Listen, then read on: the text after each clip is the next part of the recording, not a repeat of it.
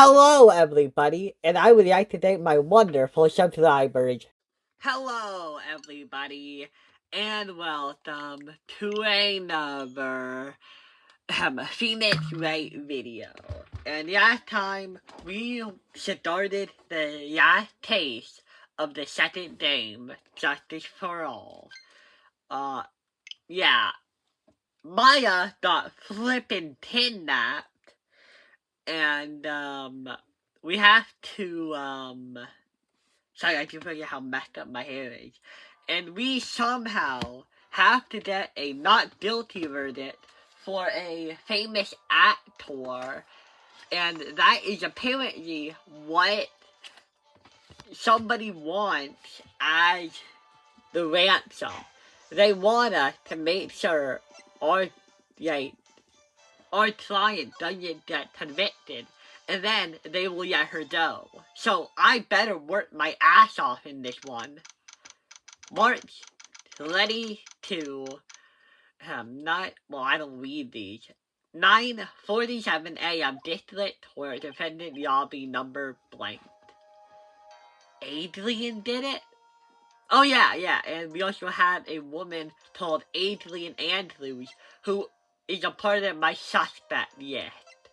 Yeah, so I think that the people who did it,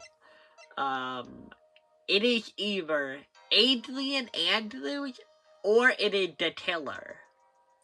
Although it seems like Phoenix is convinced that Adrian did it. I'm not so sure. I think it could be Adrian or the killer.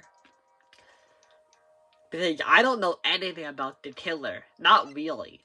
But I know that Adrian does seem to have a problem with the victim. And she even worked for Matt Ondard.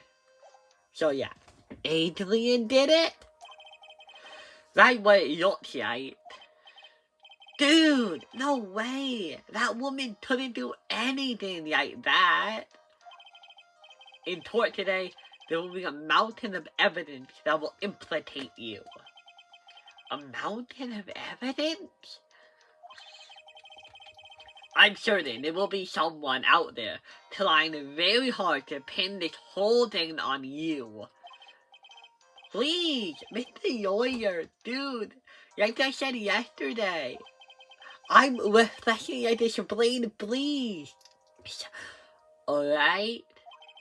I can't get any sort of sedan to ruin that. I understand. Well, it's almost time. Mia!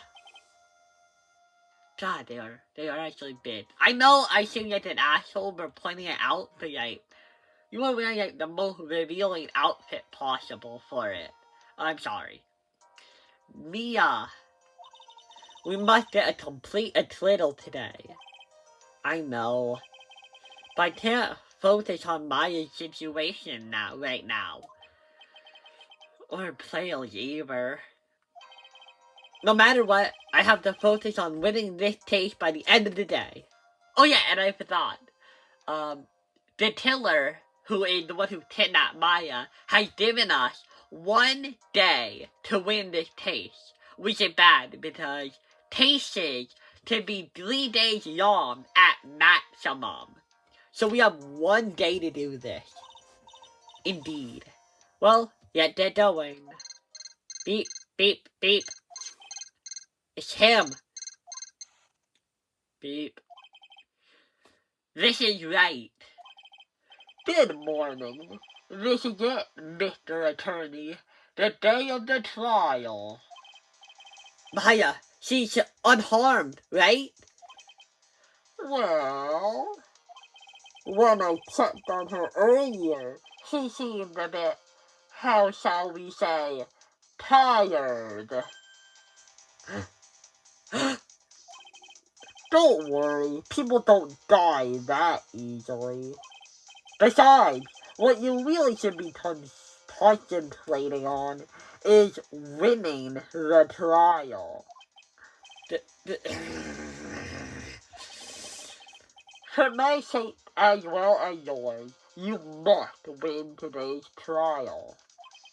which is why I sent you a little present this morning. Oh no. Is it one of her fingers? That'd be the most fucked up thing in the world, but, I'm pretty sure it's not gonna be that. Is it gonna be, like, fake evidence we can use in the case? Oh my god, that would actually be so interesting. If Phoenix Wright got false evidence, and he had to choose whether or not to present it, like, because he's already in a situation where, like, he might have to lie to make sure he wins.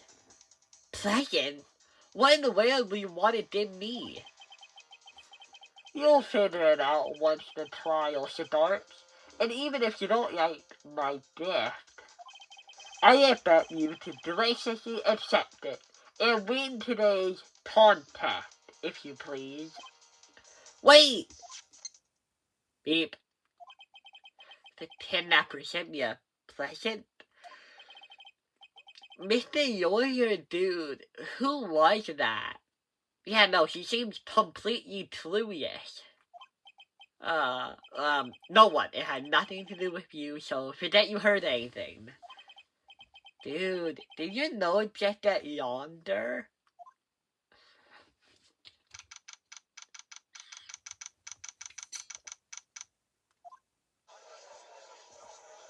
Hey, we're making Von Tarma. Court is in session for the trial of Matt on guard. Are the prosecution and defense ready? The defense is ready, Your Honor. Oh, damn. I say, Mr. Wright, what has happened to Mr. Von Tarma? How would I know, Your Honor? I'm not her keeper. I don't know, Your Honor. Why are you getting mad at me? Your Honor. Oh, they debate you. Your Honor. Please be till I obey you. Court is in session. If you must tell me something, please keep it brief. Now then, what is it? Prosecutor Von Tarma has what? What is it? This morning, Miss Von Tarma was shot by an unknown gunman. What? Oh my god. She dead? What the? No. Did this say a double murder? What? She can't be dead. She was only... Oh god, she was 18. Oh god, please tell me the killer did not kill an 18-year-old just so... Oh god, I feel shit. I wish I got the Fiender one. The Fiender one would have been so much more okay than this. What? No, wait. Court is in session. What? Yeah, that better. Shot?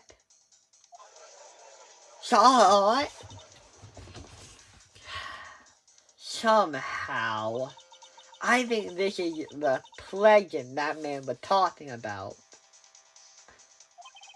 His present.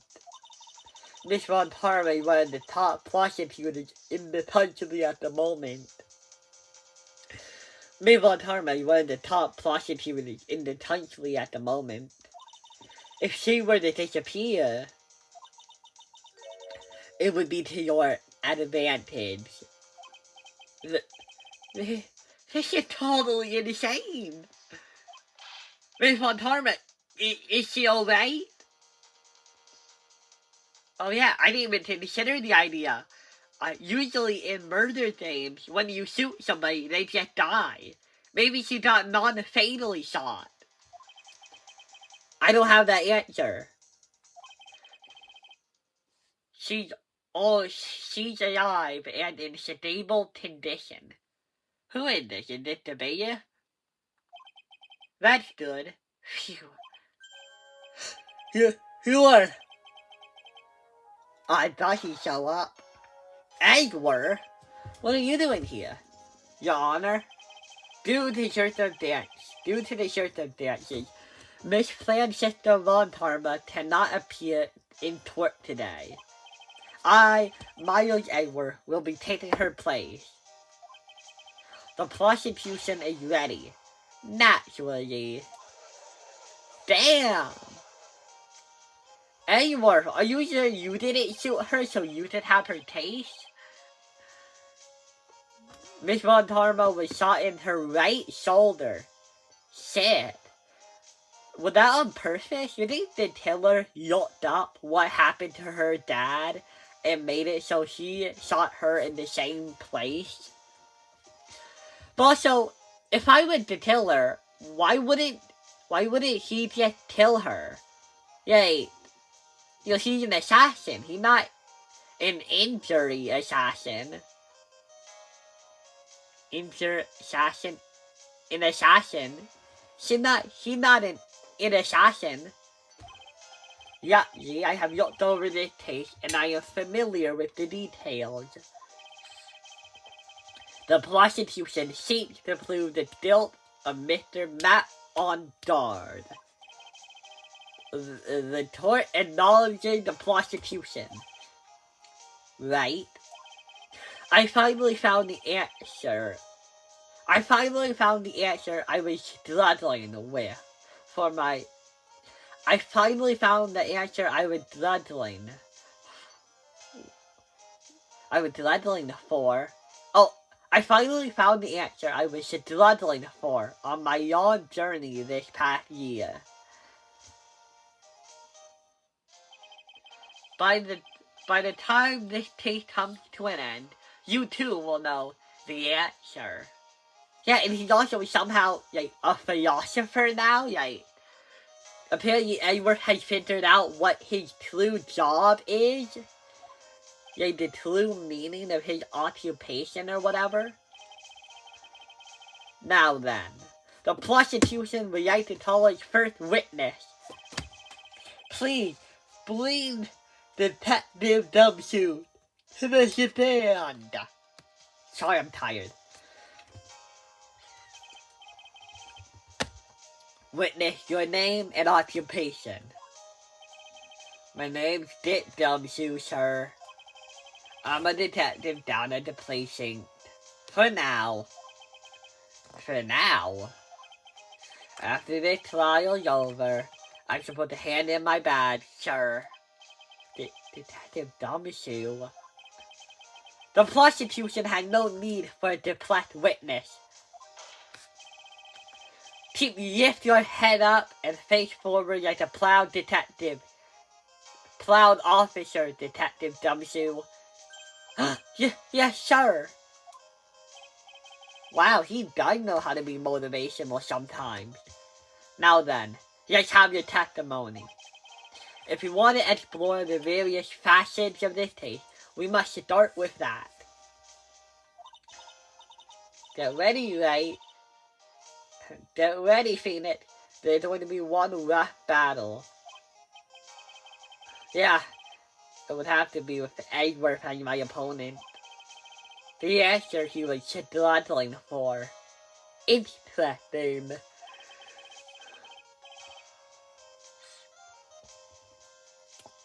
Show me this answer you finally found, Edward. I wonder what it is too. Witness testimony. Bare facts of the case. I didn't know there was a bear involved. This murder happened after the Hero of Heroes Award ceremony, sir.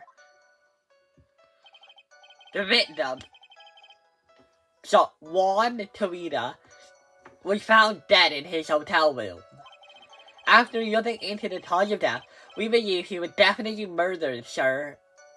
What gave you that impression? The fact that he isn't old enough to die of natural causes? He's only 22. I hope he didn't die of natural causes. At first, we thought there was something suspicious about the empty guitar case.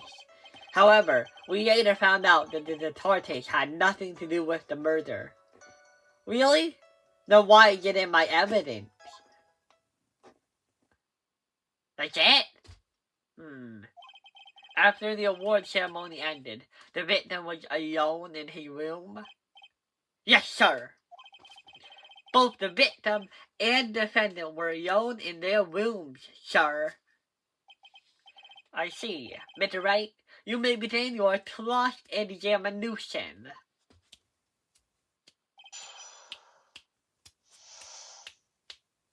Bare facts in the case, okay. Prove it! Would you please give a brief timeline of what happened after the ceremony? Okay, pal. The ceremony started at 6 p.m. It ended around 8 p.m. And then there was a short break. A special post-ceremony show was supposed to start in the lobby at 30 minutes later. And then when the victim's body was found, correct? Which is to say, the murder occurred during the 30-minute break period. Please continue with your testimony, detective. Okay. The person who discovered the victim's body was Adrian Andrews, correct? Yeah. Who is this Adrian Andrews you're talking about? She's the defendant, Matt Aldar's manager. She's a really pretty lady, sir. So she's a pretty lady. I wonder if she will grace us with her presence. Wow. I don't think you have anything to worry about, Adrian. You actually do have like really nice hair, though. And nice lips, and really nice eyes, and there are other stuff, but they aren't in that picture. But yeah, I don't think you have anything to worry about. When the post-ceremony show was about to start, she went to that Mr. Aldar. After visiting his room, she next went to the victim's room to tell him where the show, sir. I see. And that's when you found the victim's body. After looking into the cause of death, we believe he was definitely murdered, sir. This one probably going to be really important. The cause of death. When you're not because Mr. Torito was stabbed in the chest? Only a careless amateur would believe something so blameless like that, pal. But didn't you tell us about it the first time? Yeah, I think we got that information from you, Dick. Take a look. Look hard at the crime photo. A real close attention would be drawn here to the bandana. Banana. His bandana, sir. That's the thing wrapped tightly around his neck, sir. Oh, yes, I see. His banana-scented banana. Wait, no. His banana-scented bandana. Then, what about the knife? It seems to have been stuck in the victim's chest on purpose after his death. We have a crafty murderer on our hands here. Ron's autopsy report. Time of death, 8:15 p.m. Pause. She strangled with a cigar. Then stabbed with a knife. Okay. So, which came first? Oh, well, I guess looking at the cause, it does list one, then the other. So I guess he died by being strangled, and then he was stabbed with a knife. What was the point of the knife? Added to the court record. At first, we thought there was something. Well, I said that. And why didn't you think that? Because you're an amateur? Because you were empty, pal. The German ninja doesn't go anywhere without his bright red guitar. And we couldn't find it anywhere at the scene of the crime. Oh, then how about this theory? A fan really wanted the guitar and did the crime to get it. How's that? It's an okay theory overall. Although, I would have to say that a person willing to do that just to get a piece of merchandise really isn't a fan at all. Well, we thought of that too, but the only fingerprints on the guitar case were the victims. Guys, have you guys never heard of gloves? They make it so you can't see fingerprints. That's the point of the gloves. Only the victims, huh? I see. So much for my theory then. Whoa. Judge, why are you backing down? They have not disproven your theory. All you have to do is say, well, what if the fan was wearing gloves? Yeah. Empty guitar case. Empty. There is some water, but only on the top of the lid. Bears Tarina's fingerprints. However, we later found out that well, we know that, but I'm gonna plus anyway. What convinced you it had nothing to do with the taste? The guitar wasn't at the Datewater Hotel that night. Well then, where was it? The plain red guitar case was eventually found at the TV studio. The victim, Juan Tarina, had apparently only taken the case with him, sir. What a rookie mistake. You mean he forgot to put the guitar inside the case? Yes, sir. Even when he was on stage with the ceremony, he didn't have his guitar. So the guitar case was empty before he had even got to the hotel. Yeah, that's right. So it really had nothing to do with the taste after all. I believe that is enough. First, the victim was choked to death with a bandana. Then, after the victim was dead, the killers deliberately stabbed him with a knife. Which brings me to my next point. What do you think it's gonna be? Why then did the police arrest Matt on guard? Because there was reason enough to suspect him. I hope that's how it works. Like, hey Edgeworth, that isn't really a good point. Though, like, if you did not have good enough evidence, I'm pretty sure you shouldn't be a prosecutor, right? Don't act like that was a good point. Hey, sir, the reason why I'm here is because it's my job, right? Yeah, that's the point. If you arrest somebody, you should have good evidence against them. Saying that, the reason why Matt Aldar was arrested is because there was good evidence that he did it. Yeah, that's obvious, Captain Obvious. You're acting like that's some new thing. That's how it should work. Here it comes, you look like Edgeworth's bat in full flame. Very well, Detective W. Please testify about this matter. Yes, sir. Why arrest on guard?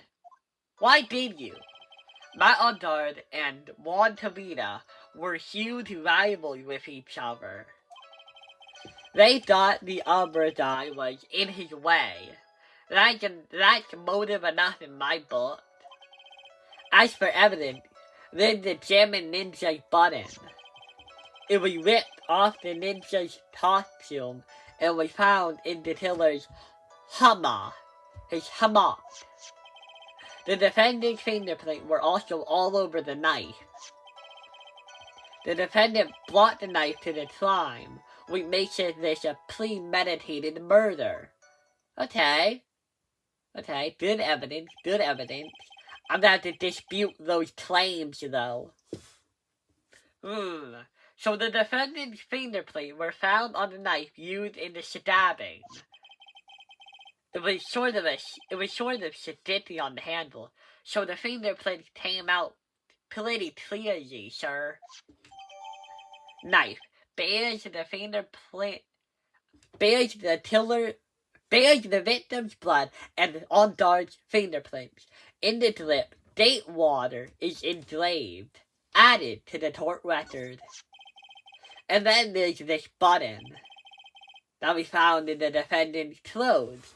Was it? And this button also covered in blood. Yes, and we know that the blood on it is the victim's blood, sir. What? Jim and Ninja's button was ripped off his costume and covered in Torito's blood, found in Matt Aldar's Hanama, added to the court record. That's a lot of evidence. All of this points very clearly to the defendant, doesn't it? Yes, it most certainly does, Your Honor. Ready to give in yet, right? I would give in, but I haven't learned that lesson you were trying to teach me. I haven't learned anything yet. I'll find the hole in your argument somehow. You depress as hard as you like. Just hurry up with your usual pointless questions. Damn, he's back and he's already back to his old bad attitude.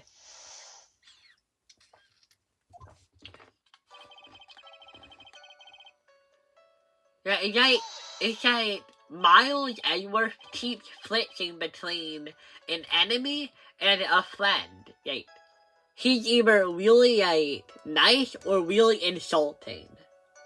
Well, I guess nice isn't the right word, but, maybe supportive. But in terms of popularity, Mr. Audard won, did he not? Yeah, but you know what's ironic, pal? Juan Torito was always one step behind Matt Audard in everything. This year, it seems that he finally caught up, ready for the big final showdown. But Mr. Torito lost the grand plea in the end. That is too bad. He must have been pretty downhearted after losing. He became down under the ground after he lost. They each thought the other guy was in his way. That's enough motive in my book. Wait just 1 second here. Mr. Audard was beating Mr. Torito in the popularity polls. Well, yeah, I guess, but... which means that in the defendant's eyes, the victim was not a rival at all. Which means he has no motive to kill at all. Oh, we got them talking. Yes, I quite agree. Well, detective... well, it's not... well, I guess you can put it that way, then yeah. The defendant would have no motive. Yeah, I knew that was happening. Detective, I am beginning to see why you were fired. You see, a couple minutes ago, he was supportive to Detective W by saying, act like a proud detective. But now, Edgeworth has insulted him. He's a confusing man, let me tell you. No, not you too, Mr. Edgeworth. That's... I look forward to your pension negotiations. Damn. No! Now, detective. Yet continue with the testimony. No, not my poor pension too. Detective, if you value your money, I suggest you proceed. Yes, sir. We can talk about my pension later, sir.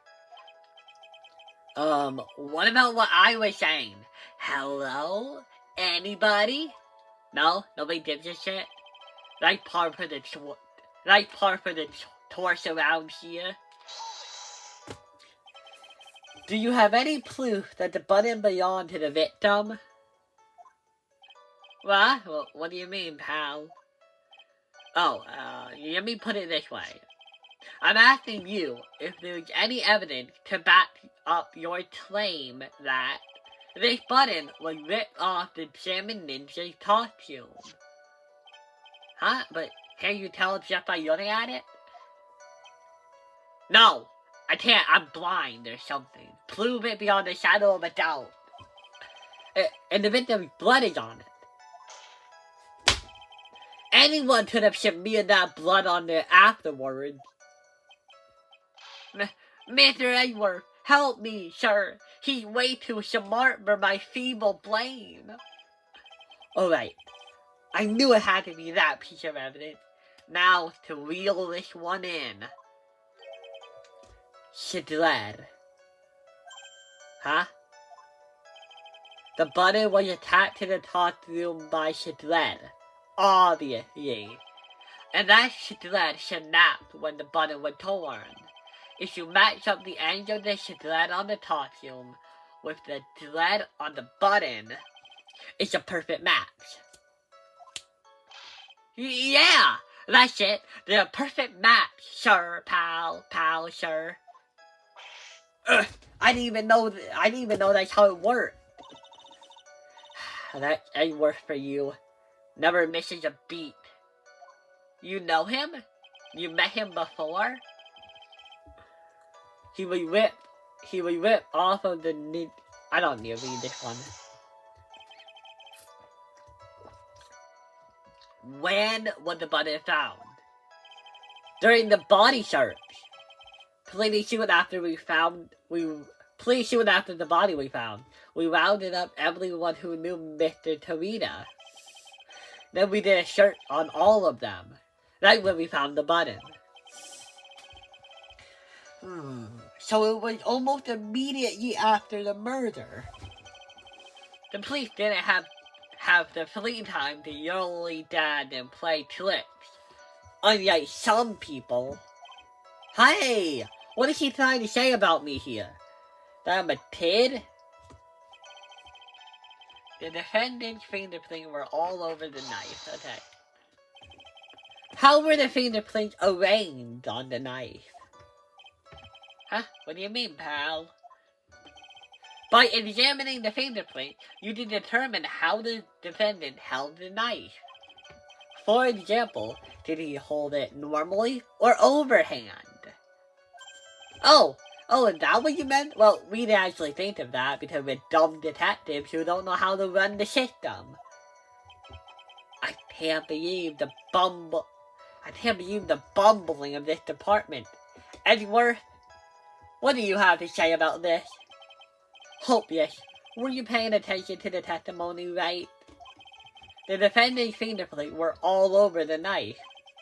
There's no way to determine how the knife was held at the moment of the murder. Okay? I dash. So the defendant's the owner of this knife then. No, he isn't the owner of the knife. We know that because it says Datewater on it. That's the name of the hotel, or whatever it is. So he's not the owner of the knife, Judge. The defendant bought the knife for the crime. Wait, did I say bought or bought? He didn't bought the knife. Bought the knife? No, that doesn't make sense. I'm gonna plus it. There's no way there was a premeditated murder, even if he bought the knife. Sorry, pal. This ain't some pocket knife. It doesn't fold, so it's not great for walking around with either. Well, they're not good. If the prosecution can prove it was a premeditated murder, we're done for. Phoenix. Yes? There's something very interesting about what the detective just said now. Think carefully before it's too late. A button covered in the victim's blood, and a knife with Mr. Oddard's fingerprints. Be graceful. If the judge were more rash, he would have already pounded his gavel in closing. Well, we're still in a world of trouble. Well, before any battle, you must find your enemy's weakness. So you find the weakness in this testimony, no matter how small it may be. Okay, Ed? Okay, Phoenix? Sorry, I almost said Edward for some reason. That would have been weird. Okay, let me get rid of the ones that I don't think are it. The button. Let me look up about the button. Okay, when you rip from a costume and covered in Tarita's blood found in Mr. Ondar's Hadama. Not really anything contradicting it. I think it has to be the knife, probably.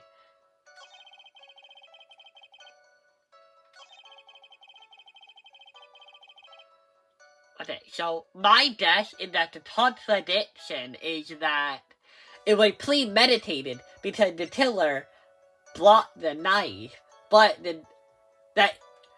it couldn't be a premeditated murder because this knife is owned by Datewater. That is my guess. Am I right? Wait a second. What? So the basis of your argument that this was a premeditated murder is simply that my client bought a knife beforehand? That's right, pal. The defendant did not buy this knife. Huh? Take a good look at the handle of this knife, and you'll see what I'm talking about. Huh? It has a Datewater seal set into the handle. Datewater? I think I've heard that name somewhere before. Dude, it is literally the name of the hotel. That's the name of the hotel.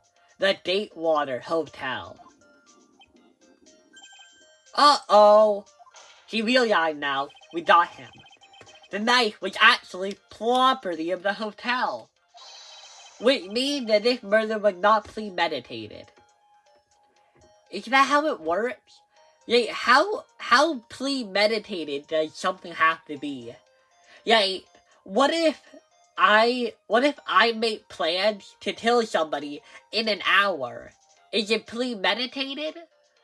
Or the premeditated just have to imply a degree of planning, right? For something to be premeditated, I have to bring a weapon and have some idea that I'm gonna murder somebody. Is that how it works? I actually do wonder, if any of you guys know, feel free to tell me, how do you define premeditation in a court of law? Yes, this is very true. This is very big. What are you gonna say? Are you gonna say something like, it doesn't matter if it was premeditated or not, because as long as she did it, we're good. What is it, Mr. Edgeworth? I'm sorry, but the defense is simply too tedious. What?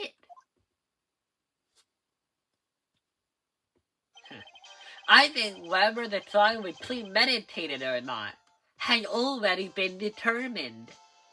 How? Oh, how so? I admit this knife is hotel property. Therefore, no one currently on the police force is dumb enough to not realize this. You know Edward is saying this on purpose. He knows that, like, Detective Dumbshoe knew it is that dumb. He is that dumb. But I didn't. Oh, I amn't. I'm not on the police force anymore, am I? The question is, where did the knife come from? Well, that's obvious. It came from the victim, Mr. Tarita's plume. It didn't, did it? The judge never said the obvious answer, or the right answer. Sorry, Your Honor, but that is incorrect. The victim ate a last meal before she was murdered. With that being the case, I would like to draw the court's attention to what is on top of the table. That? There's a knife and a fork on the table. Then, where in the world did this knife come from?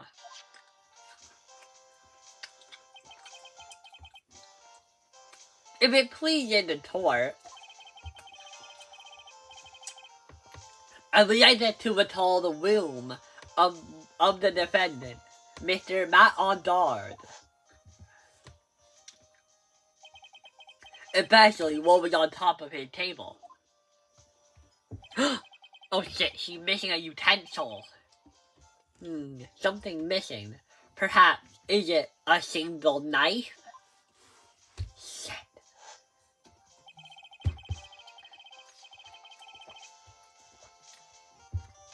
We investigated the leftover dishes for fingerprints, and while we were investigating, we came to the conclusion that Matt Ondard's knife was missing.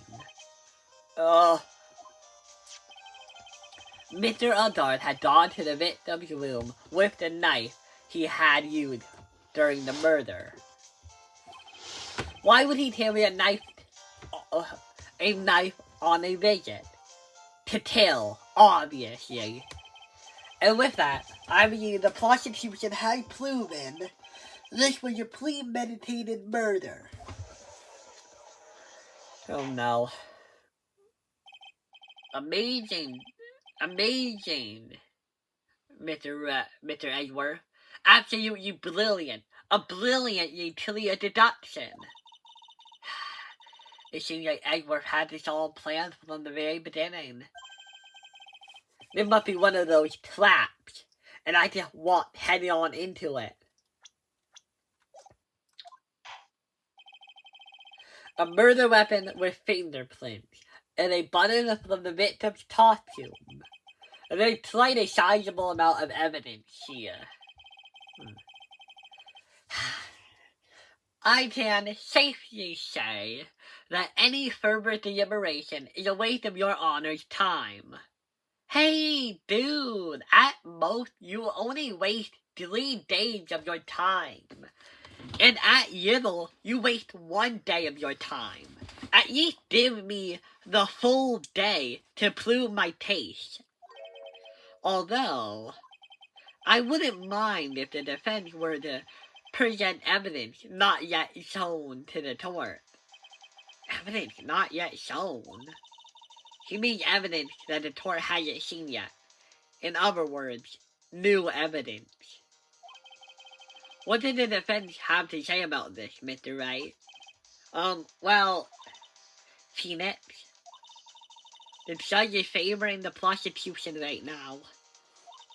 If we answer with something wrong here, that dabble of hay will be raining out to the sounds of our defeat. Mr. Wright, you have something important and necessary to present to the court? Shit, I don't know. I have a lot of evidence, and I haven't thought to use any of it yet. Except for some, but I do. There's one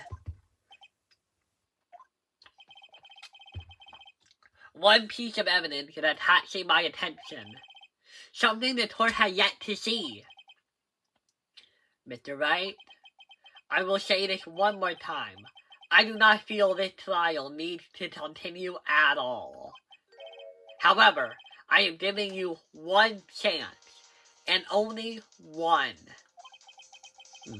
What the judge is saying, right, is don't try pulling one of your usual bluffs here.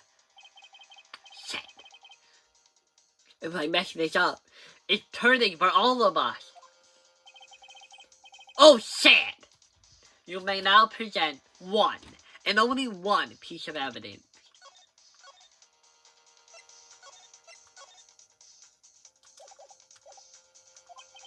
Now then, what is this important evidence that you must show to the court?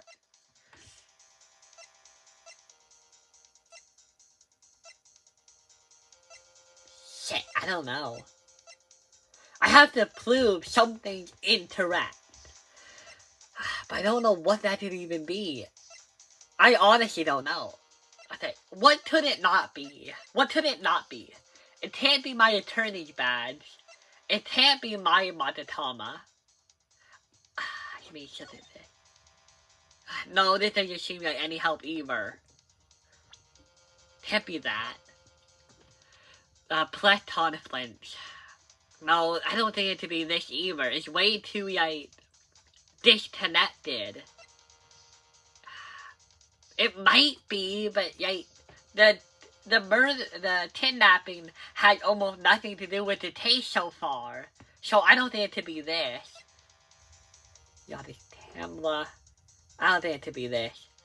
I really wish it was more obvious about what we were trying to prove with the new evidence. Paper clipping? What did it say? Oh yeah, but this involves the love scandal. Is that relevant yet? Time map.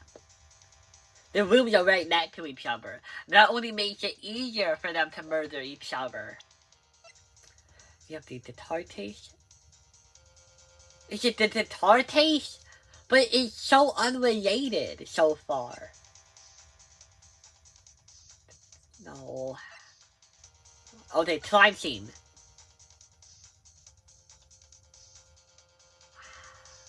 I don't know, there's so much in this image, I can't tell what it could be. Shit. Suicide, I don't think it's the suicide reports. We haven't even talked about, oh wait, we did. Evidence the court hasn't seen. It can't be this, and it can't be this. The court has already seen those. And as far as I know, my client doesn't have an alibi for 8:15 p.m.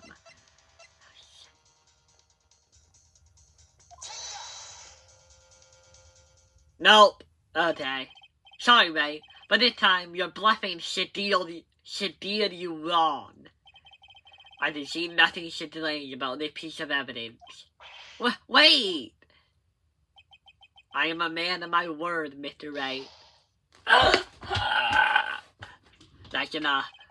The court see no reason to prolong this trial. Nor is there any need for more time to decide the case against the defendant. This case is extremely clear. I see no room for misinterpretation of the facts. The court finds the defendant, Matt Aldard. Damn it. I doomed 2 innocent people. Shit. Okay, I don't need to see all this. I've heard it before, I'm pretty sure. Matt Aldard must be so sad. Yo, it wasn't that.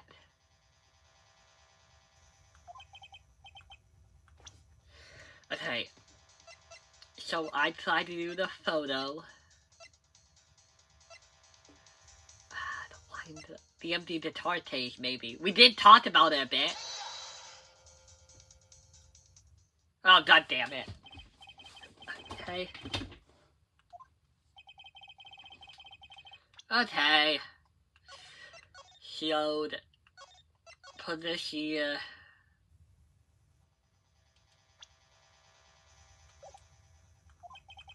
Okay. So we did this one. Maybe the wine glass. This is a wine glass, is it not? Okay, so it was the wine glass. But why? Please, look at the photo of the crime scene one more time. The scene is a mess because of the victim's struggle against his assailant. Okay, yeah. The vase was broken, his makeup all over the floor. These were all things, at one point, that were sitting on top of the dresser. Well, yes, I see your point. However, this glass is sitting on top of the dresser, mysteriously on top. The only thing that had not fallen over with everything else is this wine glass. This piece of evidence is more than strange enough to warrant further consideration. I don't know if that was the strongest contradiction we could find. Because all Edgeworth has to say is that, oh, Matt Audard, he filled a wine glass with tomato juice after committing the murder. That's all he has to say. Shit, nobody thinks it's good. Well, what do you all have to say? Well, yes, it is a little peculiar.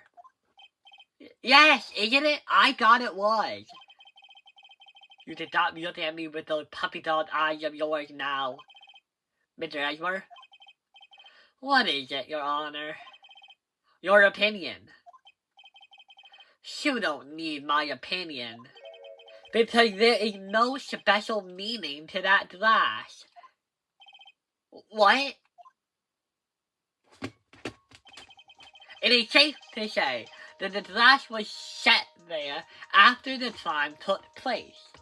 What, so some idiot detective poured himself a glass of juice? By the person who discovered the body, Miss Adrian Andrews, for example. She could have easily been so shocked that she set the glass down without thinking. That does sound very plausible, Mr. Wright. Can you prove that she did that? Can you prove that anybody did that? Could Miss Andrews really have set that glass down without thinking? Shit, wait, what did I hit? There's nothing to point. Shit! And if I raise... You can't think like that, Phoenix. Mia. Right now, you're hanging by a very thin thread. Anything else you can grab on right now is better than nothing. So in other words, push as far as we can go. The defense would like to challenge the prosecution's theory. We would like to see something that proves it was Miss Andrews who set the cup on the table. You've turned the situation on its head yet again, as usual. Mr. Edgeworth, do you have any proof to back up your claim? There's no way he has any. He's just bluffing. Oh no. Unlike Mr. Wright, I never say anything unless I can support it with evidence.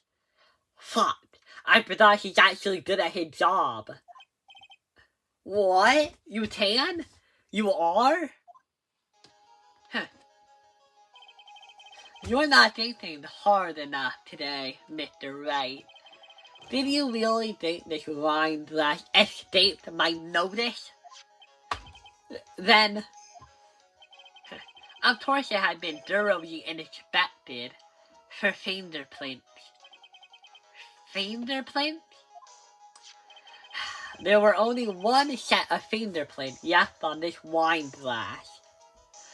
Let me guess, Miss Adrian Andrews? Only one? Well, whose were they? Judge, you don't even need to ask that. They were not the victim, nor the defendant. Rather, they were of one Adrian Andrews. What? Wine glass found next to the victim is filled with tomato juice. Bears Adrian's footprint. Fingerprints. That's why I said that the person who had discovered the body had left it there. Are we done here, Mr. Wright? I can't believe I fell into another trap. Miss Andrews was probably holding the glass when she went to see Mr. Tarita.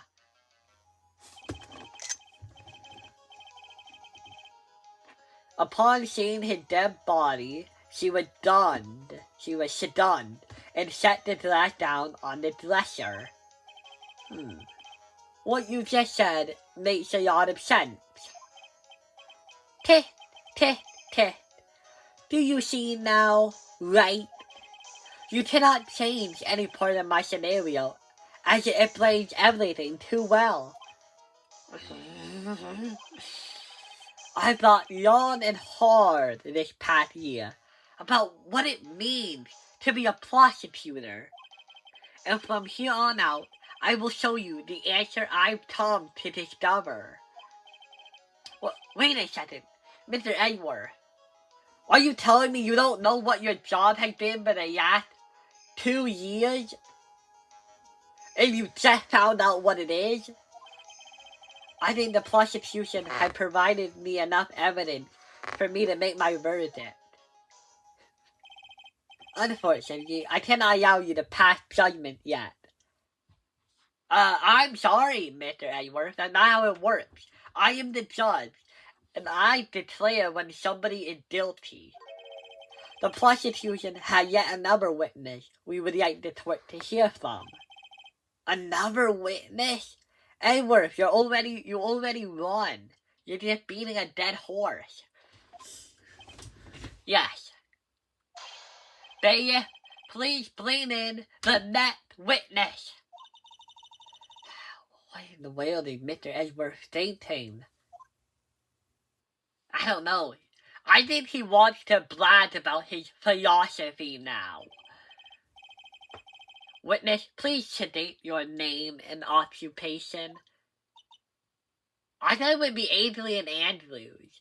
Yeah, I thought that because we talked about her fingerprints, we were to bring in Miss Adrian to prove it. But instead we have Wendy Oldbad? Why? Witness, your name and occupation. What ya.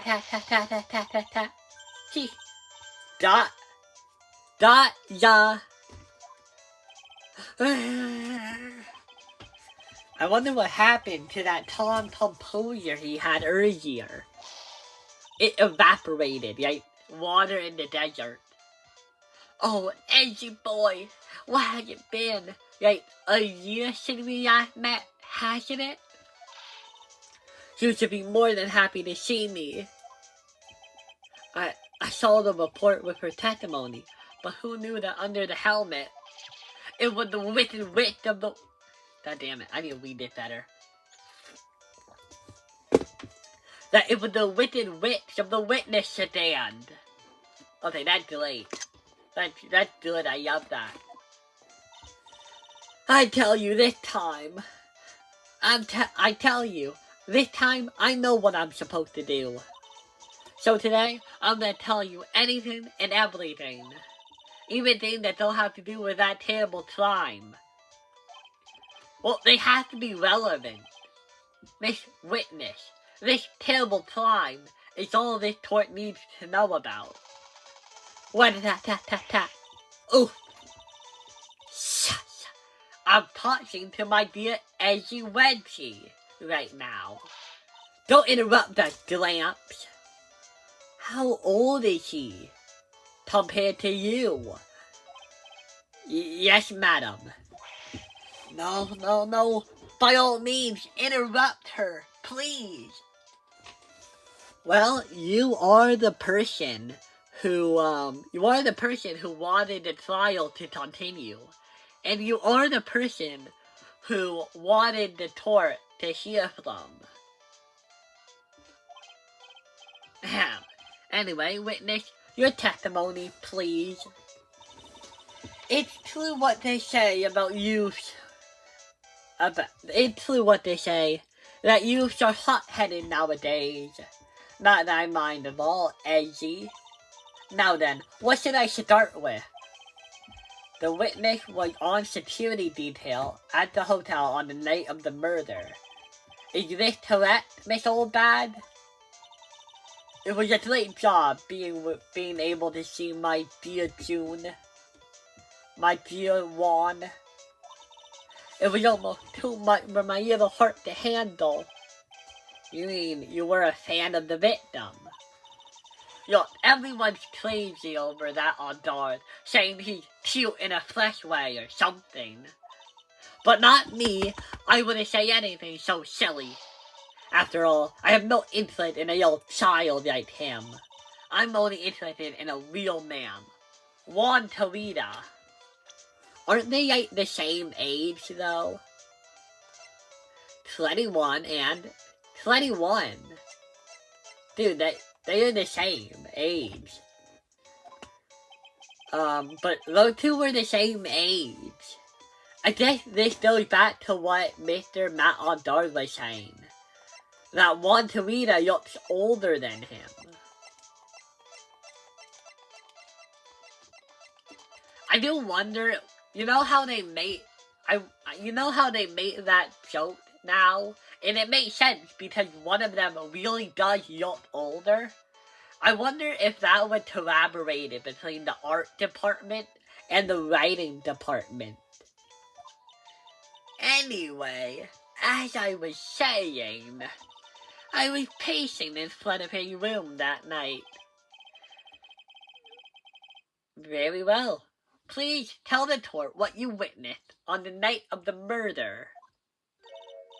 Leave it to me, Edgy Poo.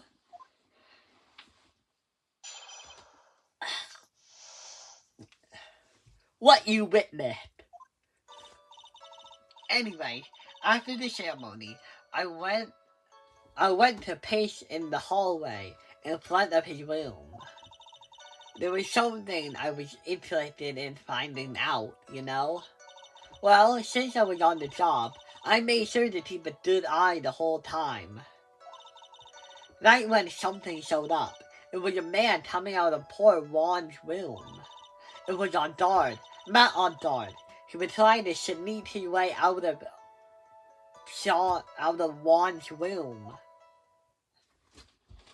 I keep saying Juan as John. Like, his name looks like it would be John, but apparently it's Juan. Like, Juan Tarita. Oh shit, I dipped. It doesn't matter. All the judge does is repeat what the last character said. That's all he does. See? It has to be him. He's the murderer.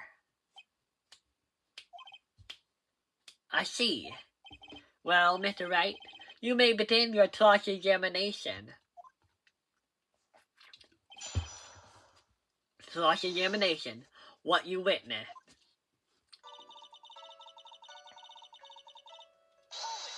Hold on. That's really creepy. Miss Oldbad, what was your post on that night? The lobby. I was supposed to help upset the days of that trifling show. But I refused to help.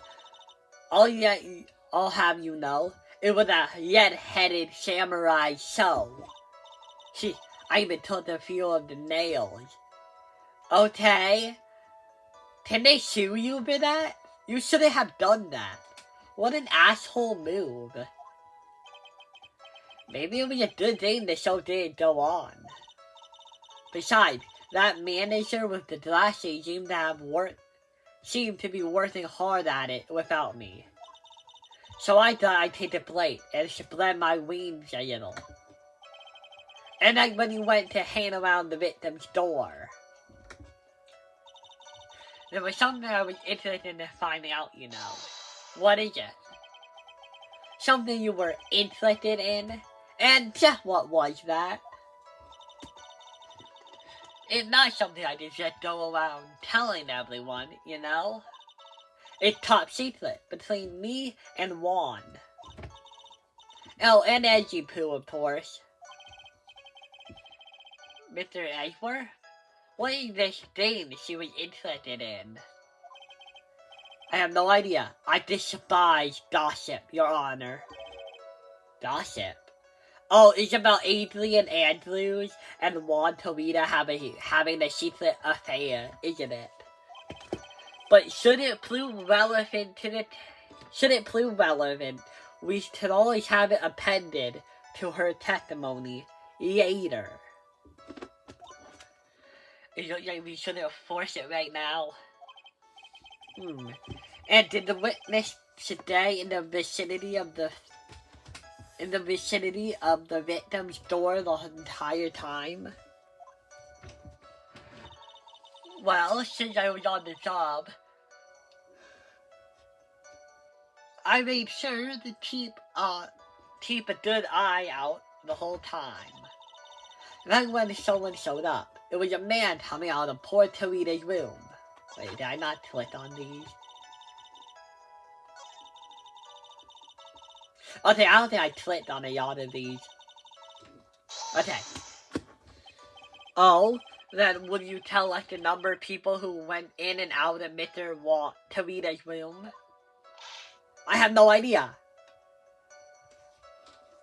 Dear members of the court, we shall find that Mrs. Oldbad is an idiot who shouldn't be trusted for her testimony. I wasn't born so I could count names for those who didn't pay attention in class. That's why, ever since I turned 20, I stopped keeping track of how old I really am. Yes, well, that would explain why your age was not included in the report. Wait, really? Oh my god, her age actually isn't in any of this. Shit. It's not in the court record. In any case, the witness then saw someone, correct? Right when someone showed up. Okay. Who in the world was that? I'm not allowed to say. This sort of information has to be carefully guarded from the masses, Sonny. The man that came out of Juan Torita's room, he was.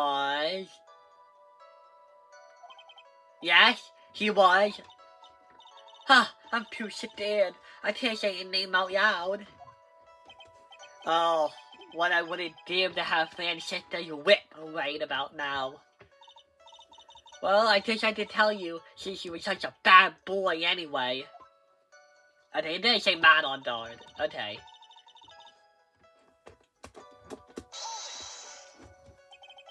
You saw my client. Are you sure about that? Are you sure about that? You know that meme? Are you sure about that? I wish I could do a better voice for it. Yes, sirree. Really? I'm going black. When I say I saw someone, I saw that person. Why do I get a sense of deja vu? Maybe to avoid a repeat of last year, I should delve a bit more into this.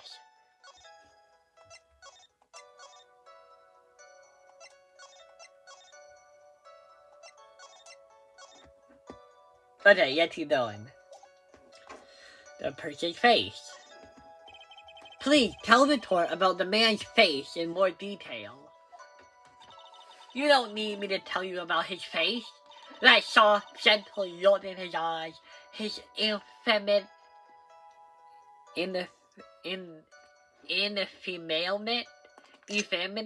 lips, his right eye covered with his silky hair, his sparkling, shining teeth. Well, at least you know he's hot. You don't like him, but you do know that he's hot. And that's pretty good of you. His teeth were shining? Well, he's shining all around in this week's pinup poster, dearie. This week's pinup? Why do you... I mean... I don't care how you look in this week's issue. Please, stay with what you saw that night. What? All dogs' face is the same no matter where it is, you know, whippersnapper. We don't know that. What if sometimes she has a different haircut? Yeah, what if he removes the eye? What if he removes a bang covering his eye? Maybe he looks completely different with a new haircut. So, Mr. Wright, was this testimony just now important or relevant in any way? No, that seemed pretty fucking pointless. I guess it really wasn't important after all. Mr. Wright, do you know why we say time is valuable? If not, I suggest you learn. You wasted 3 minutes of this woman's youth, like more precious than gold to me. Maybe to you, but to everybody else, we hope you waste a bit more of it right now. Why do I suddenly feel old in the presence of her childish whining? She may not remember things, or be mistaken here and there, but I don't think she's lying. That's bad for us, really bad. But that's how the human mind works. But that's how the human mind is. It also has the tendency to jump off topic. She's strayed onto a few interesting side topics too, hasn't she? But that would make her a fleet old lady, right? God, you are so fleet, Maya. But that would make her a fleet old lady, right? That's because you're not the one who had to trust in her. Anyway, after the ceremony, I went to pace around in the hallway in front of his room. That's creepy! Miss Oldbrow, what was your... Oh wait, I already know all of this.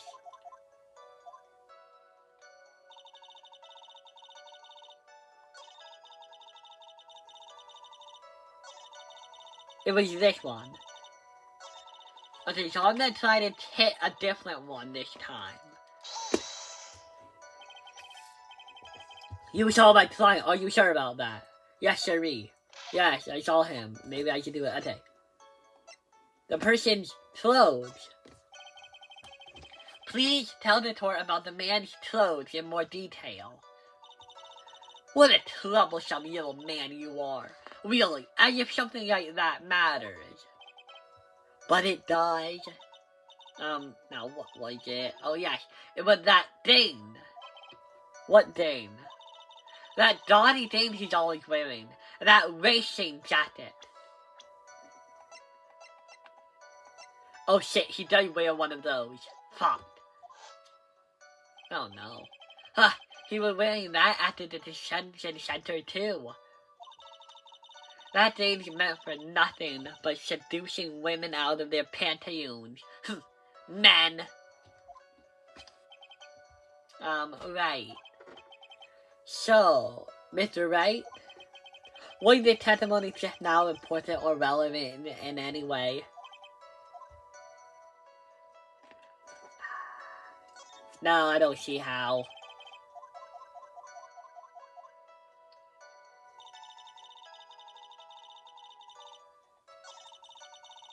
Then I have to wait for the dialogue to like do the thing.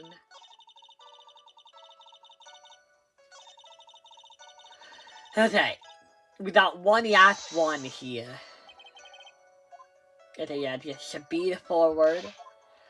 What was the person carrying? What was the man you saw carrying? In which hand? His right or his left? What, he had 2 items? Oh my god, I just realized something. If she says that she didn't have a knife, then that means that Edward's theory is debunked. If his witness did not see the knife, then either the knife is wrong or his witness is wrong. Now there's a real mess. I mean, I can't be expected to answer such a vague question. Indeed, please be more specific with your question. Sorry. The issue is that It doesn't talk about his fingerprints, like what hand they were on. Sorry. What was the man you saw carrying in his right hand? He wasn't carrying anything in that hand. Then, how about his left? Empty. Well, then why did you ask the question which hand if they were both the same answer? Sure. Well, this whole thing has been a lot of nothing. So, Mr. Wright, was that testimony? Yes, it was. The knife. Edward claimed that he brought it with him, but he didn't. Of course it was important, Your Honor. Then perhaps you would like to point out what part of the testimony was important. I'll point it out, and I'll even give you evidence. You really don't have to put it that way to get me to say. Mr. Wright, there's something much more valuable than a person's pride. And that is time. Please do not waste this court's time with worthless questions. Yes. I think I just rated it in favor. Okay, but we were right. We're right. She may not. What the fuck? What the heck? But that was right. What the heck? Why did it do that?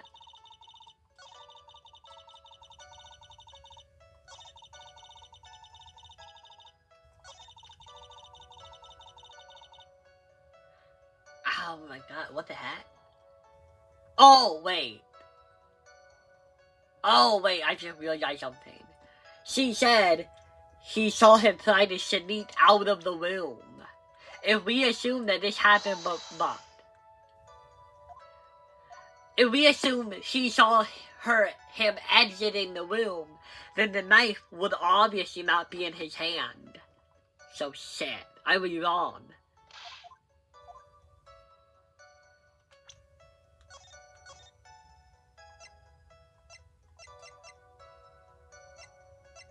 I don't know. I don't know, guys. It had to be one of these. Doesn't it?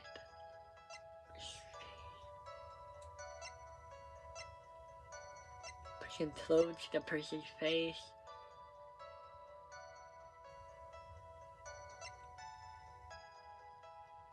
Wait a minute, I just realized something. Let me look at the evidence. Found in Ondar's Hatama. It wasn't the button found in Ondar's costume? Not his pants, but his costume's pants? That's different from normal pants, I think. The person's clothes. Please tell the story about the man's clothes in more detail. Doesn't tell me a man you are, I give that matter, but it does. Oh wait. Yeah, he was wearing that at the detention center too. I think remember nothing but seducing women out of their pantyhose, men. Right. So, Mr. Wright, was this testimony just now important or relevant in any way? Of course it was important, Your Honor. Oh no, please don't say the same thing.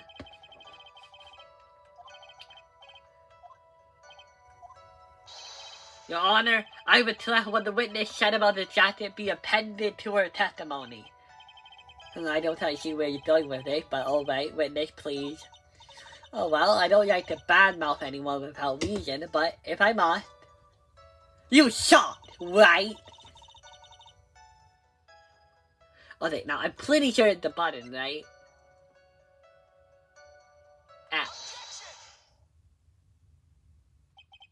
Miss Old Bad. What? Don't say my name for no reason. Do you know what this is? It's button number 2 on the German Ninja costume. What? How do you know what number it is? And how do you know what button number it is? They look the same. Now I know she's an upset fan. She identified it in a single glance. Yeah, she plays it the usual. Give it here, give it here. You know, I'll punish you with this. Wow. She really is a die-hard fan of all a button covered in blood. But Wright, you don't understand. That's his blood. His life force. If I had that, I would be somebody. I would be the ultimate fan tail. I would have his blood. I could clone him. This button was discovered on Matt Ondar's body during a full body search. See? This button proves beyond a shadow of a doubt that it was that rascal Ondard. Okay, old bad, if you think that Ondard murdered somebody, the word rascal isn't really that bad. I would go with that monster, that animal, that evil. Yeah, really? You told him a rascal? Oh, you're to him, he's a yellow rascal. It was caught up in the pleats of his steel samurai Hadama pants.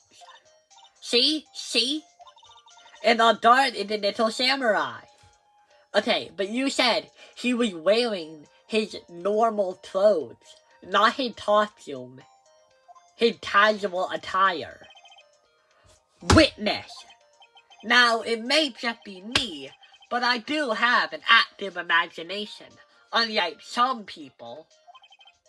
But just now, didn't you say that the defendant, Matt Ondard, was wearing his usual racing jacket? I'm so sorry. Sorry that you judge people based on what they wear. If I were the 20th legendary, but instead I have to put up with waiting within the talking, you would delete the talking with hitting. I'm the team with it in my town. It's heavy. You know, heavy. I would do it.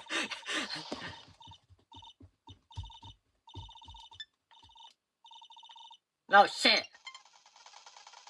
shit. God damn it, there was so much. Should I? I feel like I should. I need to go back and listen to every word of that. It's only a part of the game, after all.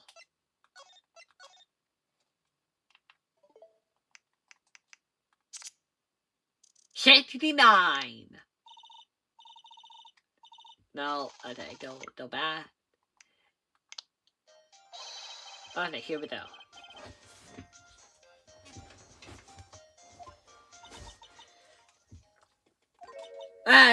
I'm so sorry. Sorry that you judge people based on what they wear.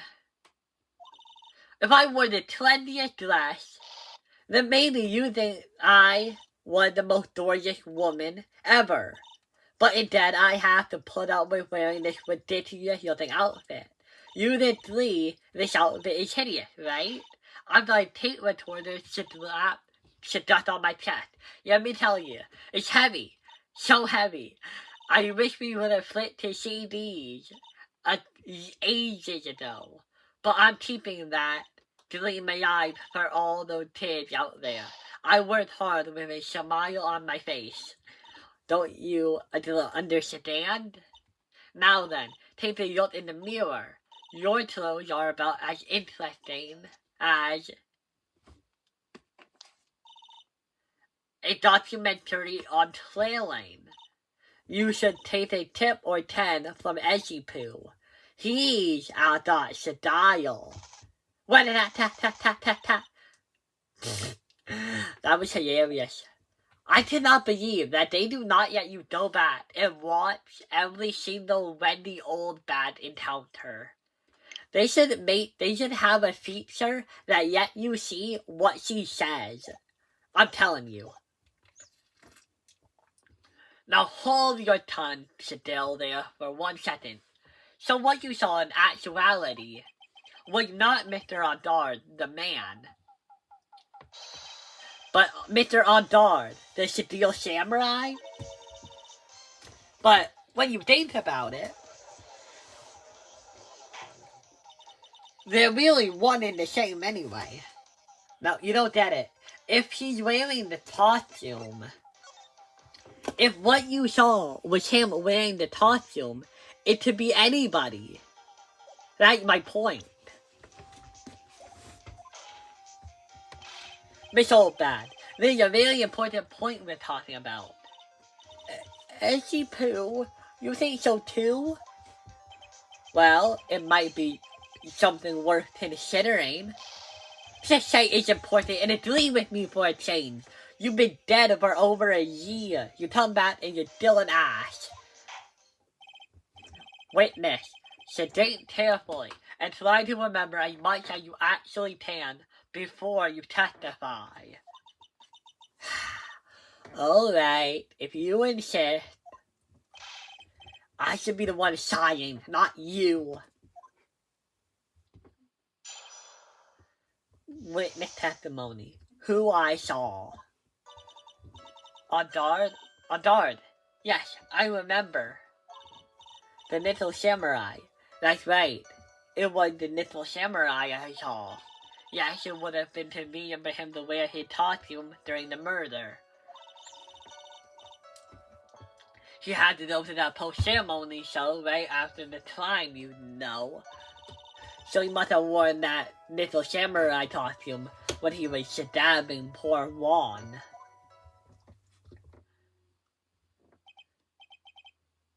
So instead of wearing his casual clothes that he could just take off and put on his costume for the show, he put on his costume for the show and he hoped he wouldn't get blood on it?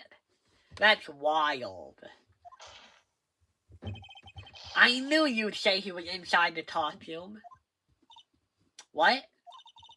Do you think there could have been someone else inside the costume? Don't be a bad little boy thinking such rude things. But the possibility does exist. Youngins today. I told you, there was no way it was anyone else.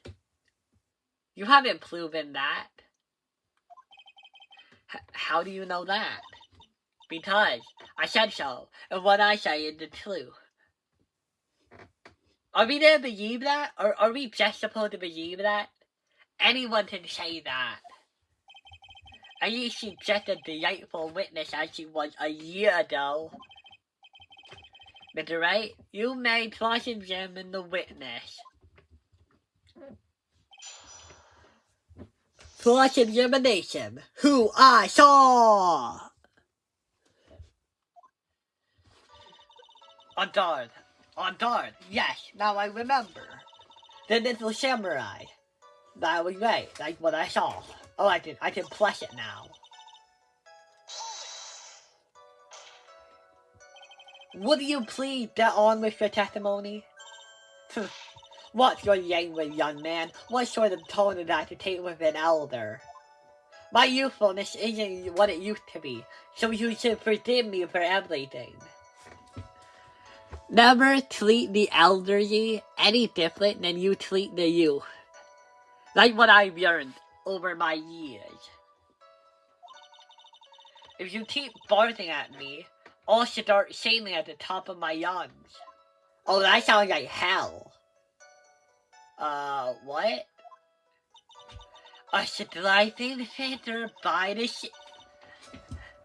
A striping feather by the sea, standing all alone is he. He's the little samurai.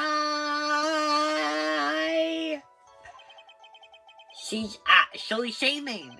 Someone help my poor ears. The driver, can you do something about this racket? Witness, I'll give you a piece of dumb later if you'll be good and stick to the facts. You're bribing her with dumb? That's dumb. Okay! You promise, right? God, she is like a child. Right? I'll send you the bill for the chewing gum at a later date. You're making me pay for the chewing gum? It costs like $1. You are literally rich, Edgeworth. The fact that you are making me pay for your gum is absurd.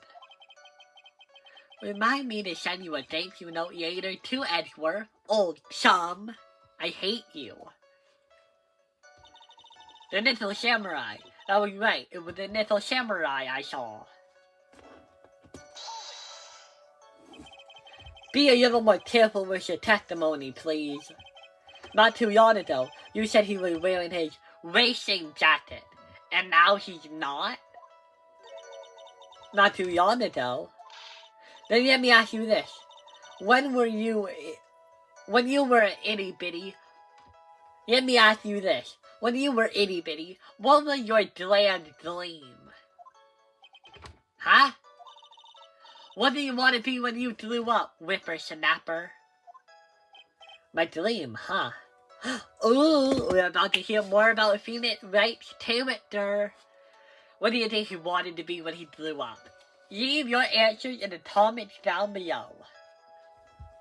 10, 9, 8, 7, 6, 5, 4, 3, 2, 1. I hope you answered in the comment down below. Yeah, keep going. Well, I wanted to be Judge Wagner, hero of the public court. So what? That's hilarious. What? I don't know what my answer would have been, but I did not think it would be Judge Wagner, hero of the public court. See?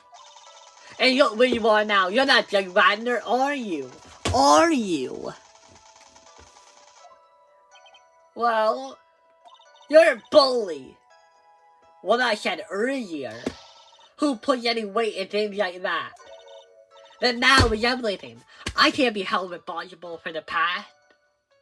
Okay, well then in that case, my client murdered your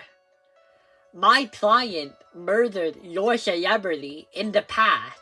And if the past doesn't matter, then I think my client should be acquitted. That's the dumbest argument I've ever heard. Dude, just tell us you were a liar. I would feel way better if you just told us you were a liar than you telling me, oh, I can't be held responsible. Since when did the court become theatrics over testimonies? All that matters is that the man was inside that costume. Isn't that enough? No, it isn't enough. Prove it.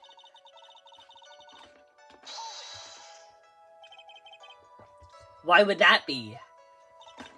That way, no one can see his face, of course. But there's still no advantage for him I can see. In fact, you would think that the costume would make him stand out all the more. You were such an annoying child, you know that? You disagree with everything I say. Because you are a witness for the prosecution, I am supposed to tear you down. Little god. Isn't that what you're always doing to me? Oh, I get it. Maybe it was more troublesome for him to change in and out of his costume. Yeah, okay. Was there anyone else scheduled to appear in the post-ceremony show? Well, all the contestants were supposed to go on stage in a friendly gesture thing. And that included the German Ninja. Of course it includes him. That's why, when a guard came out of Dear Juan's room, I didn't give it a second thought. I see. Well, anyway. So he must have... Okay, well, he was stabbing poor Juan. So let me ask you one more time. The person you saw, it really was the Little Samurai? As sorry as ever. Haven't I been saying that since the very beginning? Can I throw in the towel yet? I know Maya might die, but I mean, come on. You don't need to think too hard on this one. Huh? There's a contradiction in her testimony, and it's sitting right in plain sight. The question is what that contradiction means for us. Well, I have to figure out what you're talking about first, but okay. Ondar, yes, I remember. Then there's a samurai. There's a samurai I saw. Do we have his costume?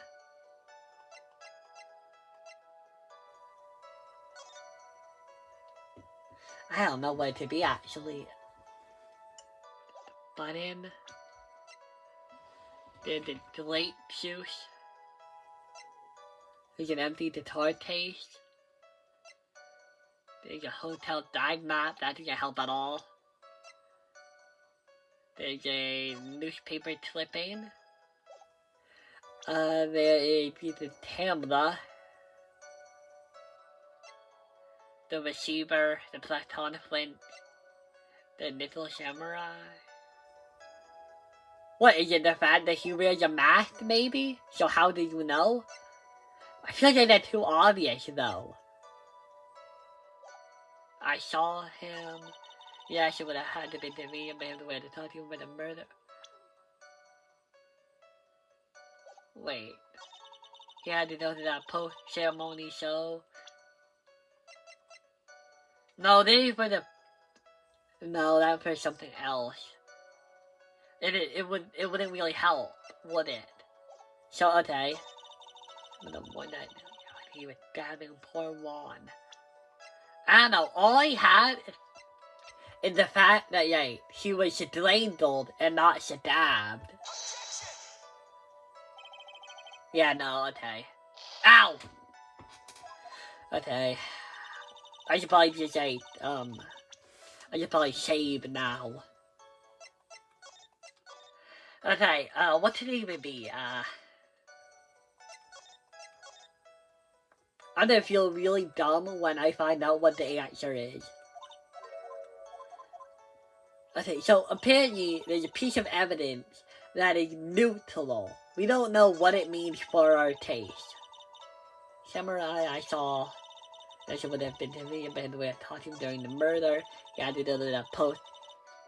Okay. Okay. So it's not the autopsy report. Is it the blood? Oh! Wait a minute. His costume. It had gloves on. If he was really wearing all of his costume, then why would there be fingerprints? Please work, please work, please work, please work, please work, please work. Yes! Please, take a look at this. Yeah, so it's a knife. Big deal. If you're trying to scare me with that, I'll have you know it won't work. No, that's not my intention at all. I'm not a bad man. Unlike you. That's the knife that was used in the murder. Your Honor, do you know why this piece of evidence is important to the case? You don't even have to ask, because you had the defendant's fingerprints on it. You see that realize? Is that what you're driving at? Oh shit. I hope he was going to be shot, but he's not shot. That is exactly what I'm driving at. What are we driving at? And whose car are we driving? We're driving a car of yardship on the road of knowledge. If Mr. Ondar was really in the little samurai costume at the time of the murder, then it is impossible for his fingerprints to have been left on this knife. Actually, he would have wiped all previous fingerprints off this knife right off. Wait, what? What did it have? I need to go back. The little samurai wears gloves, doesn't he? Sorry, I'm a bit confused about what Phoenix just said. So, okay. If Mr. Ondard was really in the Little Samurai costume at the time of the murder, then it's possible for his finger that he can pay then it would be impossible for his fingerprint to have been left on this knife. Actually, he would have wiped all previous fingerprints of this knife right off. Is that how it works? Because I thought fingerprints were hard to remove. Aren't they? Objection. He probably took his gloves off before he began the grabbing. Why would he do that?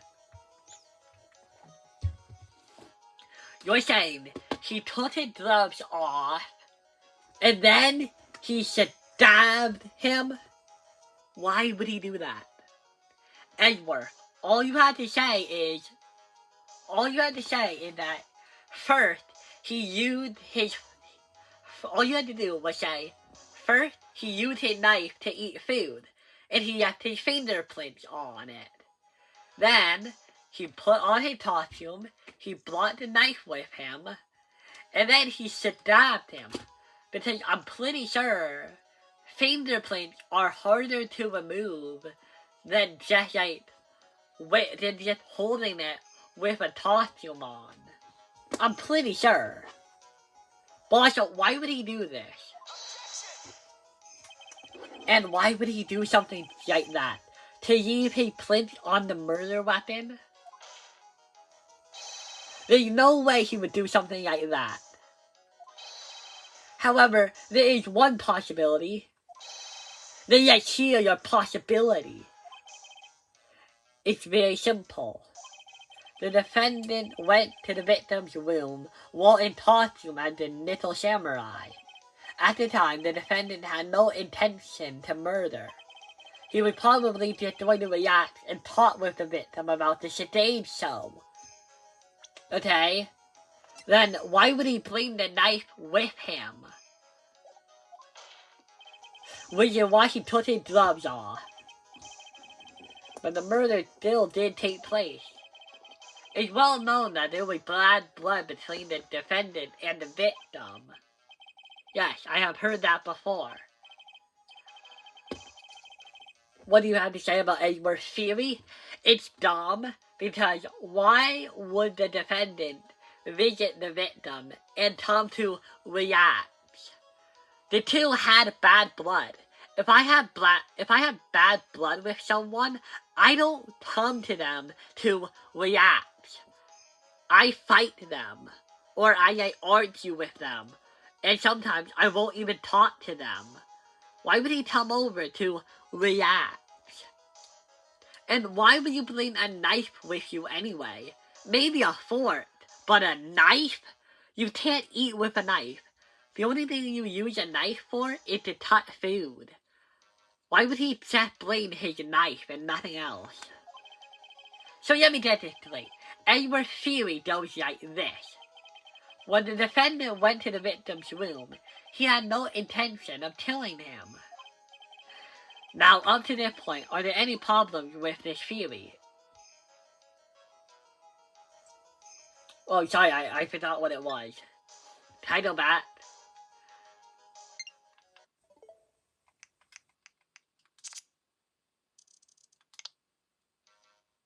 To say about Edward's theory. Let me get the story like this. When the defendant went to the victim's room, he had no intention of killing him. Well, no, I don't want to say that Ondard has any intention of killing him, because I'm his defense attorney.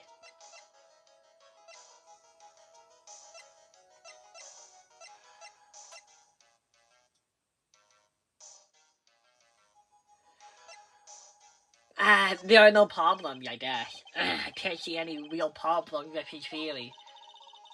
But if you let Edward's theory stand, then we're one very large step closer to a guilty verdict. You did the tour record again and take another shot at it. Yeah, I just have to think about it one more time.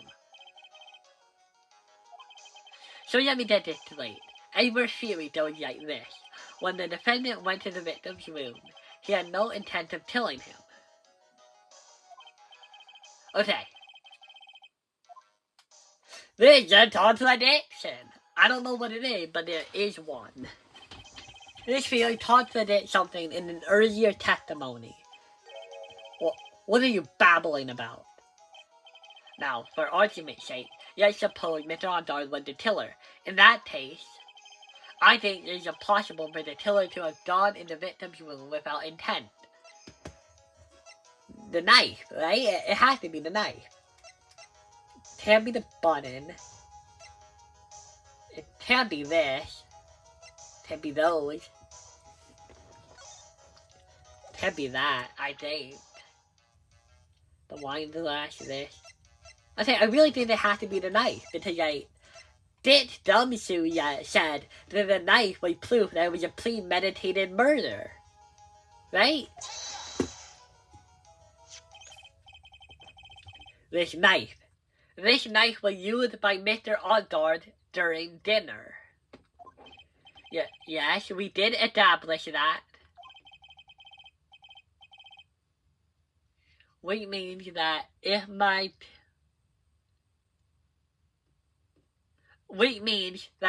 my client was in fact the killer, then he brought this knife with him when he went to visit Mr. Tarita.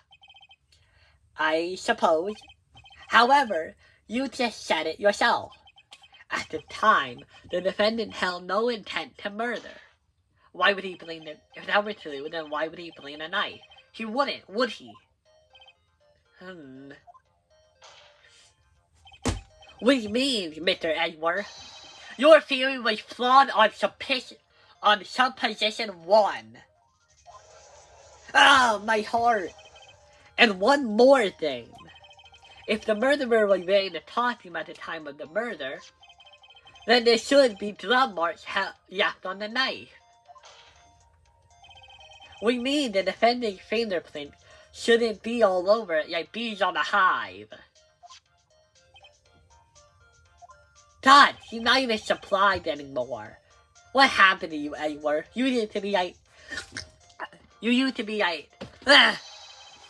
The knife was planted by the real killer to hide their identity and mislead us. How does Edward feel about this idea? Order! Order! Order, I say! Order in the court! Was this knife really planted by the killer? Why would the murderer do such a thing? To flame Matt on Dard. Duh. It's to flame my client, Matt on Dard, of course. To flame. What? Aren't you forcing the interpretation just a bit too hard on this one? Wasn't it your interpretation? But we established that the witness saw the little samurai in costume. If that were true, then there shouldn't be a single fingerprint on this knife. Yes! Oh, I love that look on your face. Witness! Oops. Look like I made your life a tiny bit more difficult, huh, Edgy Poo? Witness, did you not really see the little samurai? Well, I just at first I might have forgotten, but are you saying that you mixed up Mr. Ondard with the little samurai, his character on TV? I mean, I can't really do anything about that now, can I? Look, I've been waiting around this front of their door because, well, I wasn't waiting for the little samurai, that's for sure.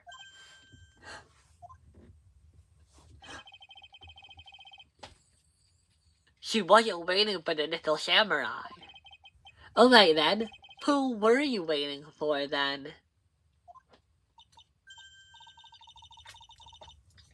That's top secret to anyone outside of security. I have a feeling that you were waiting for Mr. Juan Tarita. Am I correct, witness? Ha ha ha. The way you think, you are a sad amateur with a terrible taste of nearsightedness. Yeah, well, you're a terrible witness with a taste of windbaggedness. Windbaggedness. Amateur? Me? What am I an amateur of? So all that we waiting in the front of the victim's room. But it doesn't sound like she was waiting to catch a glimpse of Mr. Tarita. Maybe Phoenix. Maybe the old bad was waiting around for that person. If it's who I think Mia's hinting at, it's certainly possible. This old bad, you were waiting for this person to come out of the victim's room, weren't you? It's obviously Miss Adrian. We can prove that via this. About the hot midnight rendezvous.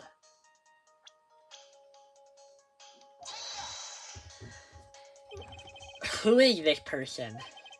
This is Adrian Andrews, Mr. Oddard's manager. But why would the defendant's manager be in the victim's room? It seems that this is the latest rumor in circulation, Your Honor. Oh, this is, I see. The judge seems to be really into the article, if it can be called such a thing. Then this manager with the initials AA. Are you saying it's Adrian Andrews? Without a doubt, the witness got so well. You found me out. Well, that's fine. I could throw away this whole form to talk confidentiality stuff then.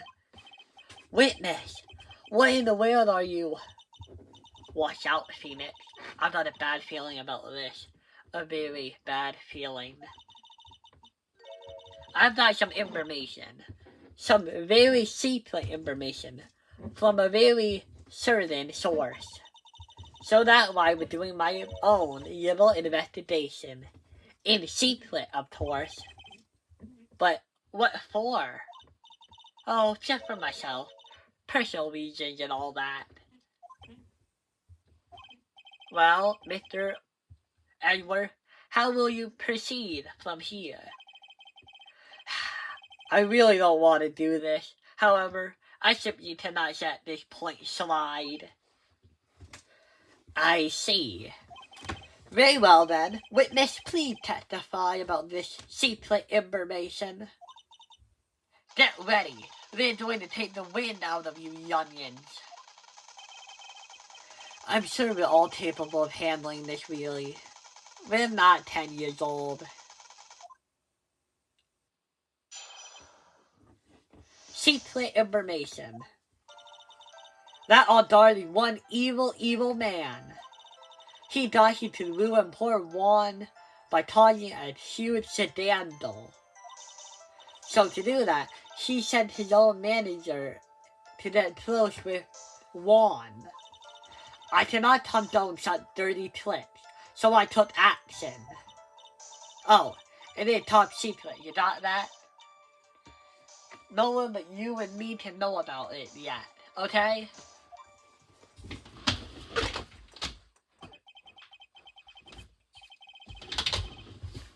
The defendant sent his manager? What a distasteful topic for this court. We've had worse. What? No one's above gossip. No one. And isn't there a saying, the truth is never pleasant? Never heard that one before. Mr. Edward, about this Adrian Andrew person. We have looked into this matter and found that the truth and that the truth the article proposes is in fact baseless gossip. But it can't be. Adrian Andrews talked about it. The reason why she got close with Juan Torita was so that she could find the suicide note, right? You guys would really have watched the other video first if you didn't. Then this proves that the defendant did bear ill will towards the victim. Didn't we already know that? I thought we already knew that. So that means I have to smash this rumor once and for all. Now then, Mr. Wright, you may cross-examine the witness.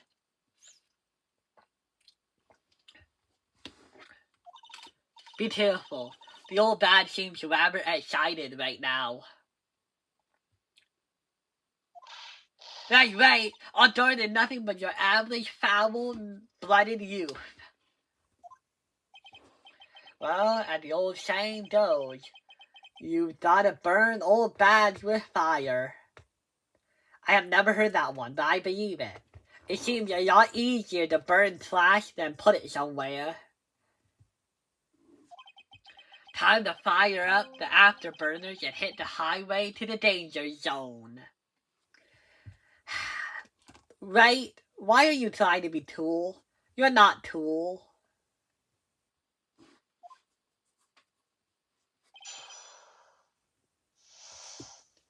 Secret information. That Adar is one evil man.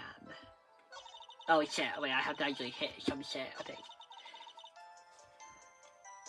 Do recordings on iPads stop when plugged in? Yes.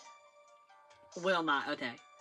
Do recording on an iPad stop when plugged in? No, if that recording can continue. Okay, so it will work, okay. That Adar, the one evil man. He thought he could talk. Oh wait, I didn't flash, did I? Oh my god. You can't say something like that without proof. That's just slander. But it's true. That woman is getting intimate with poor Juan. Okay, you do realize, for someone to get intimate with someone else, Juan has to agree to it.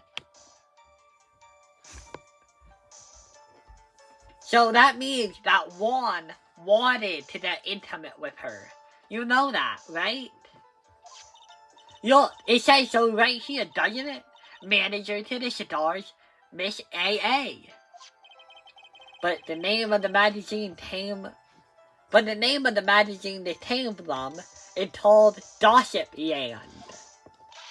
What? Are you saying that gossip is all just a path of your eyes? Kinda, yeah. What do you know? Are you putting that your flair to me that the news is 100% true?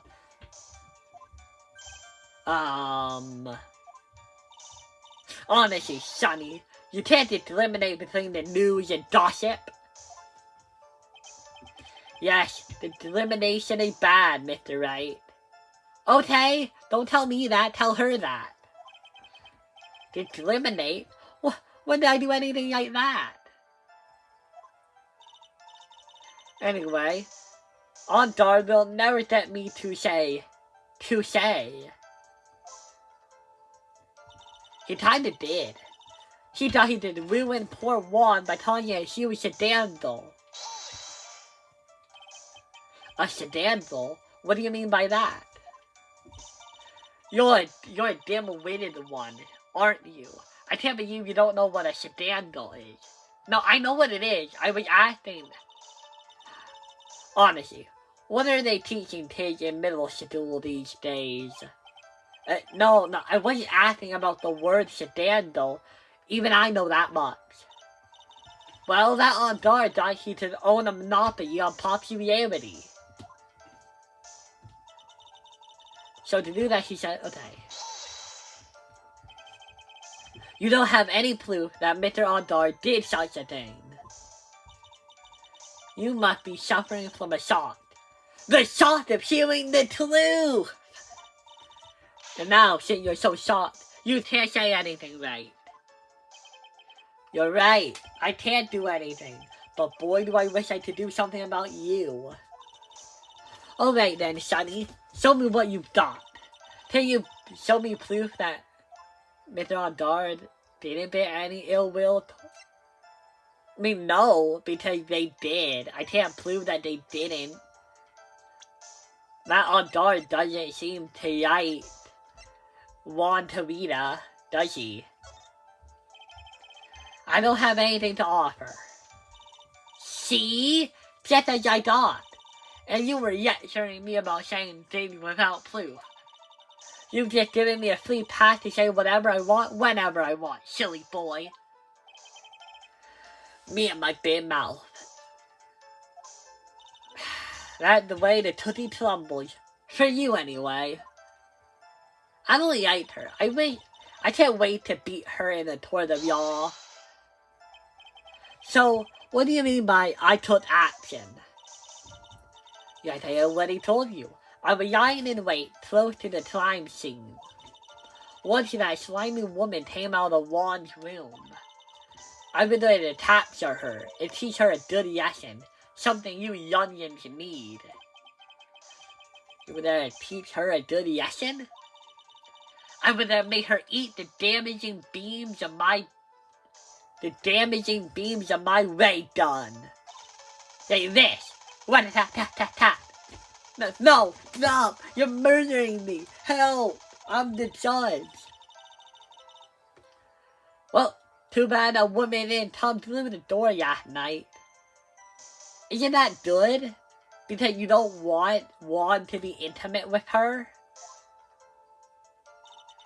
Oh, and they talk secret, you know that? They was a whole bunch of nothing. Wait. What? I'm a busy woman. Tea time with the kids is over. Secret information that no one else knows yet. If that's true, then how do you know the secret information? Oh well, that's because I'm a pro. Yes, that's it. A pro at what? A pro security guard shouldn't know about this.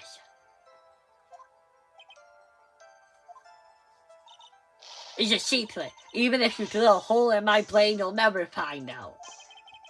Nobody wants to know inside of your brain. How in the world did that old bat get such a secret piece of information? I feel like I have to present evidence, but I don't know what it is. Wait a minute, I remember now. I remember. Yana Hart was making a tabloid about the relationship between Adrian Andrews and Juan Torita. And she wrote her tabloid and she put it inside of her camera. So Miss Oldbad must have found the camera and found the article. So no one else is supposed to know this secret information, correct? If that's true, then why do you know about it, Miss Oldbad? Why are you looking at me like that? Stop it! Witness? I hate to say it, but this is how you came to acquire your secret information, isn't it?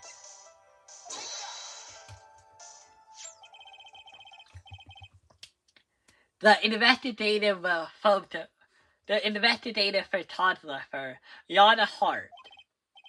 Oh yes, I remember that mischievous tale. She reported that she had a certain note she had written to herself. She reported such a thing? On that piece of paper, she had written down some of her outrageous impressions about the relationship between the victim and Miss Andrews. What? Outrageous idea, you say? No, I said impressions. Then everything written on this paper is completely meaningless? Aha, that's it. That's the note. No, you see, there's something completely different.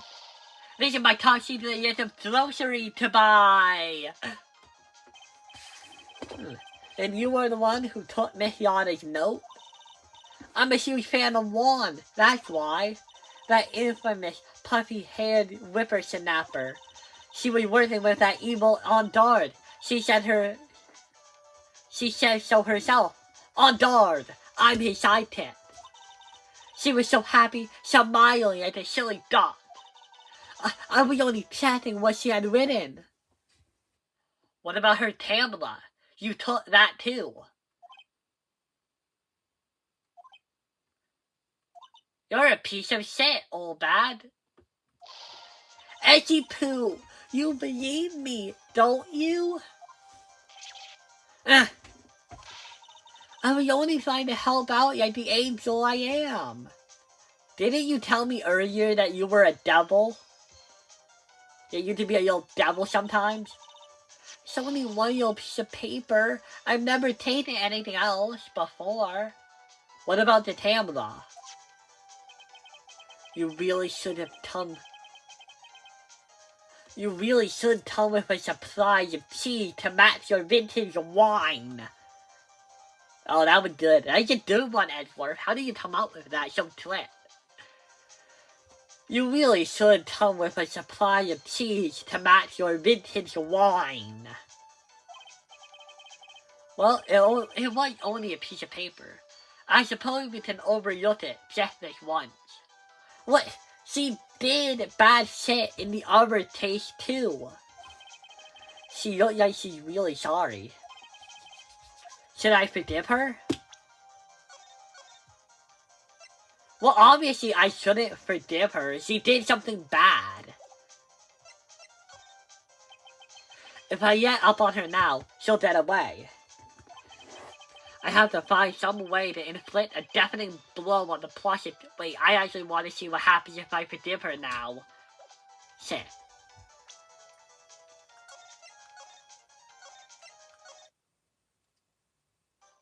Forgive her. I think we should forgive her. Who the heck are you to decide who should be forgiven, you delinquent? Number of endearing qualities. 0. Phoenix, you can't go easy on her. She's no frail old lady. Yeah. You should be pressing her until she finally dibs. Mia's really scary today. Well, to be fair, her sister's life is at stake. Well, there's a second time on there, okay. Wait, what the heck? Oh, that's weird. Sorry, guys, witness! You said that there was only one thing you stole with that note. Is that correct? Stole? Don't you listen more carefully, you annoying black? I saved this piece of paper from that terrible lonely trash can. That's all. You're lying, damn it, and I can prove it. Damn. Phoenix used the word damn it. That's a first. Well, it's not a first, but... Are you putting my credibility under scrutiny again? Miss Old Bad. I don't believe that the note is the only thing you stole that night. The Tamla, again, is the same item. Miss Old Bad.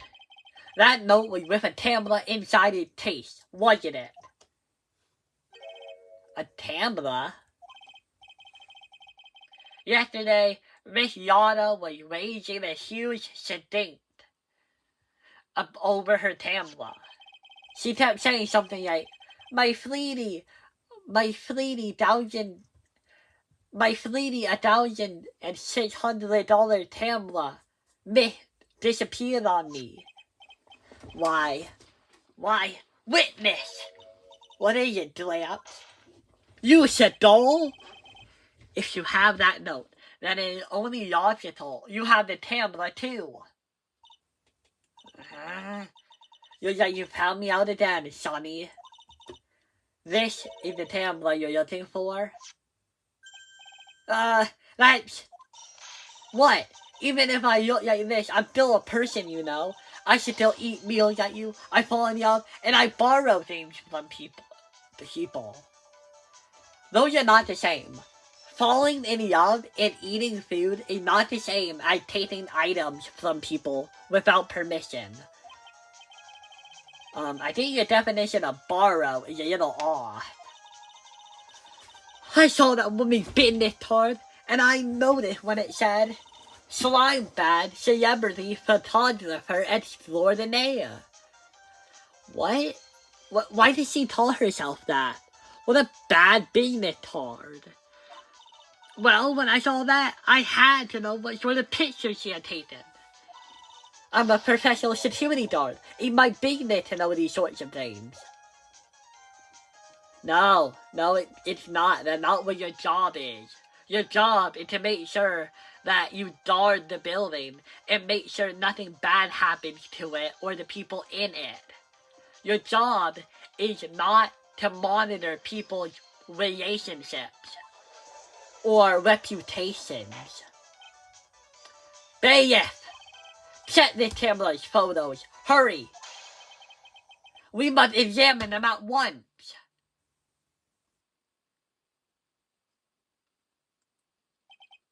Well, Mr. Edgeworth, what do we have?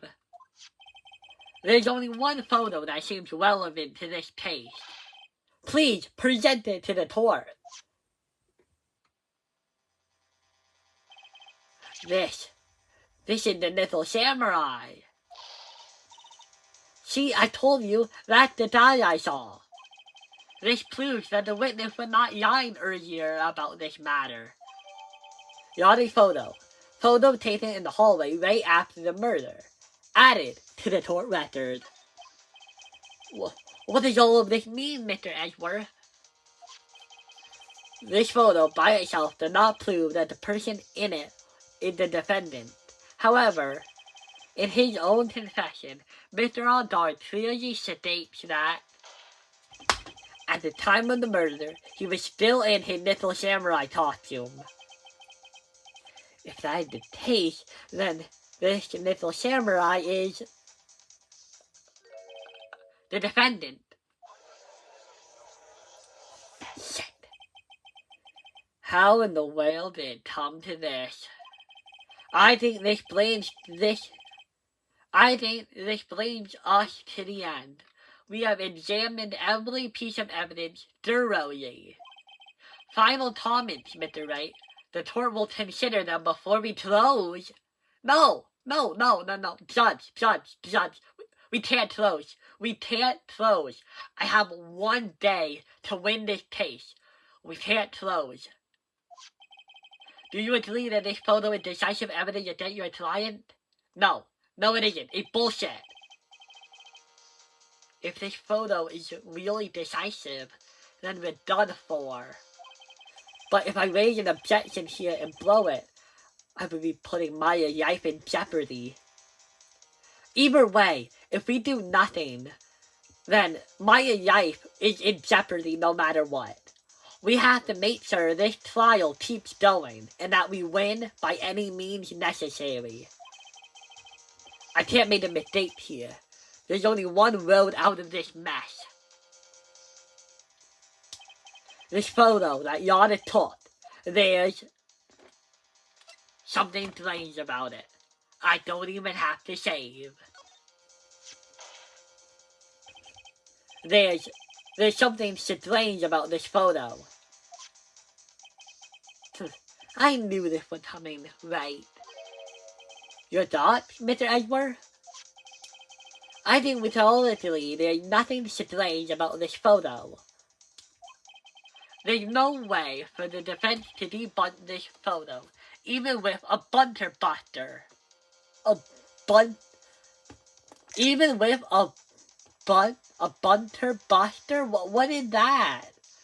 Edward, you have no right to say something so hilarious and give me no context to what a bunter buster is.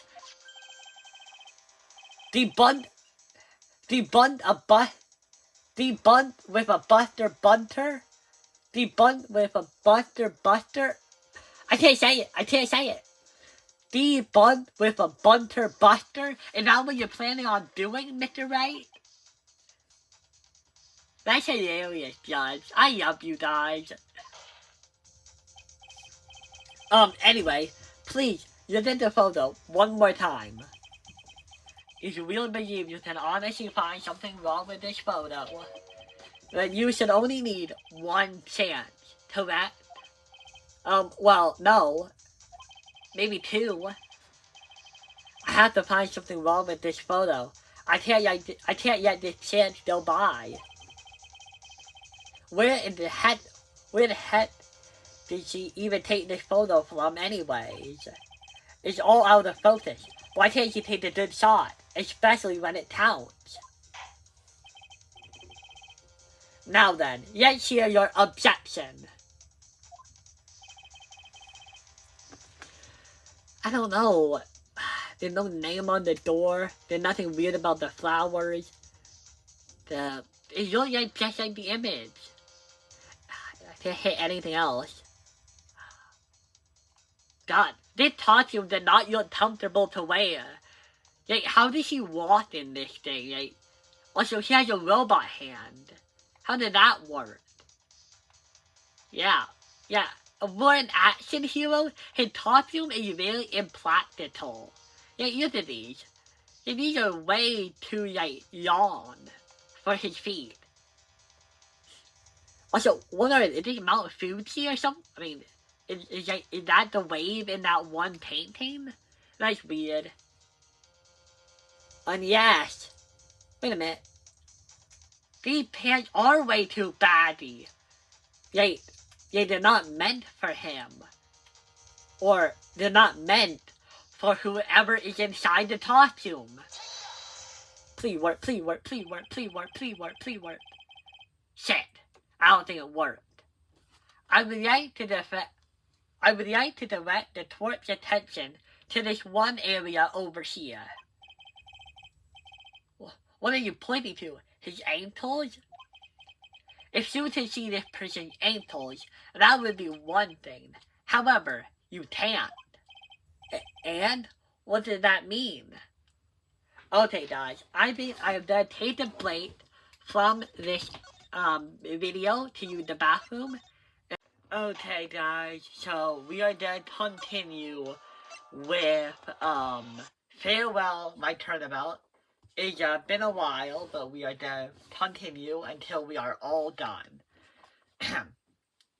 And what does that mean? The costume person in this photo could not have been Mr. On Guard. What is the meaning of this? I wonder if you would care to elaborate. With actual facts, that is. Let's take a look at the Little Samurai's poster. Please pay attention. Please pay particular attention to the area around the bottom of the Hatama. His socks. You can see his socks. Exactly. However, in this photo, oh, I hate that. I want to draw your attention to it one more time. My only issue with this photo being used as evidence is the fact that, the way he's positioned would change how, the fabric works on, because, if I cared more about the accuracy, I would be like, well, maybe him moving into a wider position with his aid out further will make it so that his shots are visible when if he did straight, then they aren't. If they had to like remake this part of the game, I would have it so he is in a straight position, almost like how he is in the real photo. Either that, or instead of having this poster as evidence, we literally just have the costume, and the costume will like tell us, oh, feet should be visible or whatever. Exactly. However, in this photo, the little samurai is clearly holding his hatama up just to walk. I don't really see him holding it up though. Maybe if he grabbed onto it harder. I can't really tell that he's doing that. There's only one explanation for this. The person inside this costume is clearly much shorter than the defendant.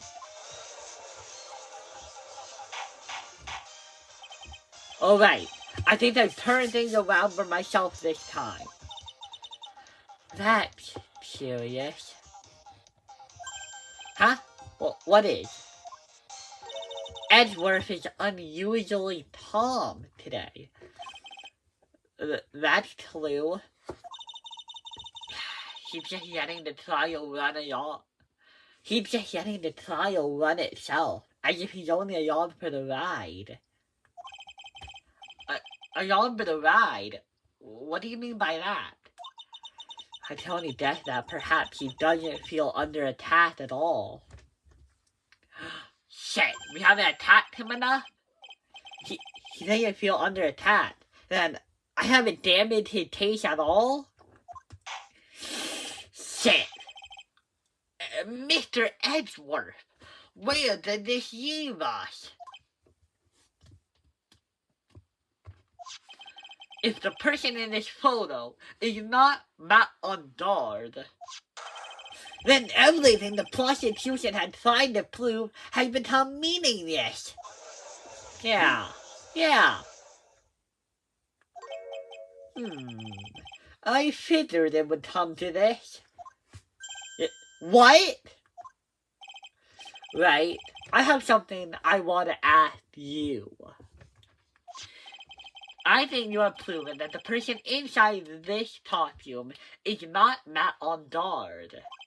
In that case, who is it? Is that your selection? Who is it? I don't have to answer that. I've already proven that it's not Matt on guard. Who is this a photo of? That's not my job to prove. It's my job to prove that it wasn't my guy. That is my one issue with this game. Having to talk to you prove who the real person is.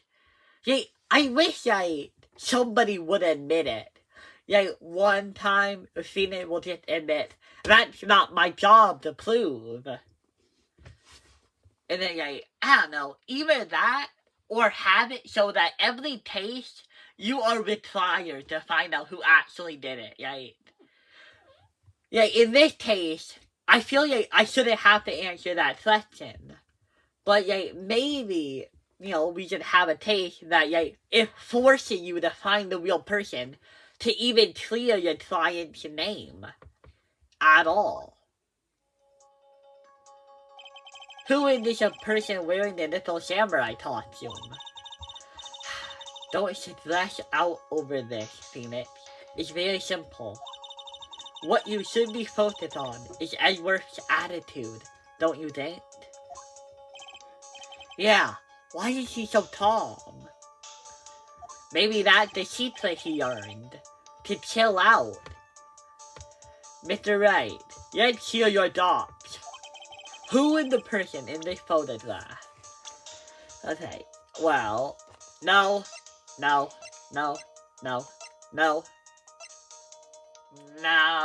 he would be taller, I would hope. I wish they had height. Can't be. she would be behind the camera. He's dead. Why would he have to talk to you? No. There really is only one true answer to this, isn't there? Adrian Andrews. If you want to know who that Steel Samurai is, it is none other than this woman. And why would you say that it must be Andrews? What in the world points to her? She's short, and she has a motive. Are we gonna get into her motive now? Her daughters, she's short as hell, yet she's a tiny baby. And she can freely move in and out of Ondard's room. Finally, she had dinner with Mr. Ondard that night. And how did this all add up? It means that it makes it very easy for her to get a certain item. A certain knife with Mr. Ondard's fingerprints all over it.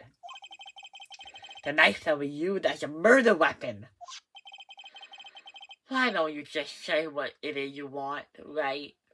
Okay, I thought I did. I thought it was very clear with what I thought. My thought was, hey, guys, it's probably her. I have to do this. This is my last chance to turn things around. The defense moves to indict Miss Adrian Andrews in the murder of Juan Tarita. It was Andrews who tried to frame the defendant with a crime. Order! It looks like this trial has hit a most unexpected development. Mr. Edgeworth. Yes, Your Honor? This court is issuing a subpoena for Miss Adrian Andrews. A verdict cannot be passed without first hearing her testimony. We still haven't bloated him at all. Alright, this is it. This is kinda bad for us. How? Huh? What do you mean? If Adrian Andrews is summoned to court as a witness, it means that the trial will go on for another day. No! We can't do that! One more day. If I don't get a verdict today, then Maya is... shit. Now then, we shall set Miss Adrian Andrews' testimony for tomorrow. No! What am I supposed to do? The judge is about to adjourn the court. Yeah, no, I'm not pinning that other option no matter what. Now then. Please, Your Honor, continue the trial. You must pass a verdict today. I cannot do that. We cannot hear Miss Adrian's testimony if she is not. Who is it, Edgeworth? Please be... I abhor the wasting such a valuable time. Edgeworth? Your Honor, I request that you please continue with today's trial. But we cannot continue due to this unexpected development. Tick, unexpected development. I think you underestimate me, Your Honor. What do you mean by that? That Mr. Phoenix Wright would slave his way to subpoenaing Miss Andrews is all happening according to plan, even if Wright was a bit slow to catch up. What?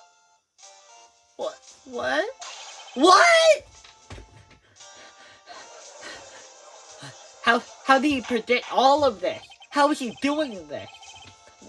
What is the meaning of your statement, Mr. Edgeworth?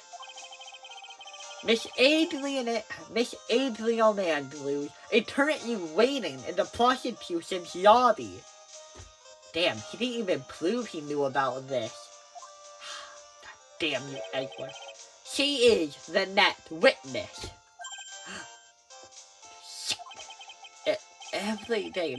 Everything was reporting. Everything was planned out in advance by that man. Somehow I knew there was no way Edgeworth overlooked Miss Andrews. This battle is far from over. Well, that's yucky. We won't get Maya killed yet. Very well. We will call the next witness. However, we did a 15-minute recess. Before we proceed, we shall take a 10-minute recess. Okay, I was 5 minutes off, give or take. Please prepare your witness in that time, Mr. Edgeworth. The court will now take a 10-minute recess.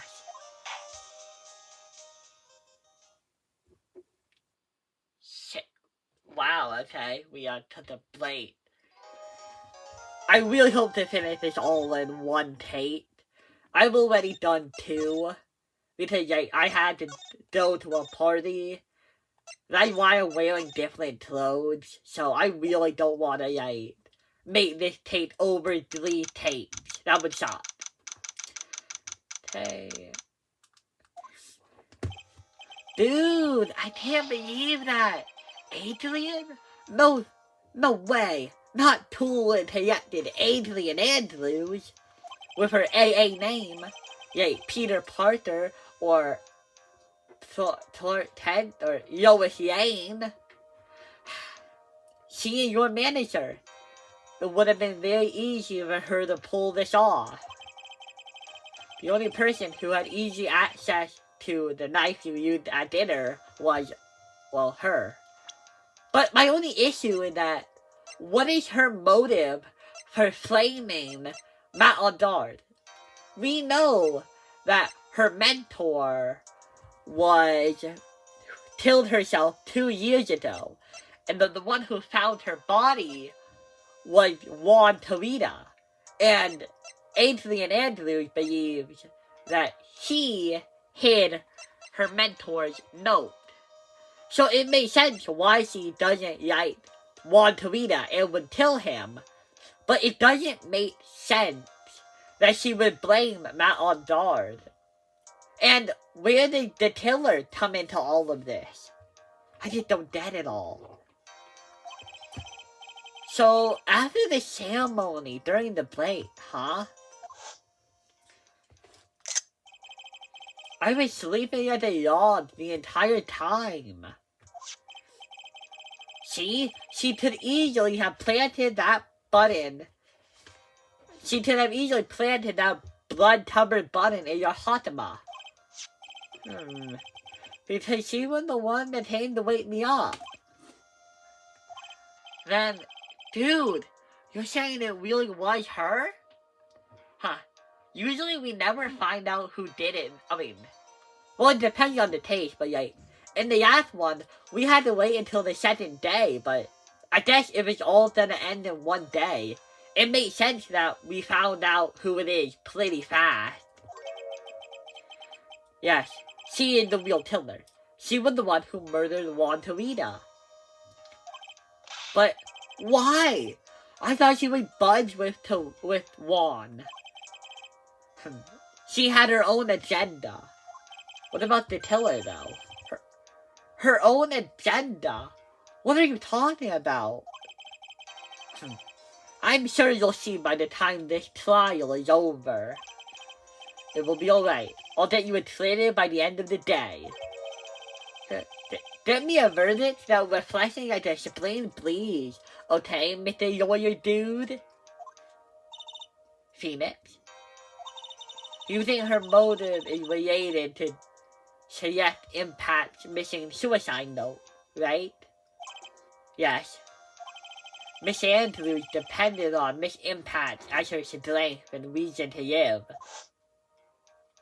Damn. Pour one out for her. Then, Miss Impact suddenly killed herself. It sounds like she had left behind a suicide note, and the person thought to have hidden it is Wantarita, the victim of this murder. And that's why I think Miss Andrews got close to Mr. Tarita, all to get the suicide note back. That sounds plausible. But one thing bothering me. The killer? Edward? What? Who was it that first told us about their relationship? Well, it was Dick Dumshoe, but the person who really gave us a lot of detail was Edward. He already knows a ton about it. Better sedated. Miss Andrews' dependency issues with regards to Miss Impact. It was Edward. Damn. It looks like he's still the one in command of this ship. Well, the Weaver... What do you call it when you take over... treachery? Pirating? What do you call them? Mutiny! Huh. Well, then we better do a mutiny. Don't let your guard down yet. Yeah, we better not. Mark, Letty, I don't read these. Why do I keep reading them?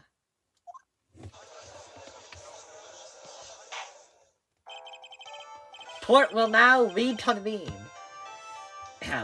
Now then, Mr. Edward, if you please. The prosecution pulls the witness subpoenaed by this court, Miss Adrian Andrews, the person who discovered the crime in Juan Tarita's room. Wait, she was the one who found the body? What is your occupation?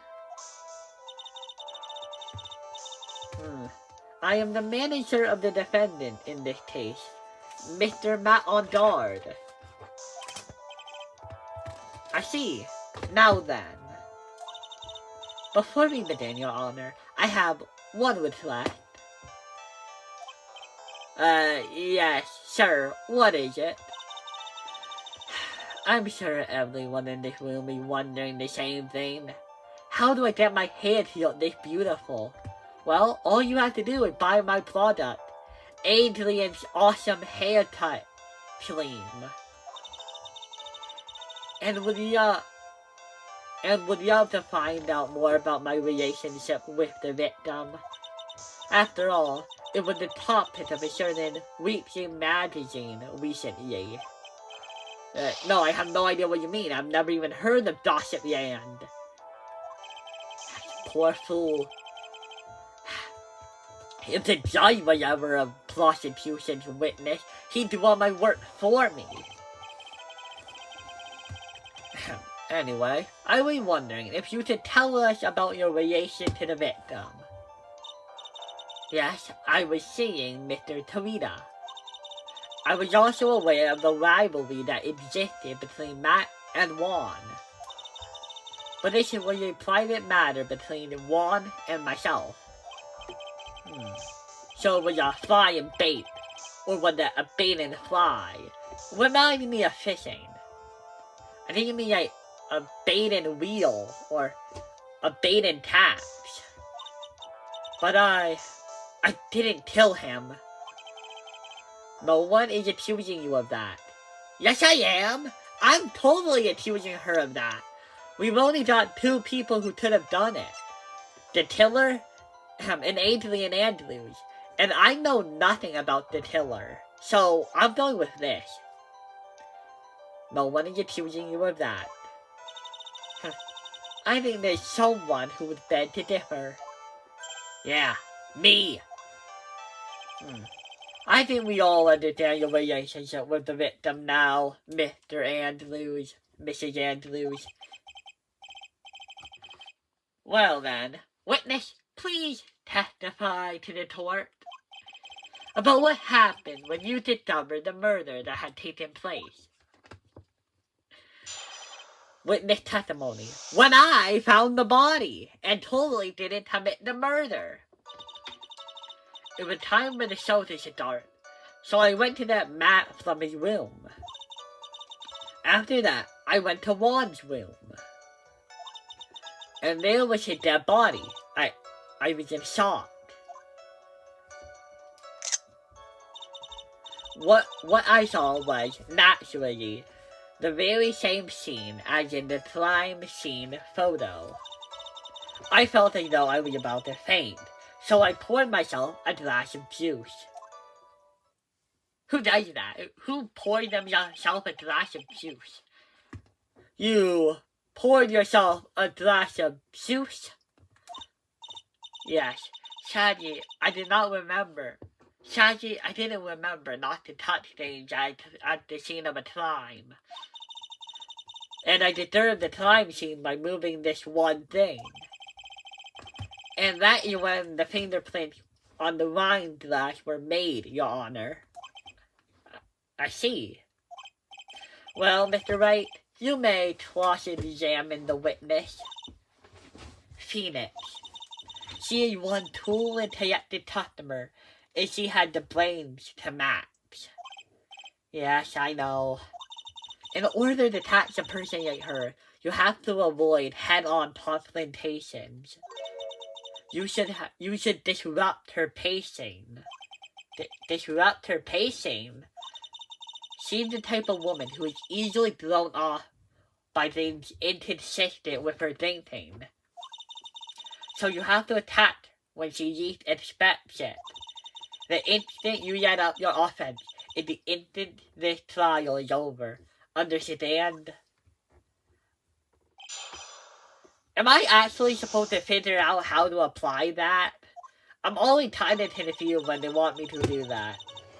Okay, so she said I should avoid head-on confrontation. Does that mean I shouldn't press her? Because that is always very head-on.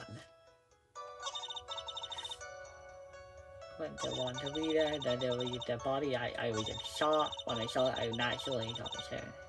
I seen in the time photo, yeah. I felt as though I was about to faint, so I poured myself into that. I don't know, I really feel like I need to press. They seem very bare bones to me. I think this one. Juice.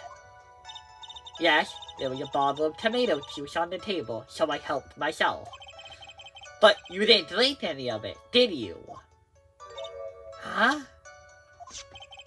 There were no yips marked left on the wine glass to suggest anyone drank from it. I wasn't feeling terribly late, so I set the glass down without drinking it. So, you poured yourself a glass of juice, and yet you didn't want to drink it. So why did it at all? Did you just think you would enjoy it half a minute ago, and then as soon as you poured it, you were like, no thank you? That's suspicious. It doesn't sound like there's any glaring contradiction in her testimony just now. I warned you earlier that she would not collapse so easily. The only way to make her is to keep on the offensive and not get up. Wait, I thought you said to avoid head-on confrontation.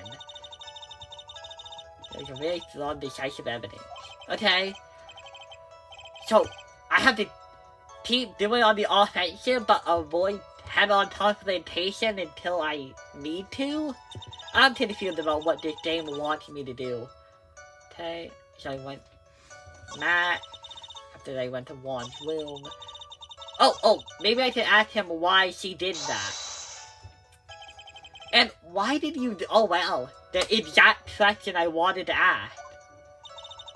As a friendly gesture, Juan wanted to make an appearance with the other heroes. Okay, do you do that to anybody else?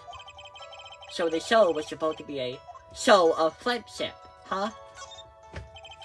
Is that the only reason? I beg your pardon. What are you implying? You had a certain goal in mind when you started to that truth to him, correct?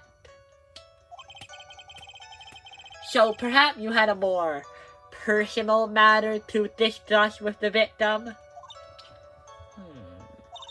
Sorry, but I didn't have any such intent in mind at the time. I can't get her to talk without a strong piece of evidence, I guess. Maybe continue now, witness? What did you see when you got to his room? So I need evidence. That has been very obvious. You were in shock? What? Was I not supposed to be? Miss Andrews is a very calculating person. And despite how close they were, I doubt she had romantic feelings for Mr. Tarita. Anyone randomly stumbling upon a dead body would be in shock. And you can't seriously bet a young beauty like her would not be shocked. That's the first time you used the word beauty, I think. Somehow, I don't think beauty has anything to do with being shocked or not. Oh really? According to this magazine, being hot will offset any fear by 88%. I see. Miss Andrews, I would like to confirm with you one more thing. When you discovered the dead body of Swantarita, you were in great shock. And right when you poured yourself the glass of juice, correct? And what of it? My mind really was a complete blank at the time. Your mind was a complete blank? I didn't think that would be possible for you. Aren't you rude today? I was so dazed that I made one terrible mistake. That one thing. What one thing? But, never mind. It's no big deal.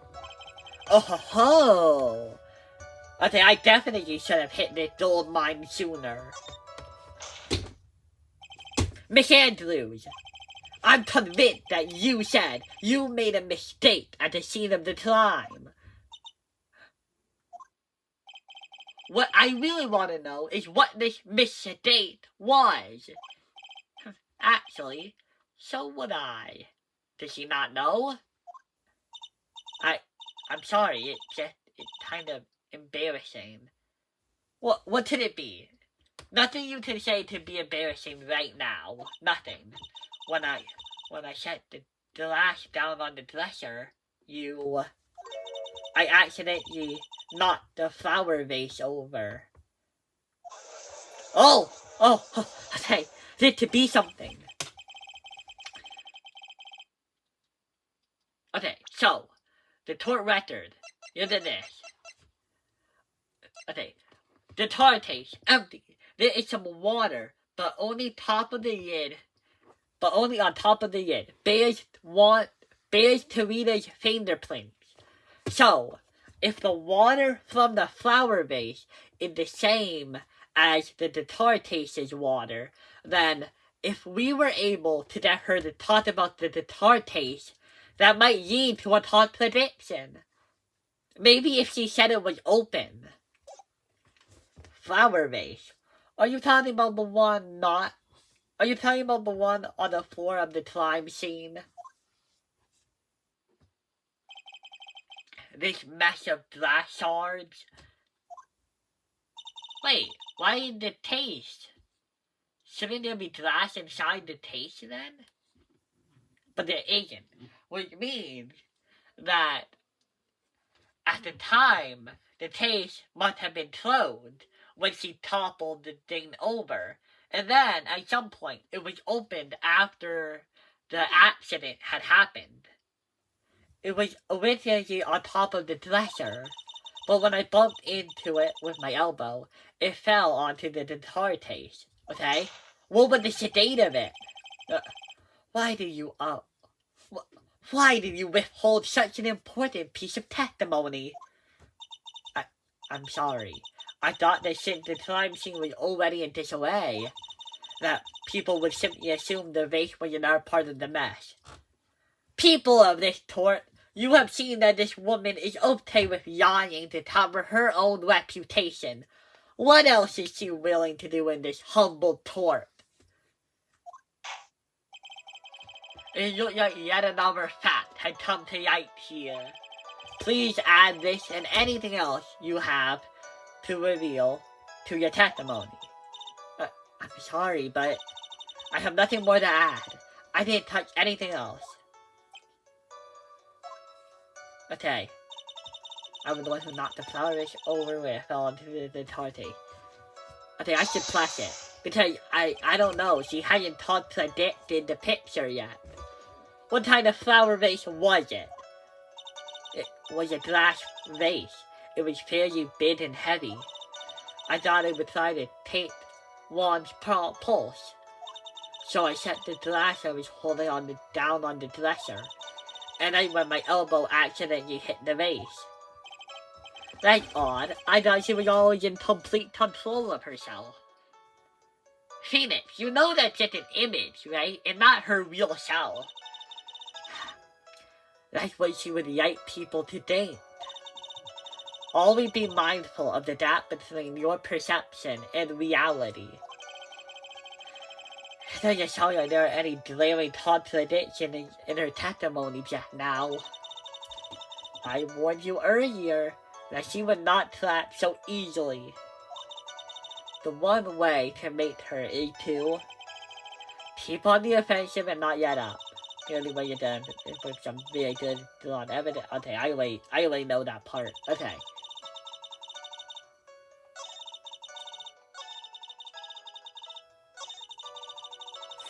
I don't know. Is this gonna work? I feel like it might not. Yeah, because she hasn't disproven this yet. She also said she didn't touch anything, which I can't prove that she touched anything because I don't really have the evidence of it.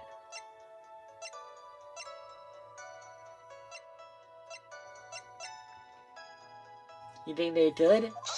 They're not gonna work. Oh, wait, maybe it will. Okay. You testified that you knocked over the flower vase. Is that correct? Yes. And you are sure it fell on the guitar case. Is there some problem with what I said?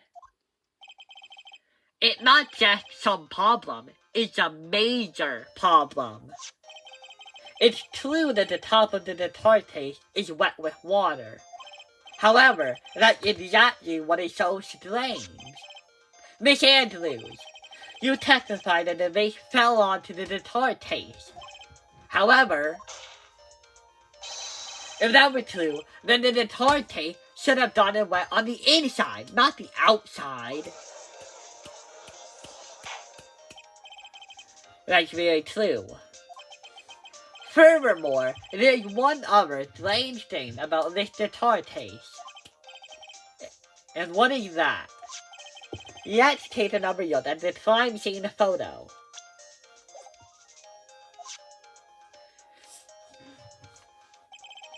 The remains of the vase are scattered on the floor.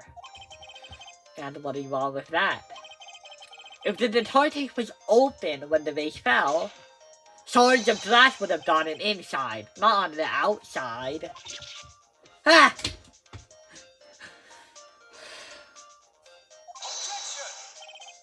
What is your point, Wright? That someone had to have opened it. Someone must have opened it afterwards. And assuming that it's not a police officer or anybody like that, then it had to have been her. That the tape would close at the time the vase was knocked over? Is that all? Huh. No! Think back to what Miss Andrews testified to. That was the only thing she taught? Okay, yeah. Oh, she's actually nervous.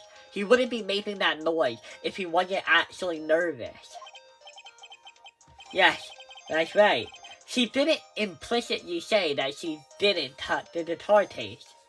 She did explicitly say she didn't touch the guitar case. But this whole matter with the guitar case is a dead end. We are here to resolve every matter of truth. The Wright red guitar was found at the studio. It had no bearing on the taste at all. That's not my point. I never mentioned the guitar, just its taste. Please don't give me your yacht. God damn it, you gave me the yacht.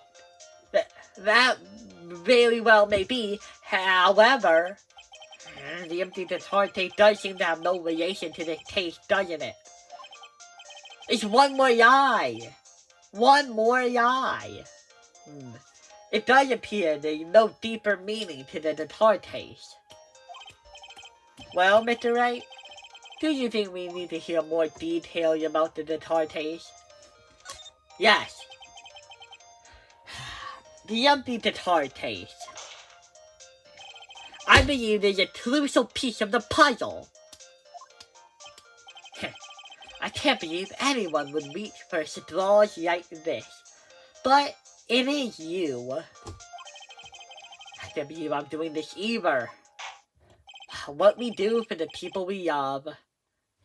Alright, I'll follow along. For now.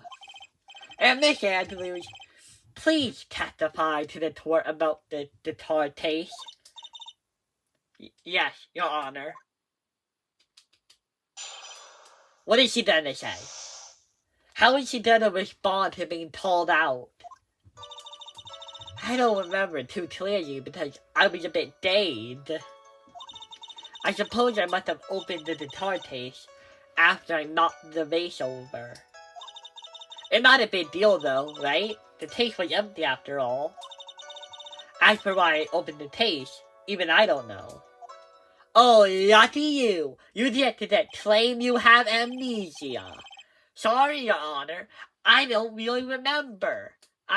If you can't remember anything, maybe you're not a good witness, but... Oh wait, we actually do need you. We need you here to continue the case. Never mind, keep going.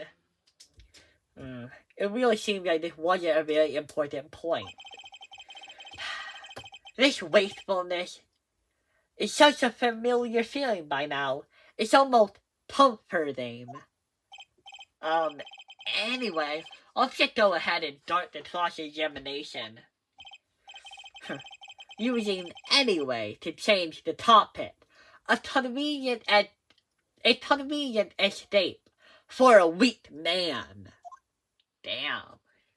Edward, you thought harder, didn't you? I don't recall too clearly, a bit dead. I don't think there's anything I can do here. I must have opened there and not the vase over and not been deal though. The thing was empty after all.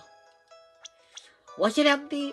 Well, obviously it was empty of the guitar. We know that.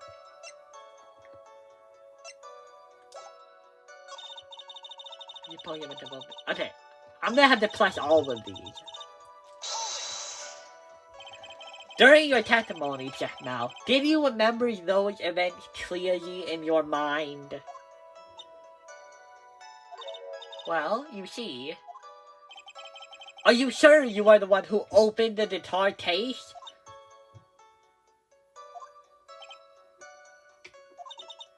She's waiting for someone to tell her if she should answer or not. Well, too bad, sister. There's not anybody in here who's gonna tell you what to do with your life. Sounds like her dependency. You think I heard God damn, okay. You don't say her dependent side is taking over. Well, Miss Andrews, yes, it was me. It's so weird because she's so dependent, yet she was able to commit a murder. But then, I guess, maybe the tiny ones are the most vicious. So, you opened the guitar case then? Yes, well, maybe. Why did you open the guitar case? Well, she's gonna say she doesn't remember. Huh? Mr. Toreda's dead body was right there in front of you, wasn't it? I would think that the first thing you would do is call for help, not open the guitar case. as the witness has said multiple times, when she found the dead body. She was dead. A magical word that made all of her problems disappear like this. Like that. Like that. But only one time. Maybe I was curious to know if the bright red guitar was okay or not. I thought maybe the criminal took it. Why would she care about the bright red guitar? She doesn't. She's obviously just making that up as she goes along.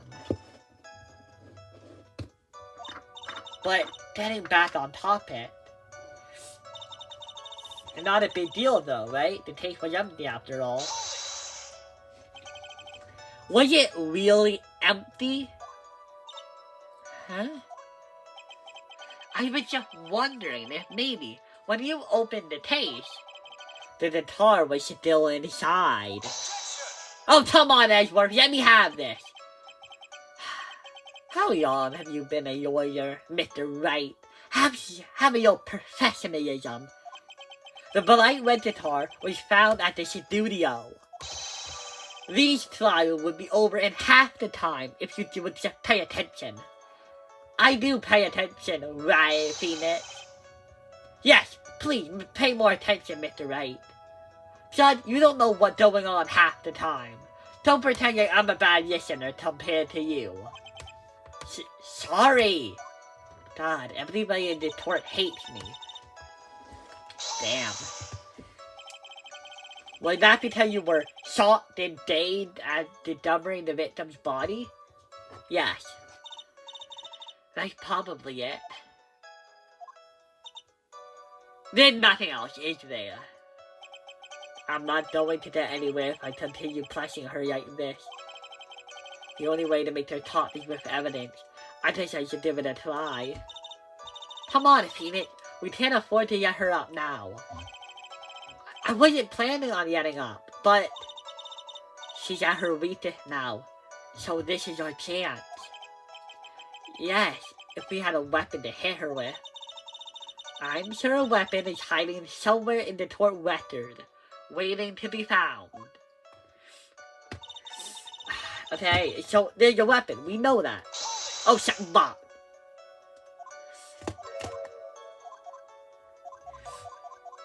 God damn it, okay. That was an accident. Oh, god damn it. That was also an accident. God damn it. Oh god, there's so many. Okay. I'm sorry guys, I was trying to hit the tort record button. It's not my fault that they are on opposite sides of the same thing. No. What contradicts her words anyway? No. No. No. Wait a minute. She had to touch it. I don't think she wears gloves. But it says it only bears to read his fingerprints. If she really opened it with her hands, where the hell are her fingerprints?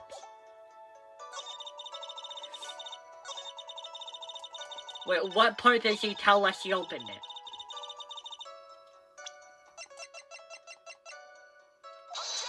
Objection! There's no way you were the one who opened the guitar case. Why would you say that? It's elementary, my dear. Because the only fingerprints on this guitar case were those of the victim.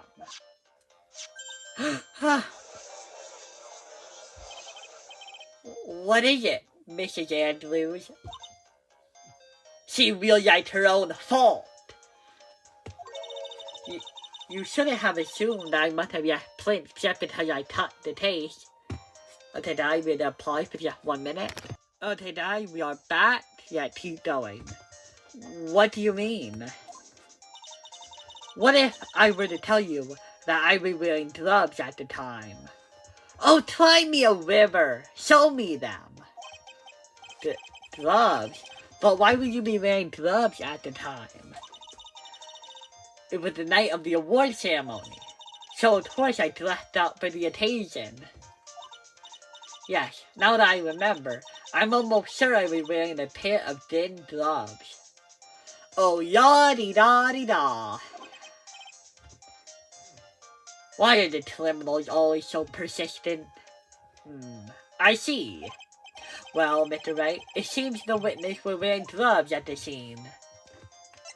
That should, well, actually, I don't know if that is strange. She was at a party. I can't just say that it is weird if it's not weird.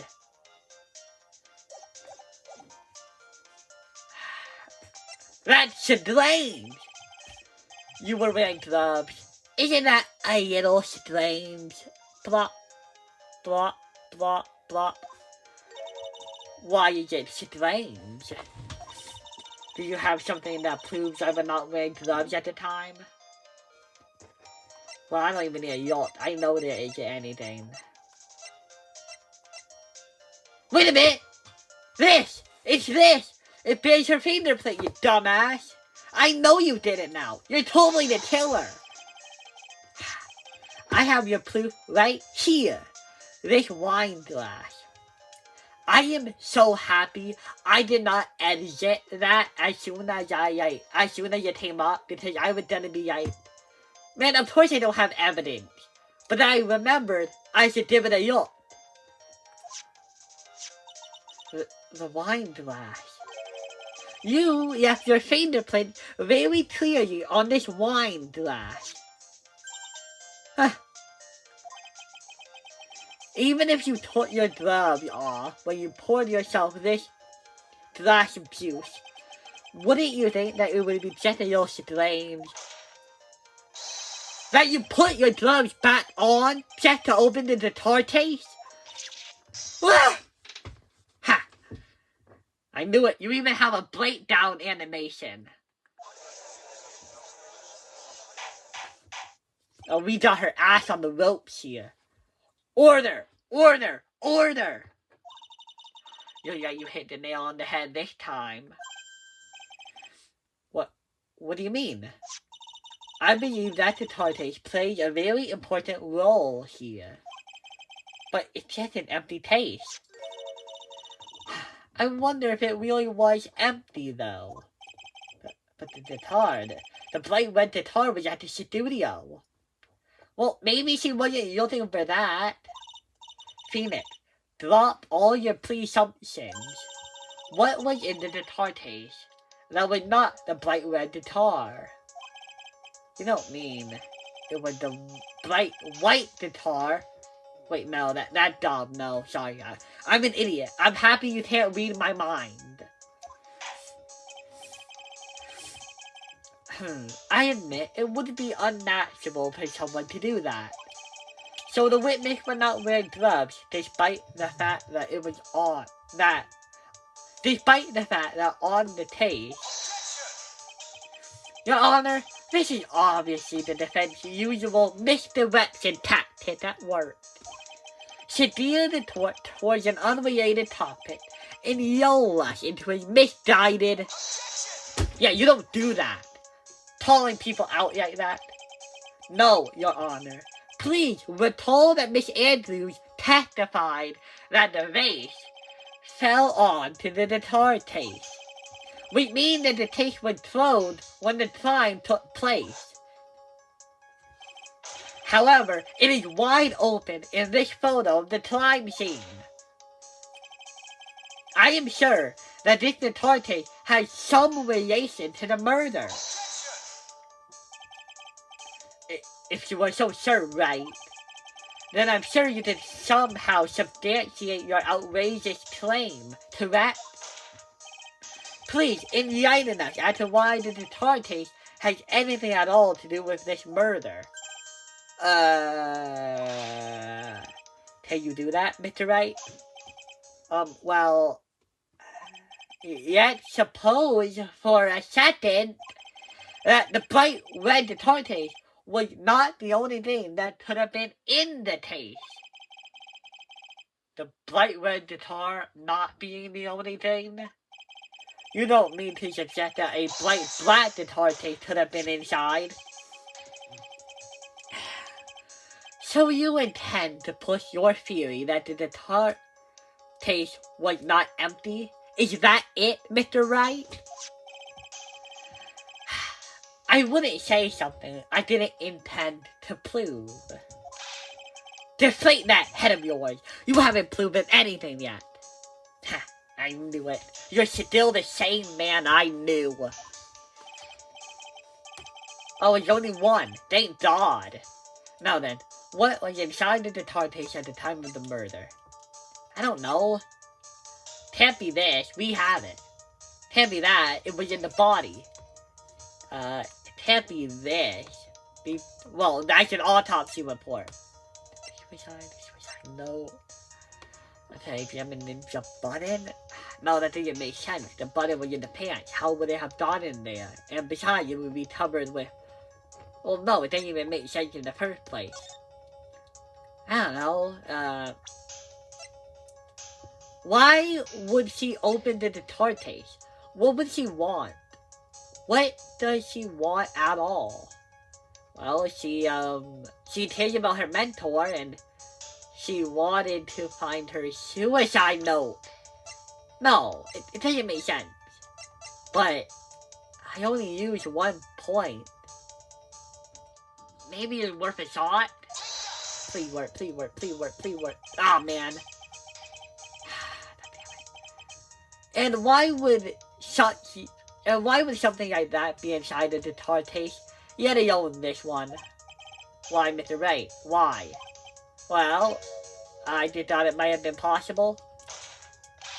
I have a suggestion. Why don't you put that in the void where your brain is supposed to be? Yes, and now we're playing it out again. Shit. Can a foolish fool get some job? Do you still think? Okay. Can you please? I did it. Okay. Wait, shit. Options. Go to options. No, shit. Options. No. No. No. No. No. No. No. Can't be. No. Why would she? Is it the button? It had to be one of these, right? It's the only thing. And it's not the note. And I don't see why it would be either one of these. The button. God damn it. Okay. Okay. Okay. Oh, okay. I feel really dumb right now. Okay. Okay.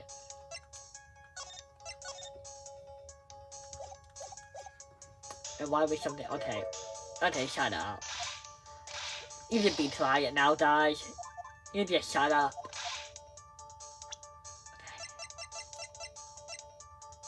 Okay. Not the map. Is it this? But no, that doesn't make sense.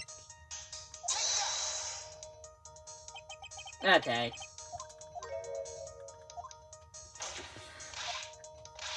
God damn it.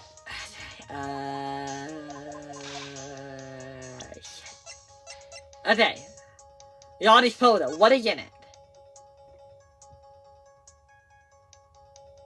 The costume? No. Can't be. Can't be. Can't be. No. Crime machine? There really ain't nothing in there. No. Wine glass? Maybe there was nothing in there. God damn it. Well, I might as well just go up and down the list.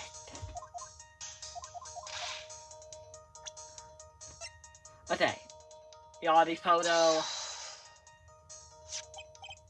Wait, what? There's a photo to that. Yes, but what is important is what is inside that picture you're on. Oh! The costume?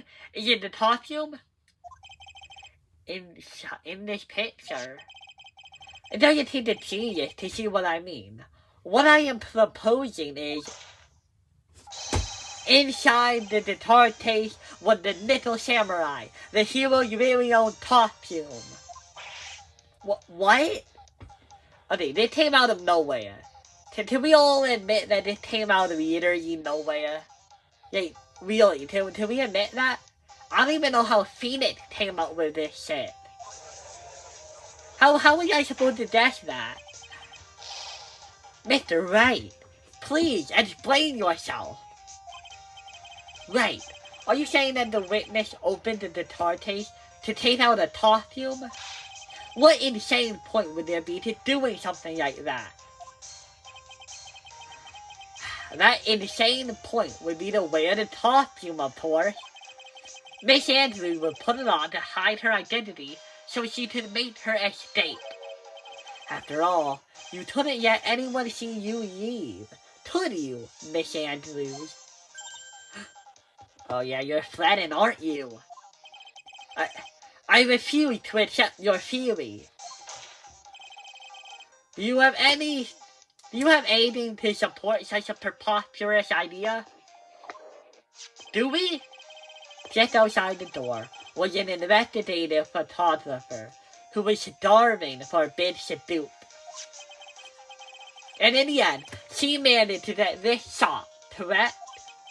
You mean this photo? Oh, maybe that was the evidence. Okay. Order!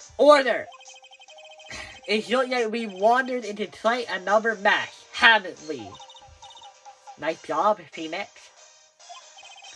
Well, you know my strategy. Speed first, think later. Wait, that was an awful strategy. Speed first, think later is a bad motto. So the real murderer was hiding inside of a costume. Well, wait 1 second, Your Honor. The little samurai costume would have been that on guard. Why would something of the defendant be in the victim's room? Because they took it, duh. And inside the guitar case of all places. True. That is a little baffling. Mr. Wright, the court would like to hear your thoughts. What was the little samurai costume doing inside the guitar case? It was stolen from on guard, obviously.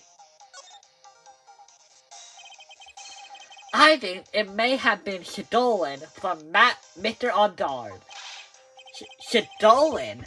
But why would someone do such a thing? Maybe the thief wanted to interfere with the post-ceremony stage show.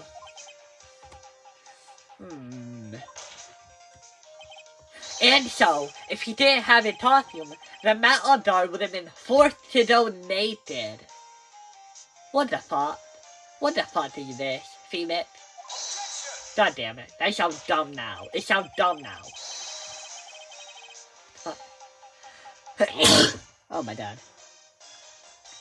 Maybe you should be forced to be stripped naked and made to run out for making this court a mockery. Excuse me? Matt Guard did not take his costume off after the award ceremony. He even testified that he took a nap while still wearing his costume. Is this not correct? Shit. Yeah, he did say something like that, didn't he? That's what I thought. God, it seems like the right answer, but I'm an idiot, aren't I?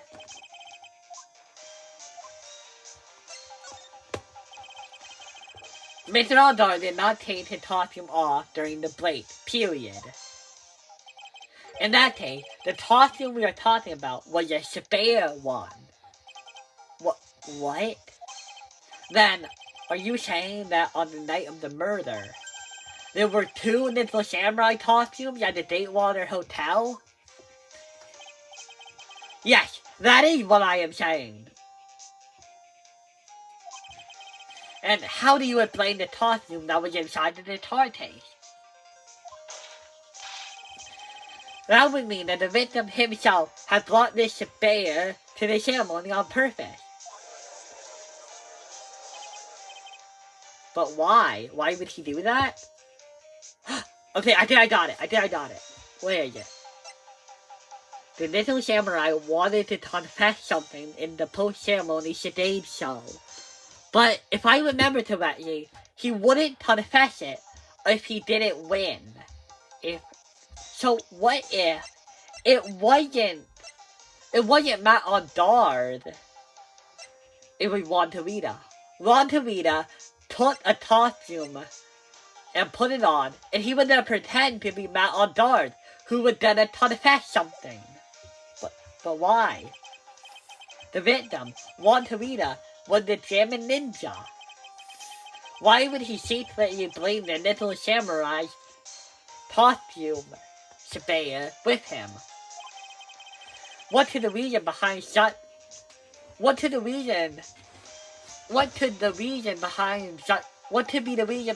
a peculiar act? And therein lies the sticking point.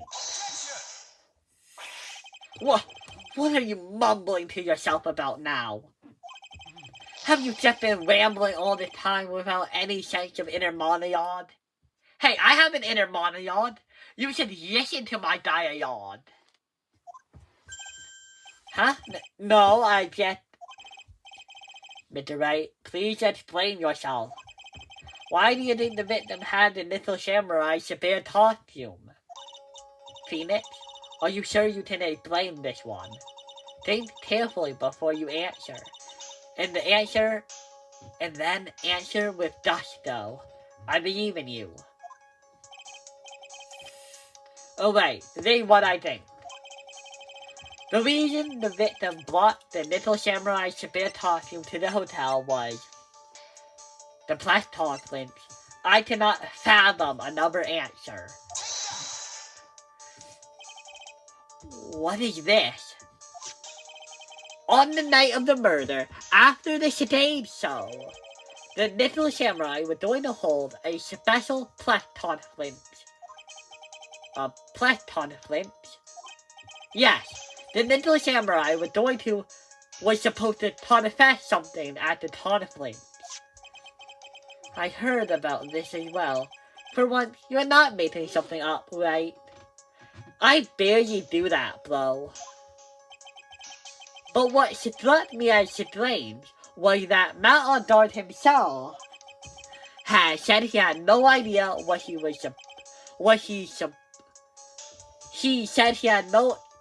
said he had no idea he was supposed to be holding a press conference that night. Did you plan this? But how can that be? The way I see that, it can only mean one thing. The conference was set up. Well, obviously it was set up. How else were they supposed to do it?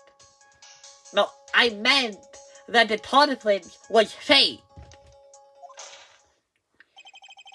By none other than the victim himself. Juan Torita. The victim. Yes. The Saban little samurai costume was prepared for that very conference. Mr. Torita was going to hold that press conference as the little samurai. He was going to dress up as the little samurai and hold a press conference? But why would the victim do such a thing? That's something I don't quite know yet. However, what I am concerned with right now is what he intended to reveal at the conference. The little samurai was going to confess something. And by confess, I wager he would then reveal something about himself. Which means that Juan Torita, posing as the little samurai, was going to speak about Mr. On Guard. Yes, I guess that is what it would mean. But if that's the case, that's not a confession, that's public disclosure. Or slander. It could also be slander. Depending on how it works. Miss Andrews? I can see why you are pros at what you do. Pardon me? Yes, just as you say, the past conflict was set up by Juan. Aha, but what is your part in it? Miss Andrews, please offer us an explanation for this. I was the one he asked to help him set it up. And the person who prepared the second costume for him, that was also me. You! Juan had bet everything on the German Ninja this year. If he lost the Grand Prix, he was going to make sure Matt was going down with him. That's what he thought anyway. Huh. He was gonna ruin him, huh? Yet somehow, Juan had in his hand a secret so powerful that it would destroy Matt's acting career if it had been revealed. Wait. But then, why did you kill him? If you two were in cahoots, then why would you kill him? And yes, you are Adrian's manager. And you didn't like Juan to Rita. Maybe you were just helping him to get close and find the suicide note. And of course, if Juan was gonna ruin Matt's career, you would be out of a job until you had a new client. So, you already don't like Juan to Rita, and you do have a reason to help Matt on guard. So maybe, after you helped him set up, you killed him. If you didn't find the note, maybe? I don't know where the note plays into it yet, but I know you were after two things. One, the note, and two, to help Matt on guard with his acting career. What?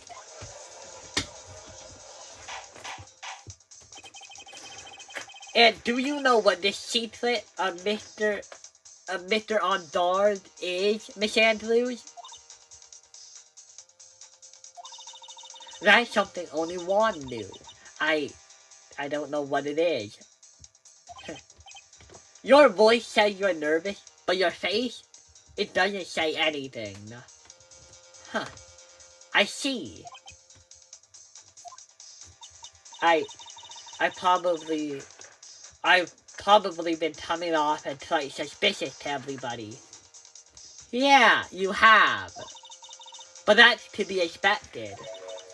I've been trying to protect Matt, after all. Yeah, but why would you tell us that? Protect Mr. On guard. Wait, but my theory doesn't make sense. Because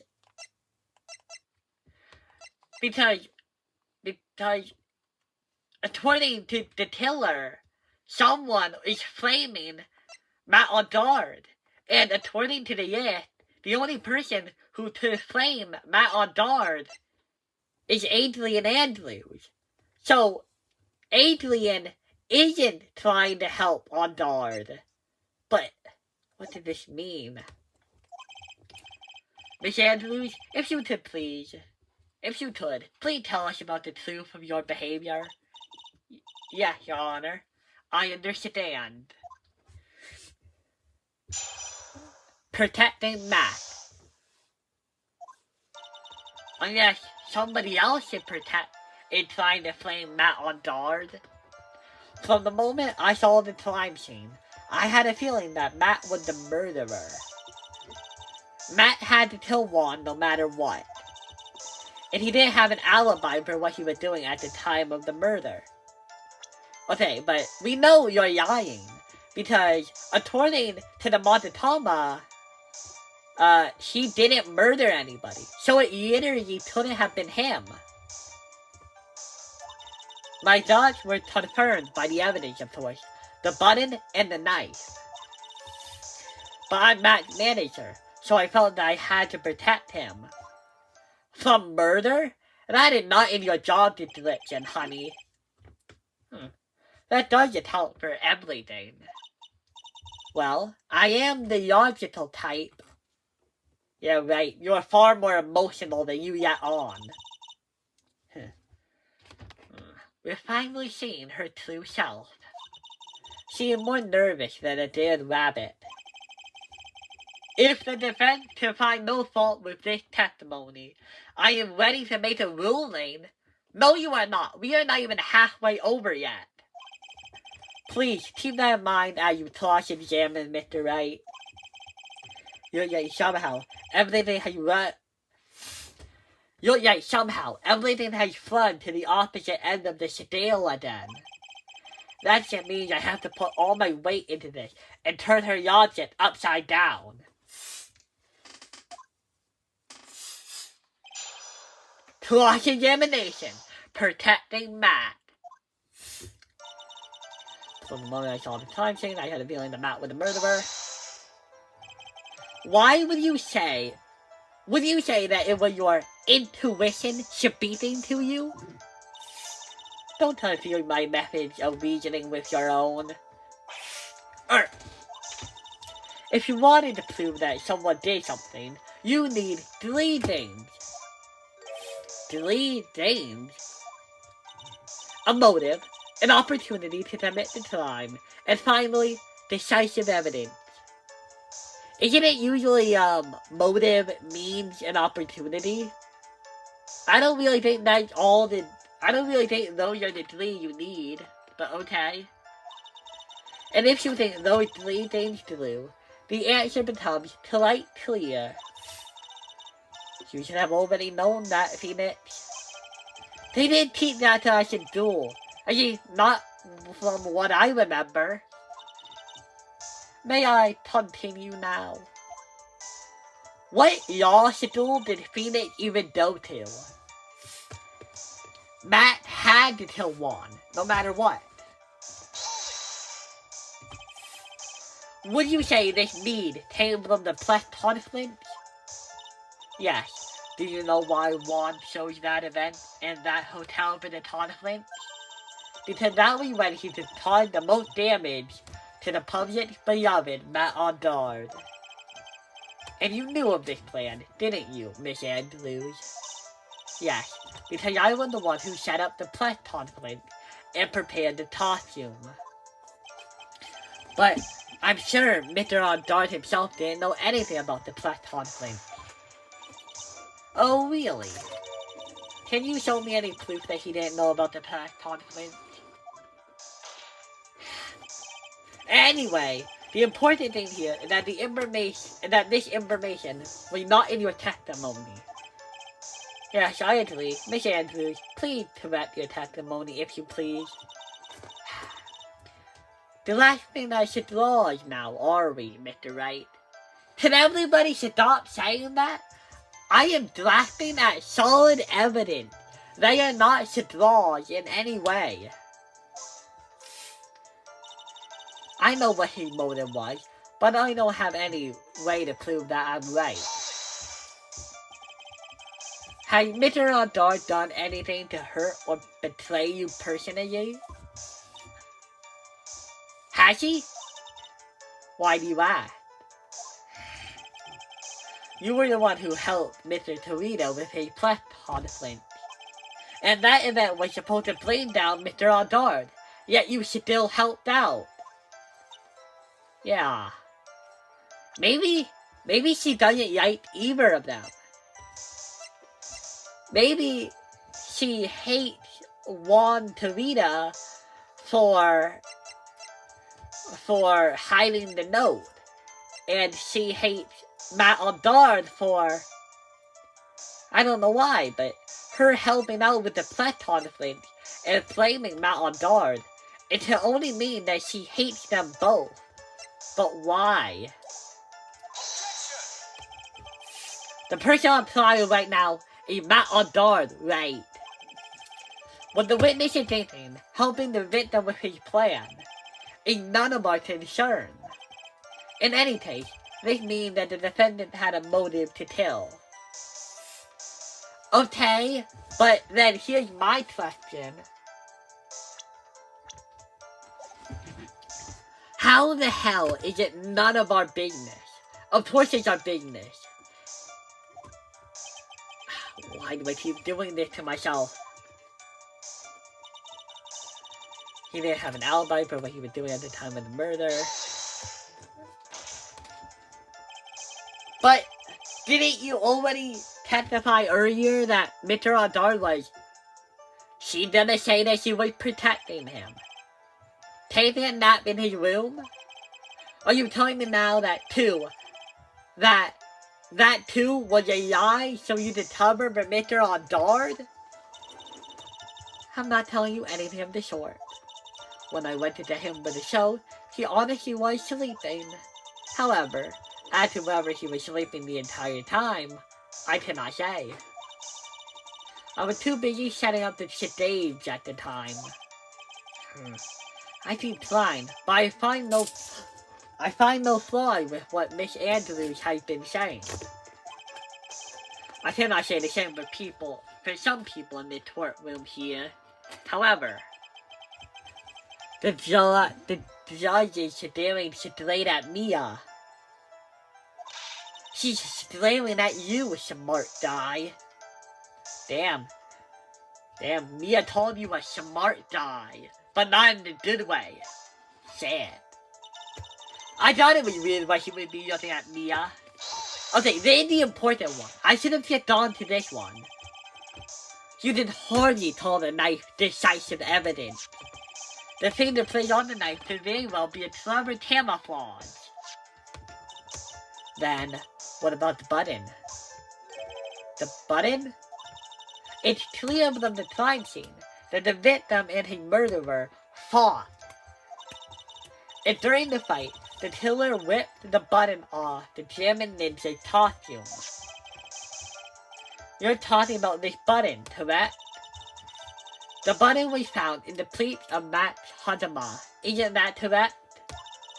I would like to think that makes it very decisive evidence. But you could have easily done that.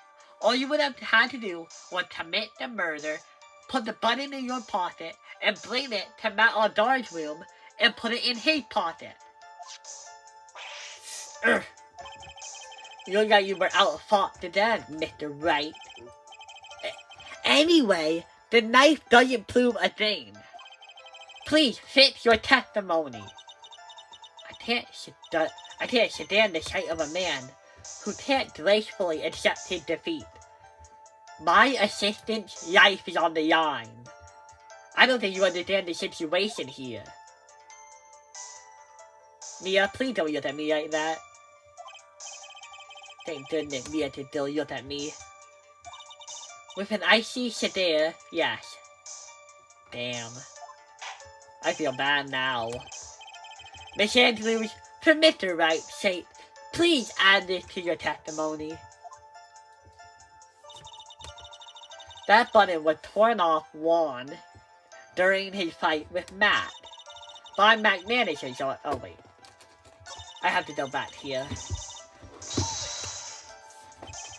And how do you know that?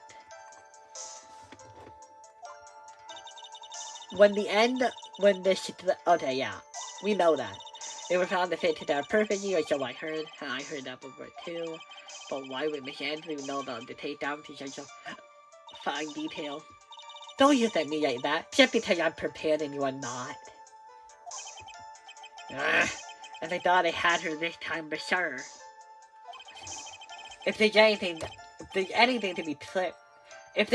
to trip her up on, it has to be here. But where and what? Shit. And that manager thought I had to protect him. But what you really did was stab the guy in the back, didn't you? At the worst possible time. Who's to say she really stabbed the guy in the back, as you put it?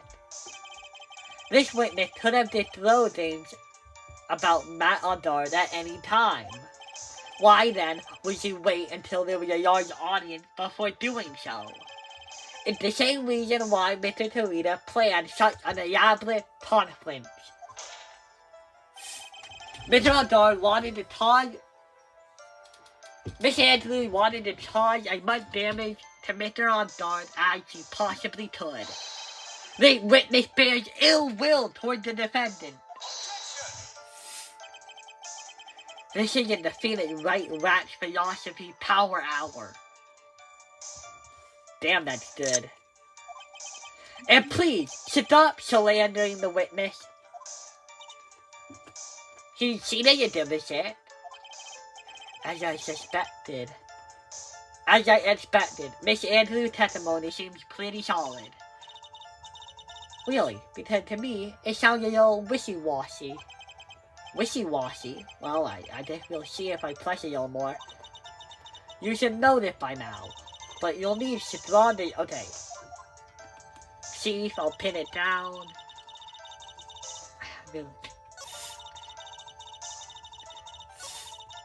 He have an alibi for what he was doing during the time of the murder. Does he?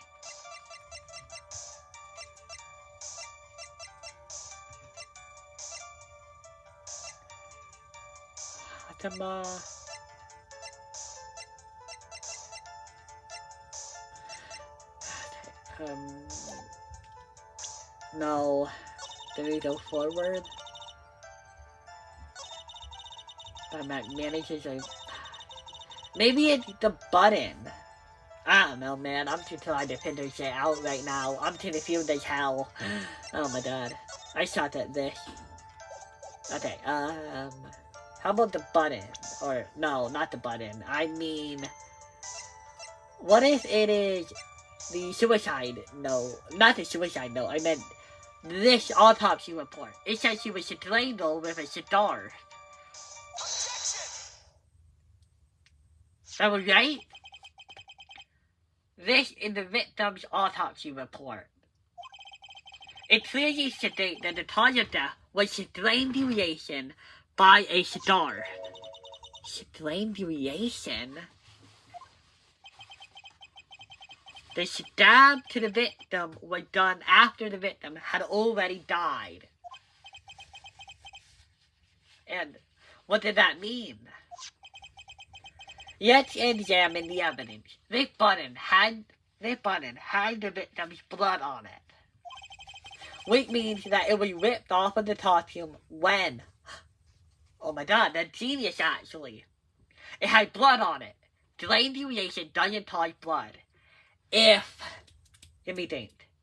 How would this work? Okay, so... The button had blood on it, which means that it had to have been after the stab. But of course, if the stab was post-mortem, then there wouldn't be a fight at all.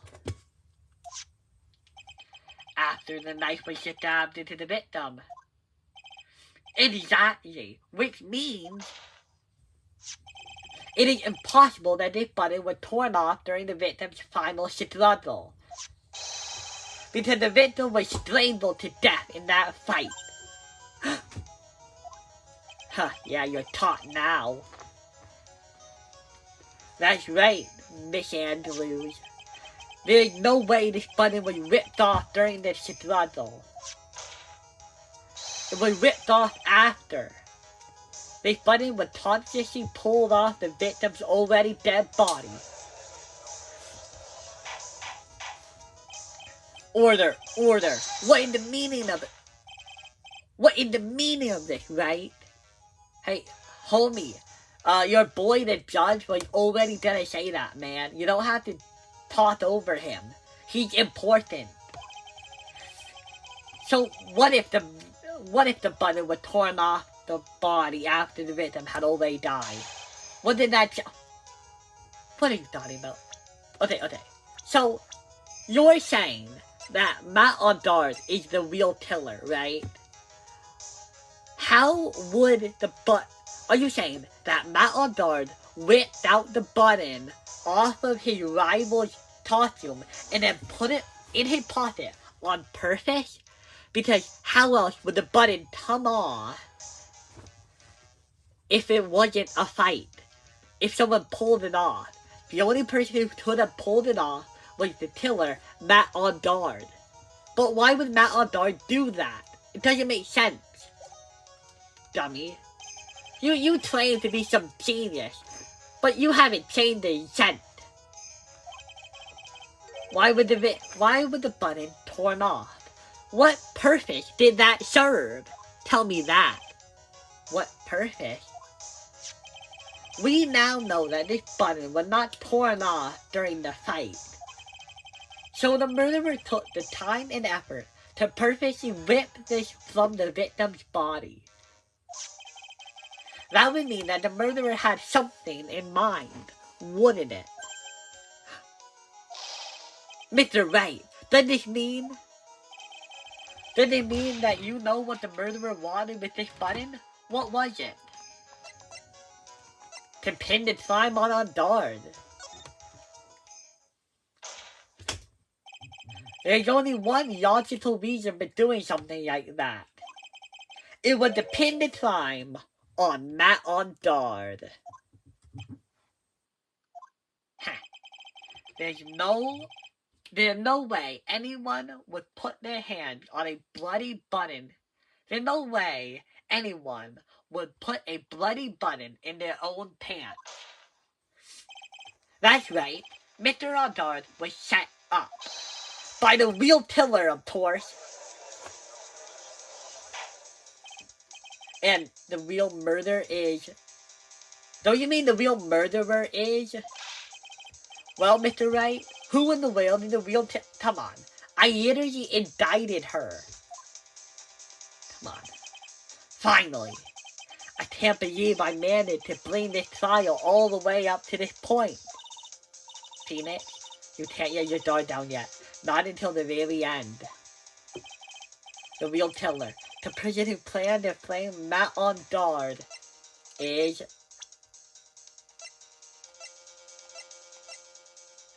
Adrian Andrews. I'm sorry, but your dependency issues are no excuse for murder. Miss Andrews, I choose you! You are Matt... God damn it. I choose you! You are Mr. Toledo's killer. What? Order! Order! Order! Mr. Wright. This is a very grave matter. Do you have any evidence to support your charge? Any evidence? All of the evidence points to Miss Andrews. How preposterous. You can't get any of that on me. I can't, can I? Would you care to test me? Then, what about the knife? The knife was used to stab the victim after he had already been strangled to death. It was used to throw suspicion onto Mr. Ondard. Naturally, a knife covered in the defendant's fingerprint could only have been taken from his room. And the only one who had dinner with him and knew which knife to take was you.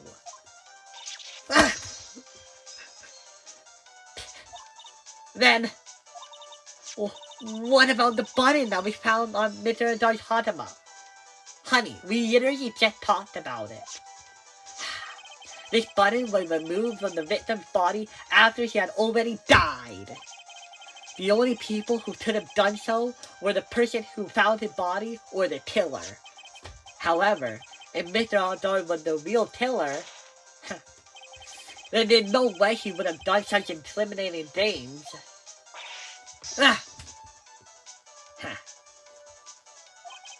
The only person who could have put this button in Mr. Ondar's Fatima is the person who went to wake him up from his nap, which is you yet again, Miss Andrews. I see. What about the empty guitar case? That is also another piece of evidence that incriminates Miss Andrews. Oh, that's hot. That's a hot bat shot. I mean, I know you're a murderer, but still pretty hot. You shouldn't be nervous. I mean, in jail maybe, I don't know. That costume was used to hide the killer's real identity as they fled the crime scene. Now, who could have known that there would be such a costume inside the guitar case? It could only have been the person who prepared the costume for the victim. And that person is you, Miss Adrian Andrews. So, oh my god. Why do I still feel bad about this? Are you the first killer to actually fly on the stand? But Miss Andrews' fingerprint were nowhere to be found on the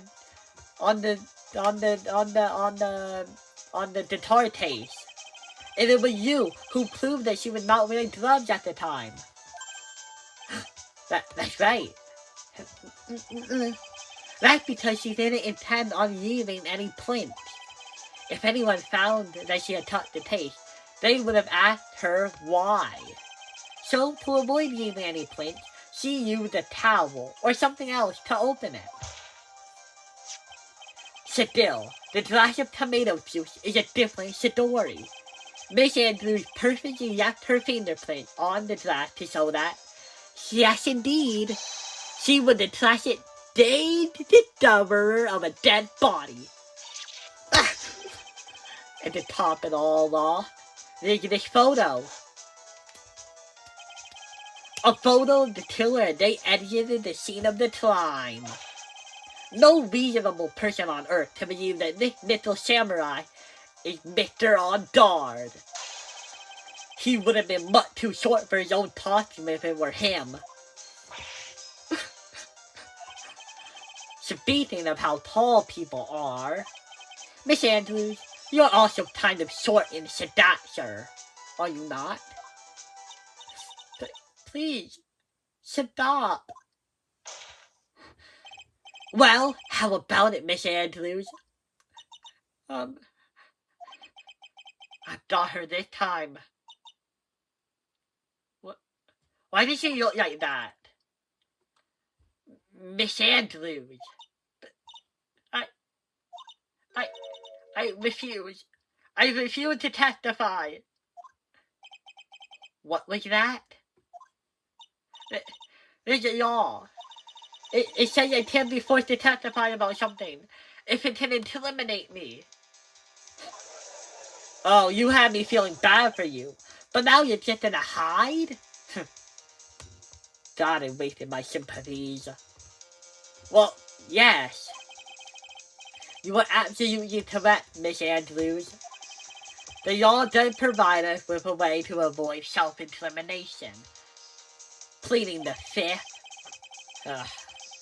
By allowing a witness not to testify if the testimony can cause damage to themselves. What? That feels like bullshit. Pleading the fifth is not something most people would think to do on the spot. Especially not after running their mouth this much. Actually, dating back to yesterday in Mr. On Guard's room, Miss Adrian Andrews. Yes? Think hard about what we just discussed. Understood? Alright. So that's what they were talking about. They were talking about their plan for the next day. If Von Tarma had been there, maybe things would have gone differently.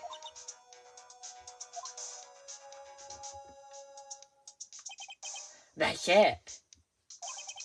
That's why Francesca planted this idea. That's when Francesca planted this idea in her head. She must have told Miss Andrews not to testify if things looked bad. You did a good job proving everything. You did a good job proving everything up until this point, Phoenix. But there's still one thing you haven't done. What? Something I haven't done? What's wrong? Right? Are you finished already? Run out of evidence? What are you talking about? I have literally proven that she did it. I have literally proven that she did it. Why are you pretending that I just got defeated?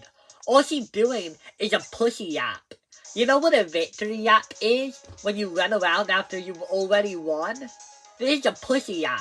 It's what you do when you already lost. You walk around and pretend you can still win. That's what this is. Are you... Is the judge really gonna believe this bullshit? Just because she doesn't say any more words doesn't mean I don't have her dead to rights. What is so humorous, Mr. Edward? I'm sure you realize this as well, Your Honor. I'm sure he doesn't realize it as well, Edward. But everything the good lawyer here has proven up until this point is meaningless. Okay, I hate you. I hate you again. What? Everything you have proven is circumstantial. Well, yeah, but Matt Aldard is also circumstantial. And I like to think I've proven just as much against her as him. Circumstantial? Yes, circumstantial. You have yet to provide a single proof of definitive evidence. Well, neither have you. I have provided legitimate reasons for every piece of evidence you have given us. Everything. This guitar case, I've given a reason. This wine glass, I've given a reason. This slime photo, I've given a reason. The button, I've given a reason. The knife, I've given a reason. You also have reasons, but they aren't any better than my ideas. They aren't. Proof that Mr. Anthard did indeed harbor a wish to murder Mr. Tarita. Is this where we're gonna bring out the note? Miss Andrews, did you want to kill Mr. Tarita? I believe this may lead to me incriminating myself, so I will abstain from answering. But, Miss Andrews, if you do that, it will be the same as admitting your guilt, don't you think? Maybe so, or maybe not. There's nothing to prove it either way. Besides, you don't even know what crime I would be guilty of due to my science. No! She's taking that defiant attitude again. Mia, what should we do? Somehow, we landed in the worst possible situation. Don't tell me that. I think we have reached a certain conclusion at this point in time. Miss Adrian Andrews has refused to testify, and the defense's theory that she is the actual murderer has not been fully substantiated with solid, definitive evidence. But that's not true! In this situation, there's only one thing the court can do. No. I only have 1 day. And that is to declare a recess. Recess? I would request that both the prosecution and the defense look into this matter further. And at tomorrow's trial... There isn't a tomorrow. There is no tomorrow.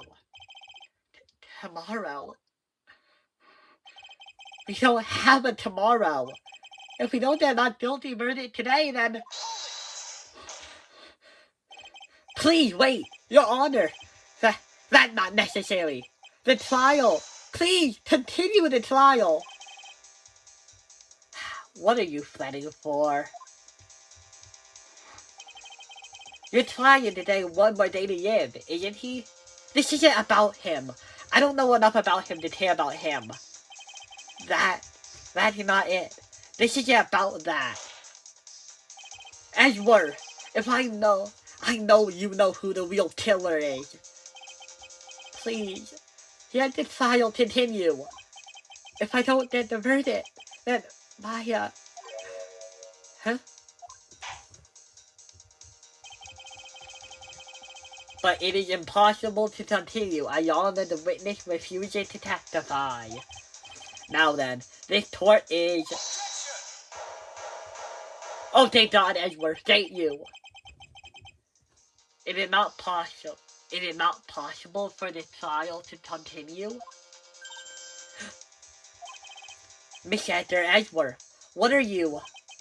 It's true that Miss Andrews holds the right against self-incrimination.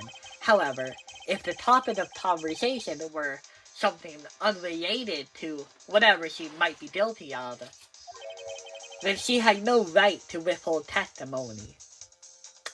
I am pretty sure that's not how it works, but okay. Yes, that is very true, but actually, there's one little thing I'm curious about. Miss Andrews, when you found the victim's dead body, you poured yourself a glass of juice. Yes, and I can't help but think about how now it's unnatural. It's unnatural when you want to use it as a point. Okay, buddy. Usually, when one finds a dead body, they are shaken up, not stirring a glass of juice. So my actions were unusual, but I've already... Before you speak, I want to state that if you have a reason behind your actions, I would like you to testify to that effect. Testify? Your Honor, I would like to request the witness testify again. As to what happened when she first discovered the victim's body. Whatever we find out in this testimony should not implicate the witness in any way.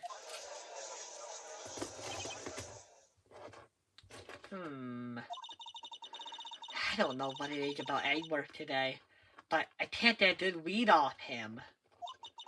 Is she friend or foe? I just don't know. Hey Mia, that rhymed. That'd be pretty nice of you. The court acknowledges the prosecution's request. Miss Andrews, if you'd please. Witness testimony. When I found the body. That glass of juice. I didn't really pour it for myself. I was surprised when I walked into the room and saw that messy sedate. And Juan, he was sitting slumped over, tired looking in the corner. When I saw him sitting like that, the thought that he was dead didn't cross my mind. To be honest, I thought he had just fainted or something, so I went to pour some juice for him. Okay, 2 questions. What about the knife? And 2, why did you lie about it then? When I realized that he was dead, that's when I knocked the flower vase over. That's weird as hell. That's a bad testimony from the get-go. So you poured that glass of juice for the victim. Why didn't you say so in your earlier testimony? Thank you, Judge. Thank you. I didn't think I needed to include something so trivial. Okay, it's not that you didn't include it, it's that you lied about it. You literally lied about it.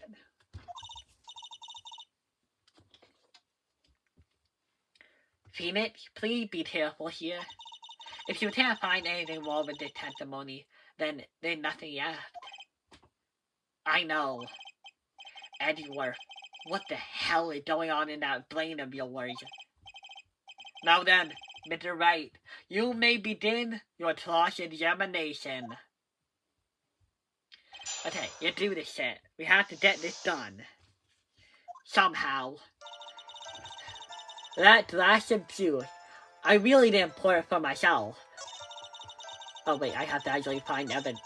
Well, actually, this should be pretty easy. All I have to do is present the knife, right?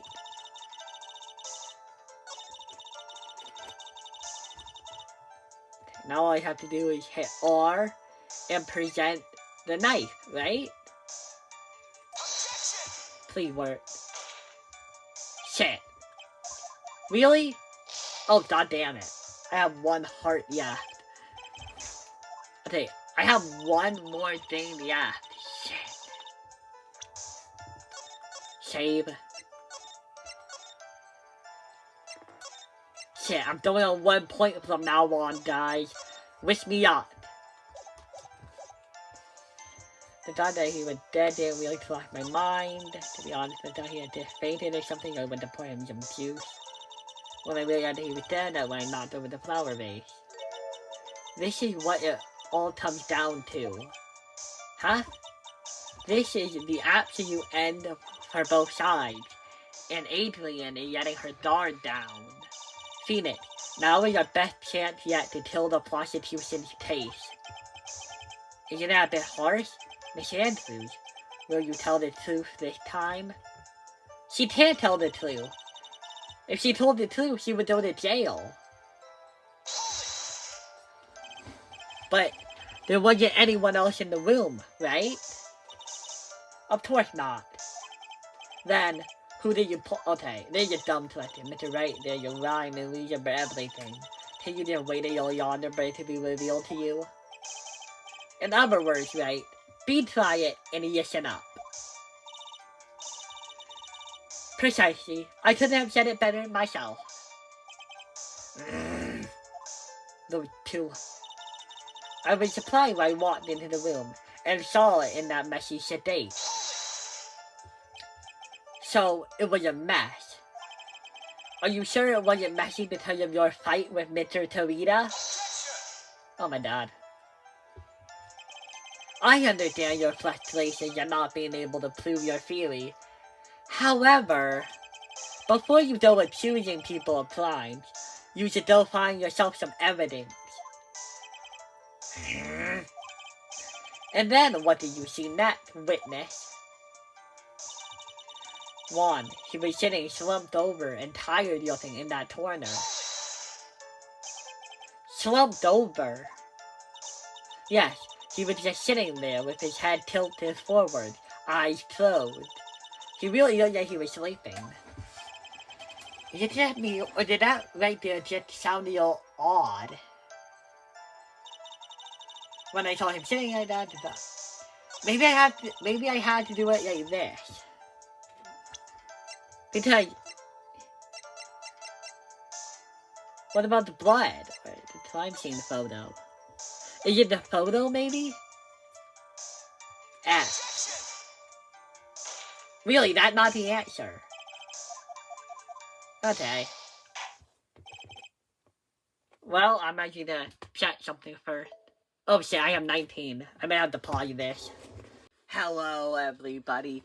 And we are going to continue. Turnabout. Shit, did I do it? Hello? Oh shit. Okay. There's torching no reason to further prolong this trial, and now. Okay. Yeah, no, okay. Well, there's a great way to start this, part of the video. Okay. Well, I'm sorry, buddy. Oh my god, and Maya. Shit. I actually care about Maya. Oh god, no. Okay, well, I'm dead there. Okay. So, yeah. Let's continue. Okay. So I have to actually find the answer to this one. Okay. Is it really not that... Is it really not just that, like, he doesn't even look dead. He doesn't look dead.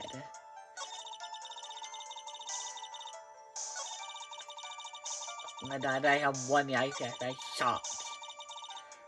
I'm gonna press all of it. But there wasn't anyone else in the room, right? Not. Then who do you play for? Okay. Okay, be trying the mission. Okay, I hate both of you. How could you do this to me? Hold it. So it was a mess? Are you sure it was a mess because you're fighting? Okay. Well, I'm not going anywhere. I understand your frustration, you're not being able to prove your theory, through the evidence. Then what did you see next, witness?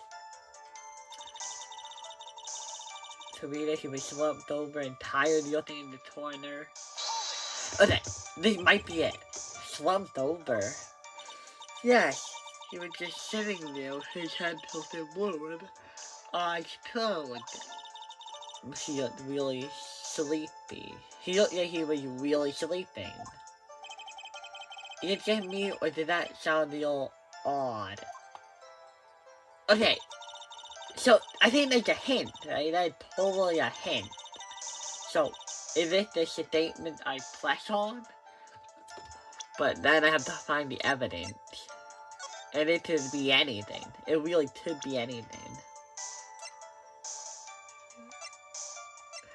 But what would it be? I really don't think it would be any of these. It wouldn't make sense, I think. But how is it not this? Or how is it not even the knife? Also, I should probably save right now. Okay. I'm gonna fail this, okay. And now go here. Shit, wait, no, go here. And now click on the... Is it?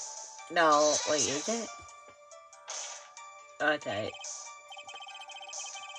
Okay. Okay, well, it obviously doesn't. Should I be making a list of evidence I presented on which statement? I should be doing that, shouldn't I? Shit. Give me a moment, guys. I am just gonna get something out of somewhere, and that is a mess. Okay, sorry, guys. A moment. Okay, and here we are. Okay, now yet do this. Okay, statement.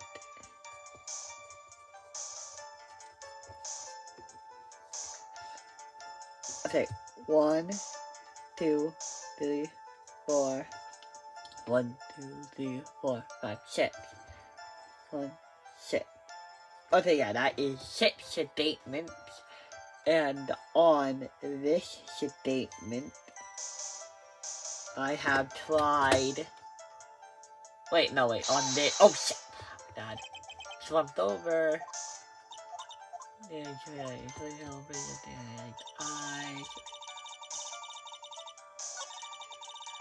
Oh, no, wait, it would be other one. Sorry, guys, I'm dumb.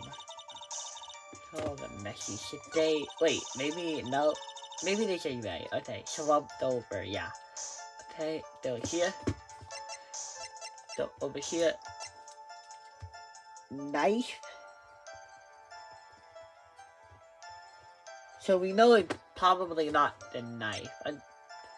Is it this? Oh wait, maybe it's this. Because like, who is this? If it...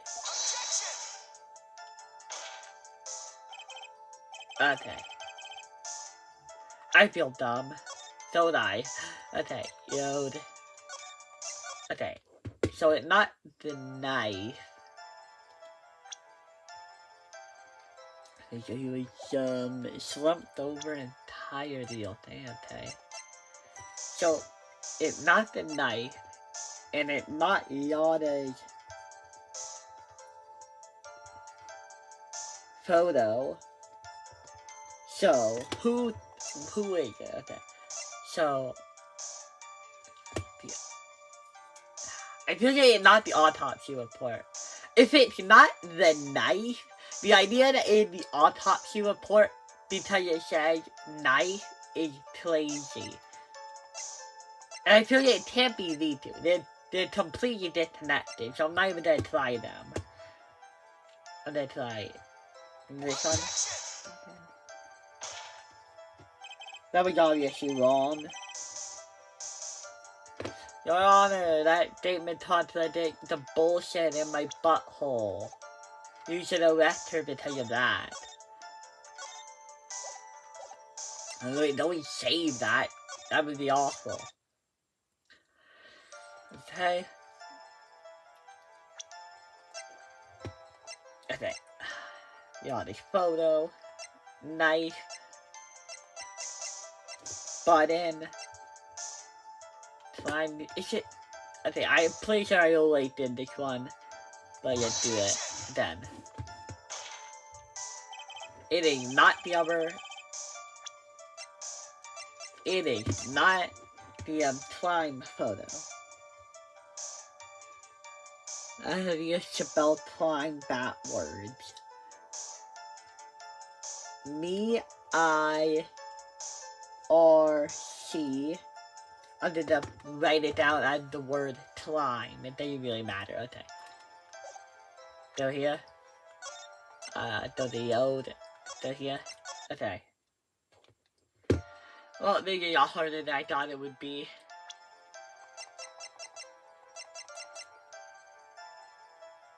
The tomato juice? What? No, how did that prove anything? Is it? No, it can't be. Maybe? No. No. It isn't. Okay. Juice. I'm gonna write it down as the word juice.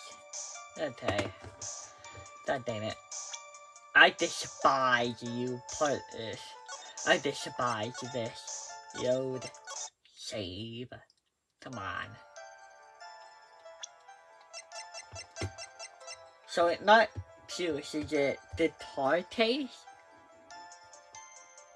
Why did you open the guitar case? Because I thought you said you did it to check if the guitar had been stolen? Because you were trying to prove that you didn't do anything, right? Please work, please work, please work, please work, please work, please work, please okay. Load. Not the guitar taste either. Okay. Oh! Slumped over. Yeah, she was tilted forward his eyes closed. He really looked like he was sleeping. Is it just me or did that just sound a little odd? Is that the spot or not? Because if it isn't, I've been wasting my time. If he was dead, I might not. The flower vase over. Oh, maybe the guitar on this one because I don't know. I think that may be it. Okay. Well, that was what the last statement, and I tried the shit. What did I try? It was the guitar taste. Goddamn, I am really starting to get confused on this one. Usually I have some ideas, but I have shit. So here, okay, come on. That opinion that didn't cross my mind. Then what did cross your mind? I thought maybe he had smashed up everything in there because he lost his rampage. And felt really tired after his rampage, so he decided to take a nap. Anyway, that's what I thought. I see, so you didn't think he was dead at the time. Okay, well that's absurd. I feel like I should use just to get my health back, but I'm pretty sure they'll only give you one. Okay, I mean, this is what it all comes down to. Huh? This is the absolute end for both sides, and Adrian is letting her guard down. Phoenix, now is your best chance to kill the prostitution's case. Is that a bit harsh, Miss Andrews? Will you tell the truth this time? No, of course you can't tell the truth. Okay. This won't help. Say, I am surprised I saw the room in a messy state. Shit. No, I don't know. They slumped over and tired in the corner. I'm gonna start presenting random shit. Starting with like what is relevant.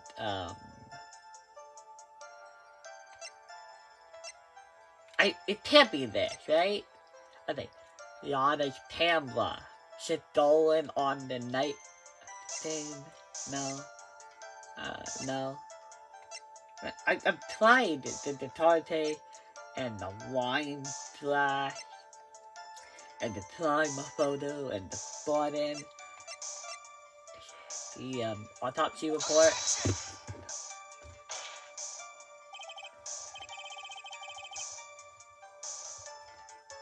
Okay.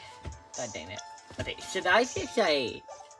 Should I just see what it is using the thing? Load save. Load save. Okay. Yeah, I'm dead. Try it.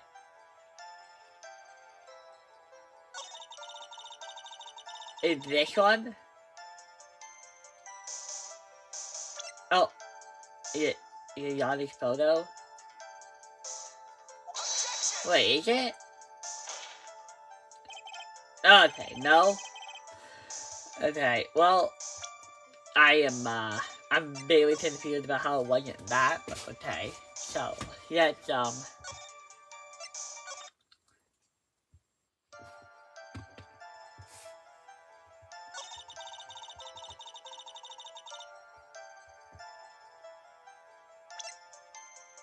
okay, so, the thought of him being dead didn't cross my mind. Oh, we're on the fourth one. Well, if we're on the fourth one, then let me go over here now. You're gonna have to save it. Wait, no, don't save. Okay. I should probably stay here. Okay. And I should pick out some of the more common ones because I've been presenting it on the wrong run, maybe. And then the knife. Okay, come on. No, I don't feel. Okay, no. Okay, yeah. Do the load. Go here. We are on this one. Go here. Okay, did I do the knife? I did the knife, I think. Okay. Knife. Yeah, the photo. Is it the button or that? I'm gonna try the crime scene photo. Oh, is that it? So you honestly didn't think he was dead when you found him? No, not at all. Even though they what you saw when you discovered the body? Ah! Well, what in the meaning of what? The knife? Isn't it obvious, Your Honor? What the blip? Okay, no, I am calling a bullshit on that one. Yeah, I was waiting until I saw the reasoning before deciding if it was bullshit, but yeah, the knife should have worked, though, yeah. I think, yeah, the knife should have worked on both of these. Because, yeah, the issue is, yeah, knowing where to present a piece of evidence always gets confusing. But I think that, yeah, it should be, yeah, it shouldn't be that challenging. I should not be forced to present almost everything to everything. Because I came up with the knife, yeah, first. The knife was the first thing I came up with. Anyone who saw this scene would have immediately thought that she thought that Shia was a dead man.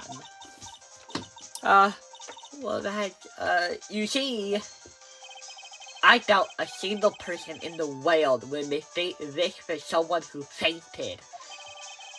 And then, so nonchalantly go and pour something to drink. Your point being? That she died. That she literally just died, Your Honor. My points are very simple most of the time. Miss Andrews, your testimony just now, it was all one giant lie. Ah! I haven't talked about it, but I love how she had broken her glasses and she had new ones just ready. I should have said something about that sooner, but it is hilarious. And you and I have proven one thing very clearly. that you are the real killer. Oh, come on, don't give me that face. No!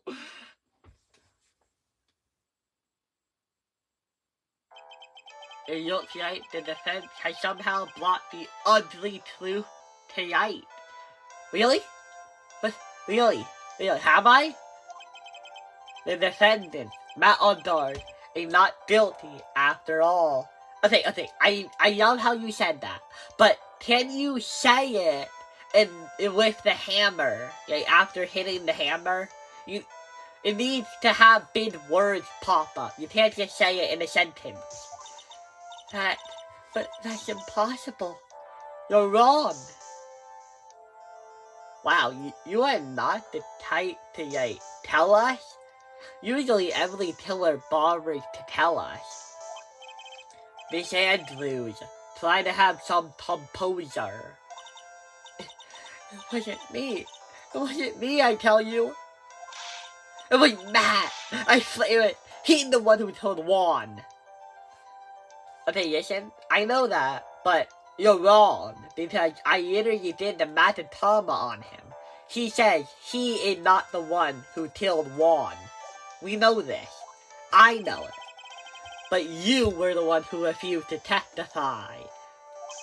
And your reason for not doing so was that you might end up implicating yourself.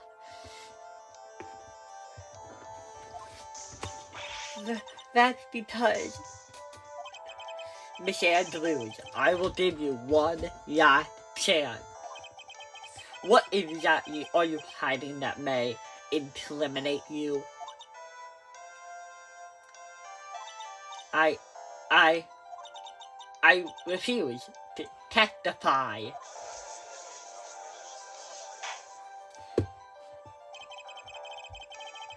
Then there's no need for this court to continue any further. Mr. Matador's innocence has clearly been demonstrated. Is it over? Have we found the truth at last? What's wrong, Phoenix? Usually the real killer confesses his or her guilt.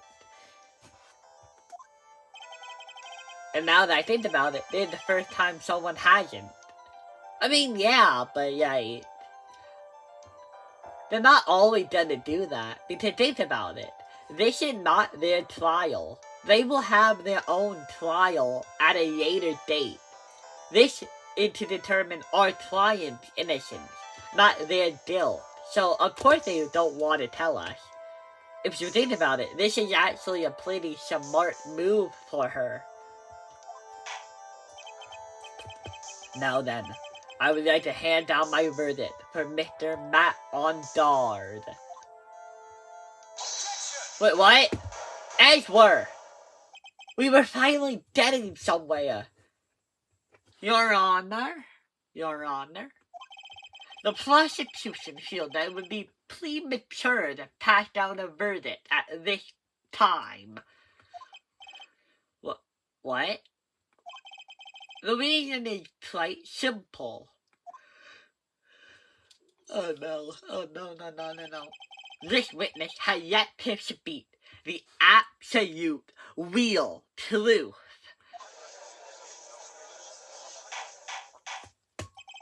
The absolute real truth? What are you... Witness, don't you understand yet? Huh? I don't know who planted this silly idea in your head, but as long as you protect yourself through your science, Matt Ondard will go free, and in his place, you will become the guilty party. That's a lie. I don't believe you. What? I was told that if I suppose, then it would all be over and Matt would never be declared guilty. She really believes this. He's so weird. They're different. What in the world is she talking about? Has she lost it? I can't think about it. I'm too sedated. Explains it to Von Tarma. Huh? Don't you remember, Phoenix? Miss Andrews lives by gripping tightly onto the words of another. Because she doesn't have the strength to believe in herself. Then, right now, Miss Andrews is... Yesterday, she was taught the lifesaver by Miss Von Tarma. Don't say a word no matter what happens. If you do, Matt on guard will be attrited. Miss Andrews undyingly believes in those words right now and is clinging on to them. Damn. I think they're the most, psychological Ace Attorney has ever gotten so far. I wonder if they'll do that again. Then what should we do? This is the first time I've come across something like this. Is she really not guilty? But Miss Andrews has to be the killer, right? Yeah, you have so much evidence. We've proven it. She's so suspicious. All we have to do now is get her not guilty. That's my only priority. It wasn't me. I'm begging you, please believe me. I didn't kill Juan. But the evidence. Maybe we need one more testimony. Help. Please. Someone. Help me. God, why are you doing this? Mr. Wright. Yes, Your Honor? The court can't continue like this. Therefore, I'd like to hear what you intend to do. What I intend to do? What am I supposed to do? What am I supposed to say? Right. I suggest you think very carefully about this one. Think about what this witness did and what she did not do. Is the dame trying to tell me that she did not do the murder? Think about who the real master... And think about who is the real mastermind behind the crime. Which one? Who? I don't know, Dave. I thought it was Adrian Andrews. Who else even could it be? I mean, the killer, but we don't have him. I wish they would give us the killer, right? We already know his name and his face. Why are you hiding him? And think about who is the real mastermind behind this crime. Who's the real mastermind? Isn't that obvious? There's no way it could be except that woman crying over there. Right? Come now. What will you do? What kind of man are you, Mr. Phoenix Wright? I don't know. I mean, I could do the thing. Okay, looks like a not guilty verdict. Will this work now? I have a feeling that they won't allow this to work even if I do it. No matter what she says, Miss Andrews is the only person it could be. Not to mention, Maya, I don't have a choice. I have to win a complete acquittal today. Your Honor, the defense believes there is enough evidence to substantiate our claim. Therefore, we motion this court to pass a verdict of not guilty as soon as possible. I'm disappointed in you, right? Shut up. I'm disappointed in you. I don't think you remember everything that happened in the past, or who should really be disappointed in who right now. It is definitely not you to me if you did keep account of everything. What have you learned in this past year? I learned that you almost pretended to kill yourself. Well, what have you learned? For all your talk of you learning something, I haven't actually heard what it is yet. You just said you'd prove it. And then you've been insulting me, acting like you're somehow better than me morally. But you always did that. You already did that. I commend you for trying, Mr. Edgeworth. However, it's clear that the defense's theory is the truth. Of course it's the truth. All the evidence makes sense. That's how you know something is the truth. All the pieces make perfect sense together. Yeah. You're wrong. Nah. What a shame. What? I had hoped James wouldn't come to this, however. What is it, Mr. Edward? Miss Andrews, since you refuse to testify, it falls on my shoulders to disclose this to the court. Shut up, Mr. Edgeworth. This witness, how shall I put it? She has an illness. What are you doing, Edgeworth? What? And because of this illness, she had tried to commit suicide in the past. What are you doing, Edgeworth? What is it gonna do for your taste? Stop. Please, stop. No matter how much you want to hide it, it's no use. I have the evidence right here. That's they said a part of the suicide report. The attempted suicide report. What will you do now, witness? You know what I'm about to do, don't you? I will now reveal to the court the true nature of the pitiful woman known as Adrian Andrews. So then what you've learned. You've learned about intimidation tactics. I don't see you as a better man right now. The secret of her dependent nature. Having others know it scares her more than anything else in the world. Please, stop! I beg you. If people find out,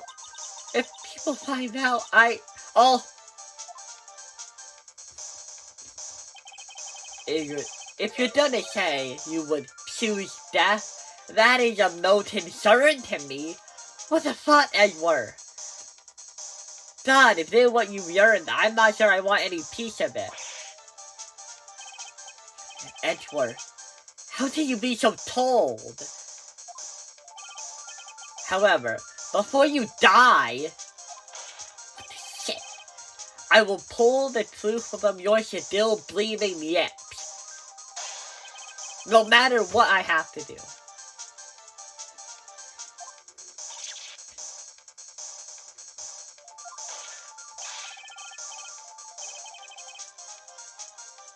Honestly, I think Edward has gotten worse as a person. First taste, he didn't try to do this. In the first taste I met him, he didn't try anything like this. Or maybe it's because he finally found somebody emotionally vulnerable enough to do this on. So, will you tell the court yourself, or shall I? Either is fine with me. Well, you already spilled most of her secret.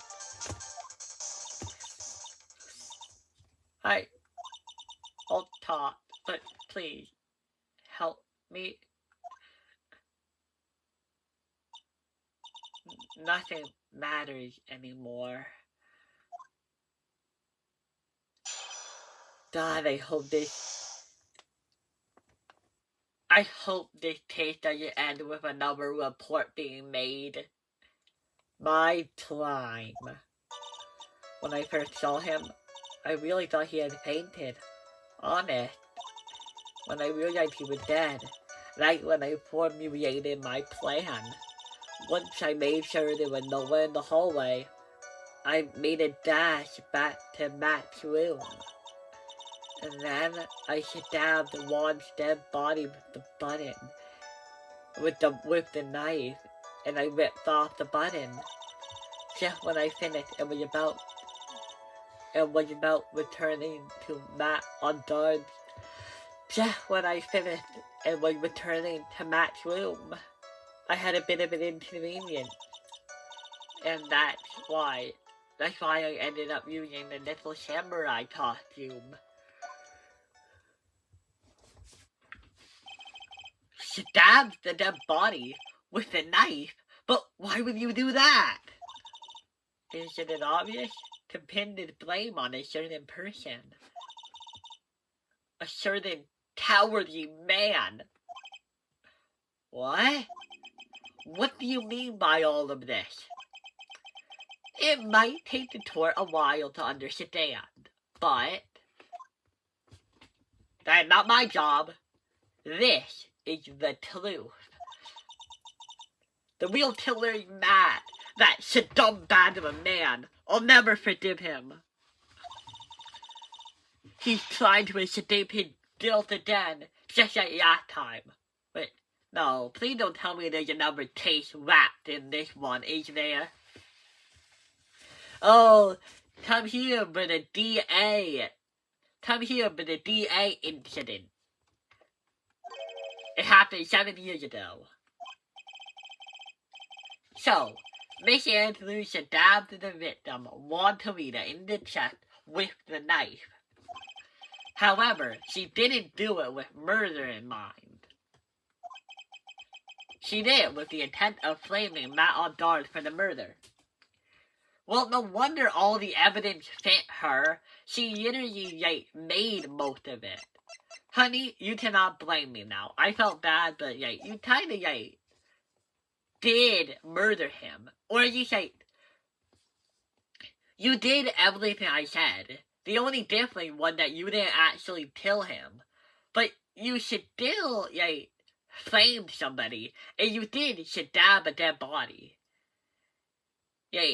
If you didn't know he was dead, you would have stabbed a human being. And this is her crime.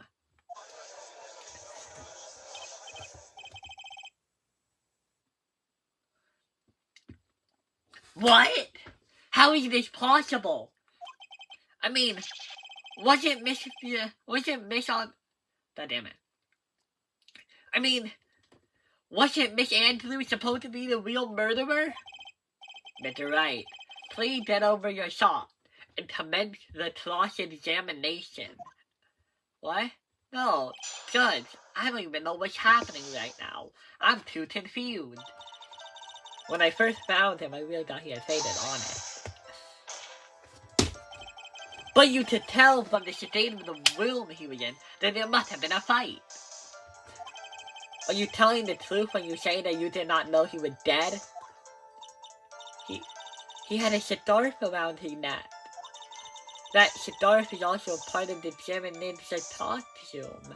So, I didn't think anything about it was strange. But his head was also tilted a bit down, so I couldn't see his face well. That's why I thought I'd wake him up and went to pour the juice. So she was telling the truth with the juice part at least. What is this plan you had? I knew right away that the murderer was Matt. Why? I knew because, one, he was going to expose Matt's weak point to the world. So Matt did this to stop Juan and silence him for good. That's when I thought I should forge some evidence and pin this crime on Matt. So the four pieces of evidence were the knife and the button. So you didn't trust the system enough to figure it out? Like, you had to fake your own evidence just because you believed that our police were that incompetent. Edgeworth, are you hearing this? A citizen doesn't believe we will find the truth. I think that's a failure on your end. The first thing that came to mind was to plant the knife. Once I made sure there was no one in the hallway, I made a mad dash to Matt's room. That was so you could get the knife, correct? The knife Matt used at dinner had his fingerprints all over it. I thought if I used that, then the police would turn their eyes towards him.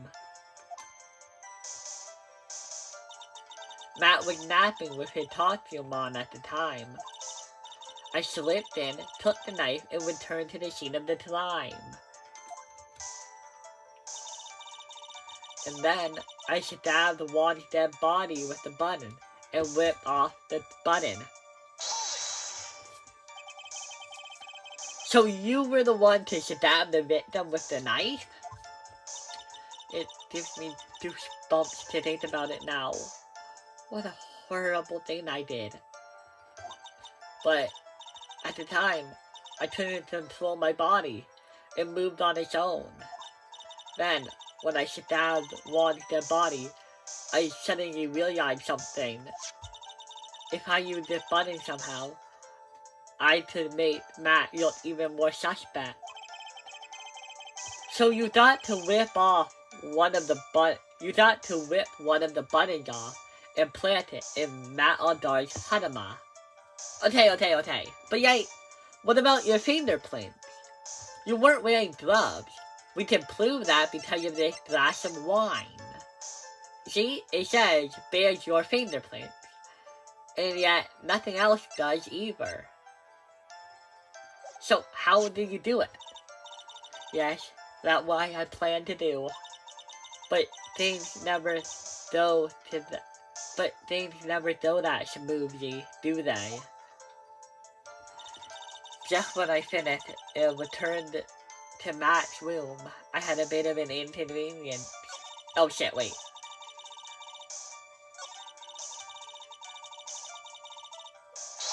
Hold it. An inconvenience? There was a woman with a tablet ready, loitering in the hallway. I'm willing to bet my spikes it was Yada Hart.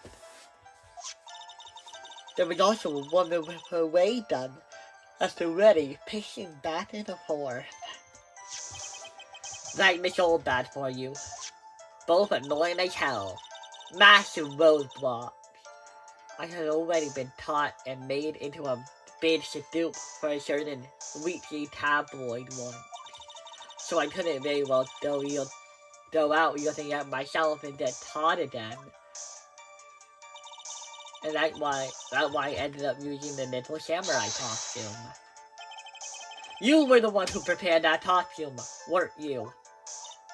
Yes, I took it from Global Studios. Okay, well, at least I was right with most of my parts. Yeah, so I had good reason to think you did it. I also put it in Juan's guitar case the day before the award ceremony. You did this in preparation for the press conference, correct?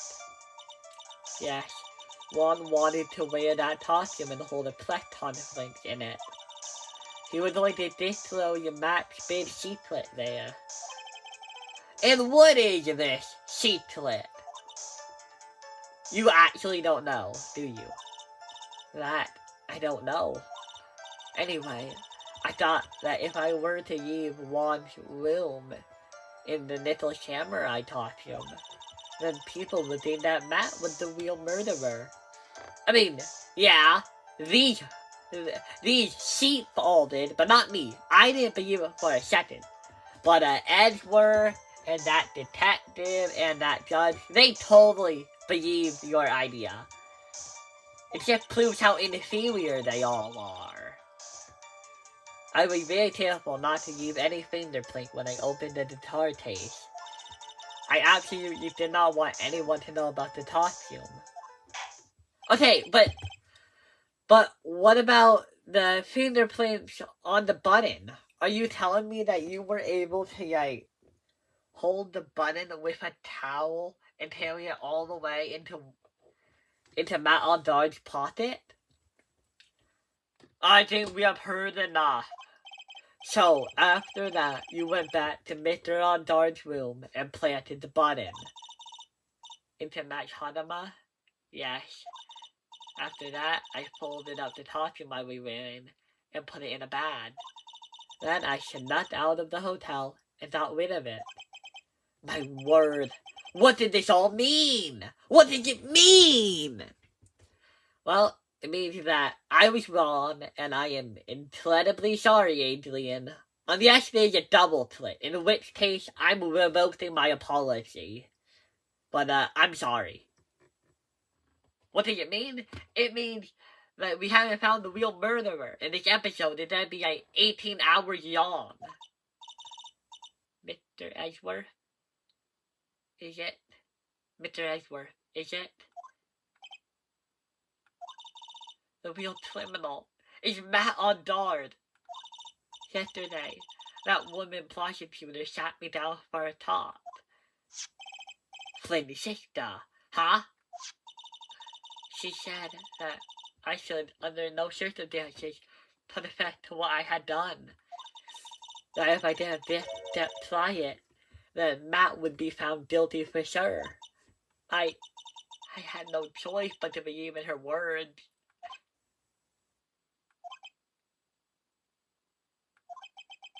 Wow. This is the most dour scene I've seen for a while now. What this witness has done is clearly unlawful. However, as long as her testimony stands, we can be sure that she is not the real killer. Wait, Your Honor! The defense still... Right. Huh? It's pointless. At this point in time, it is not possible to indict Miss Andrews on anything. Yeah, because she made a testimony that aligns perfectly with the evidence. Yes, exactly. There isn't a single piece of evidence that points to her as the murderer. Yeah, nothing that takes down her idea, her theory anyway. Her testimony. The cross-examination of this witness is over. And so in today's trial, no, keep going, we could go overnight. Come on, haven't you only wanted to have a sleepover here? A few more hours? You couldn't establish that the witness was the culprit. Please, let it go, Mr. Wright. But... Mr. Edgeworth, please place Miss Andrews under arrest for further questioning. Understood, Your Honor. The prosecution will arrange for her detention immediately. That is all. Court is adjourned for today. No. What did I do wrong? Should I hit my yod? Maybe my yod is far enough in the past that I might win. God.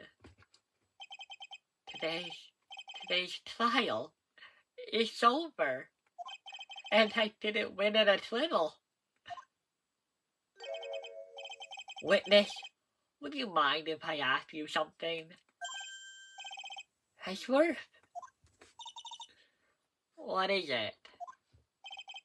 Before you leave court today, I was wondering if I might look at one thing. The card in your hand has had my interest for quite some time. What exactly is it? Oh, this? Mr. Wright also asked about it.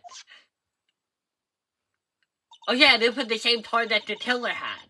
I always wonder how it related. I just couldn't figure out how it was a part of everything. Although, I didn't remember at the time you asked me about it, Mr. Wright. I remembered just now. I found this in the room on the day of the... God damn it. The room. That day. Yes. I found this card when I discovered Juan's body. It was lying there right next to him. You found that card next to the victim's body?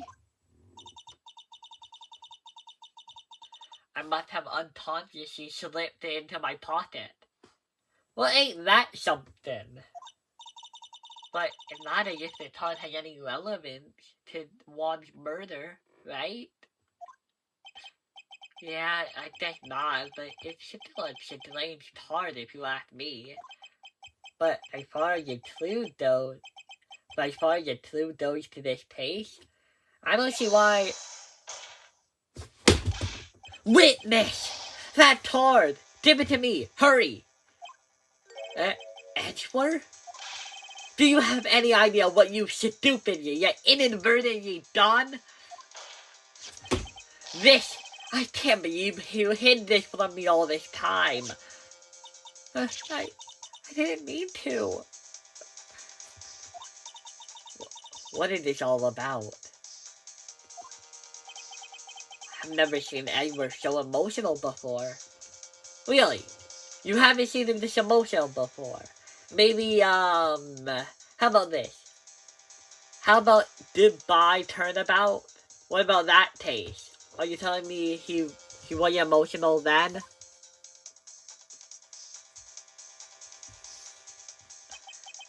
That card! What in the world is it? And what does it mean? Gosh, really? That way you're gonna end me? That way you're gonna make me stop? God damn it, you can't keep doing this to me, Dame. Okay, guys. Well, that's gonna do it for this video. And I guess we're gonna have to see why Edward cared so much about that card that time. Adrian didn't do it. That's just softer. She had all the hallmarks of a sympathetic Ace Attorney villain. I almost felt like it was gonna be another Atro situation. Or another meeny-miny situation. You know, one of them. But no. She didn't do it. She had just framed someone for doing it. Wow. But yeah. Next time, we are going to have to check out Farewell My Turnabout, Part 3, 1, Investigation. And I hope you were there for me to uncover who did it. Now, the only person to be is the killer. But why would the killer protect Matt? What is their relationship? I don't know, but I hope we can find out together next time. Bye!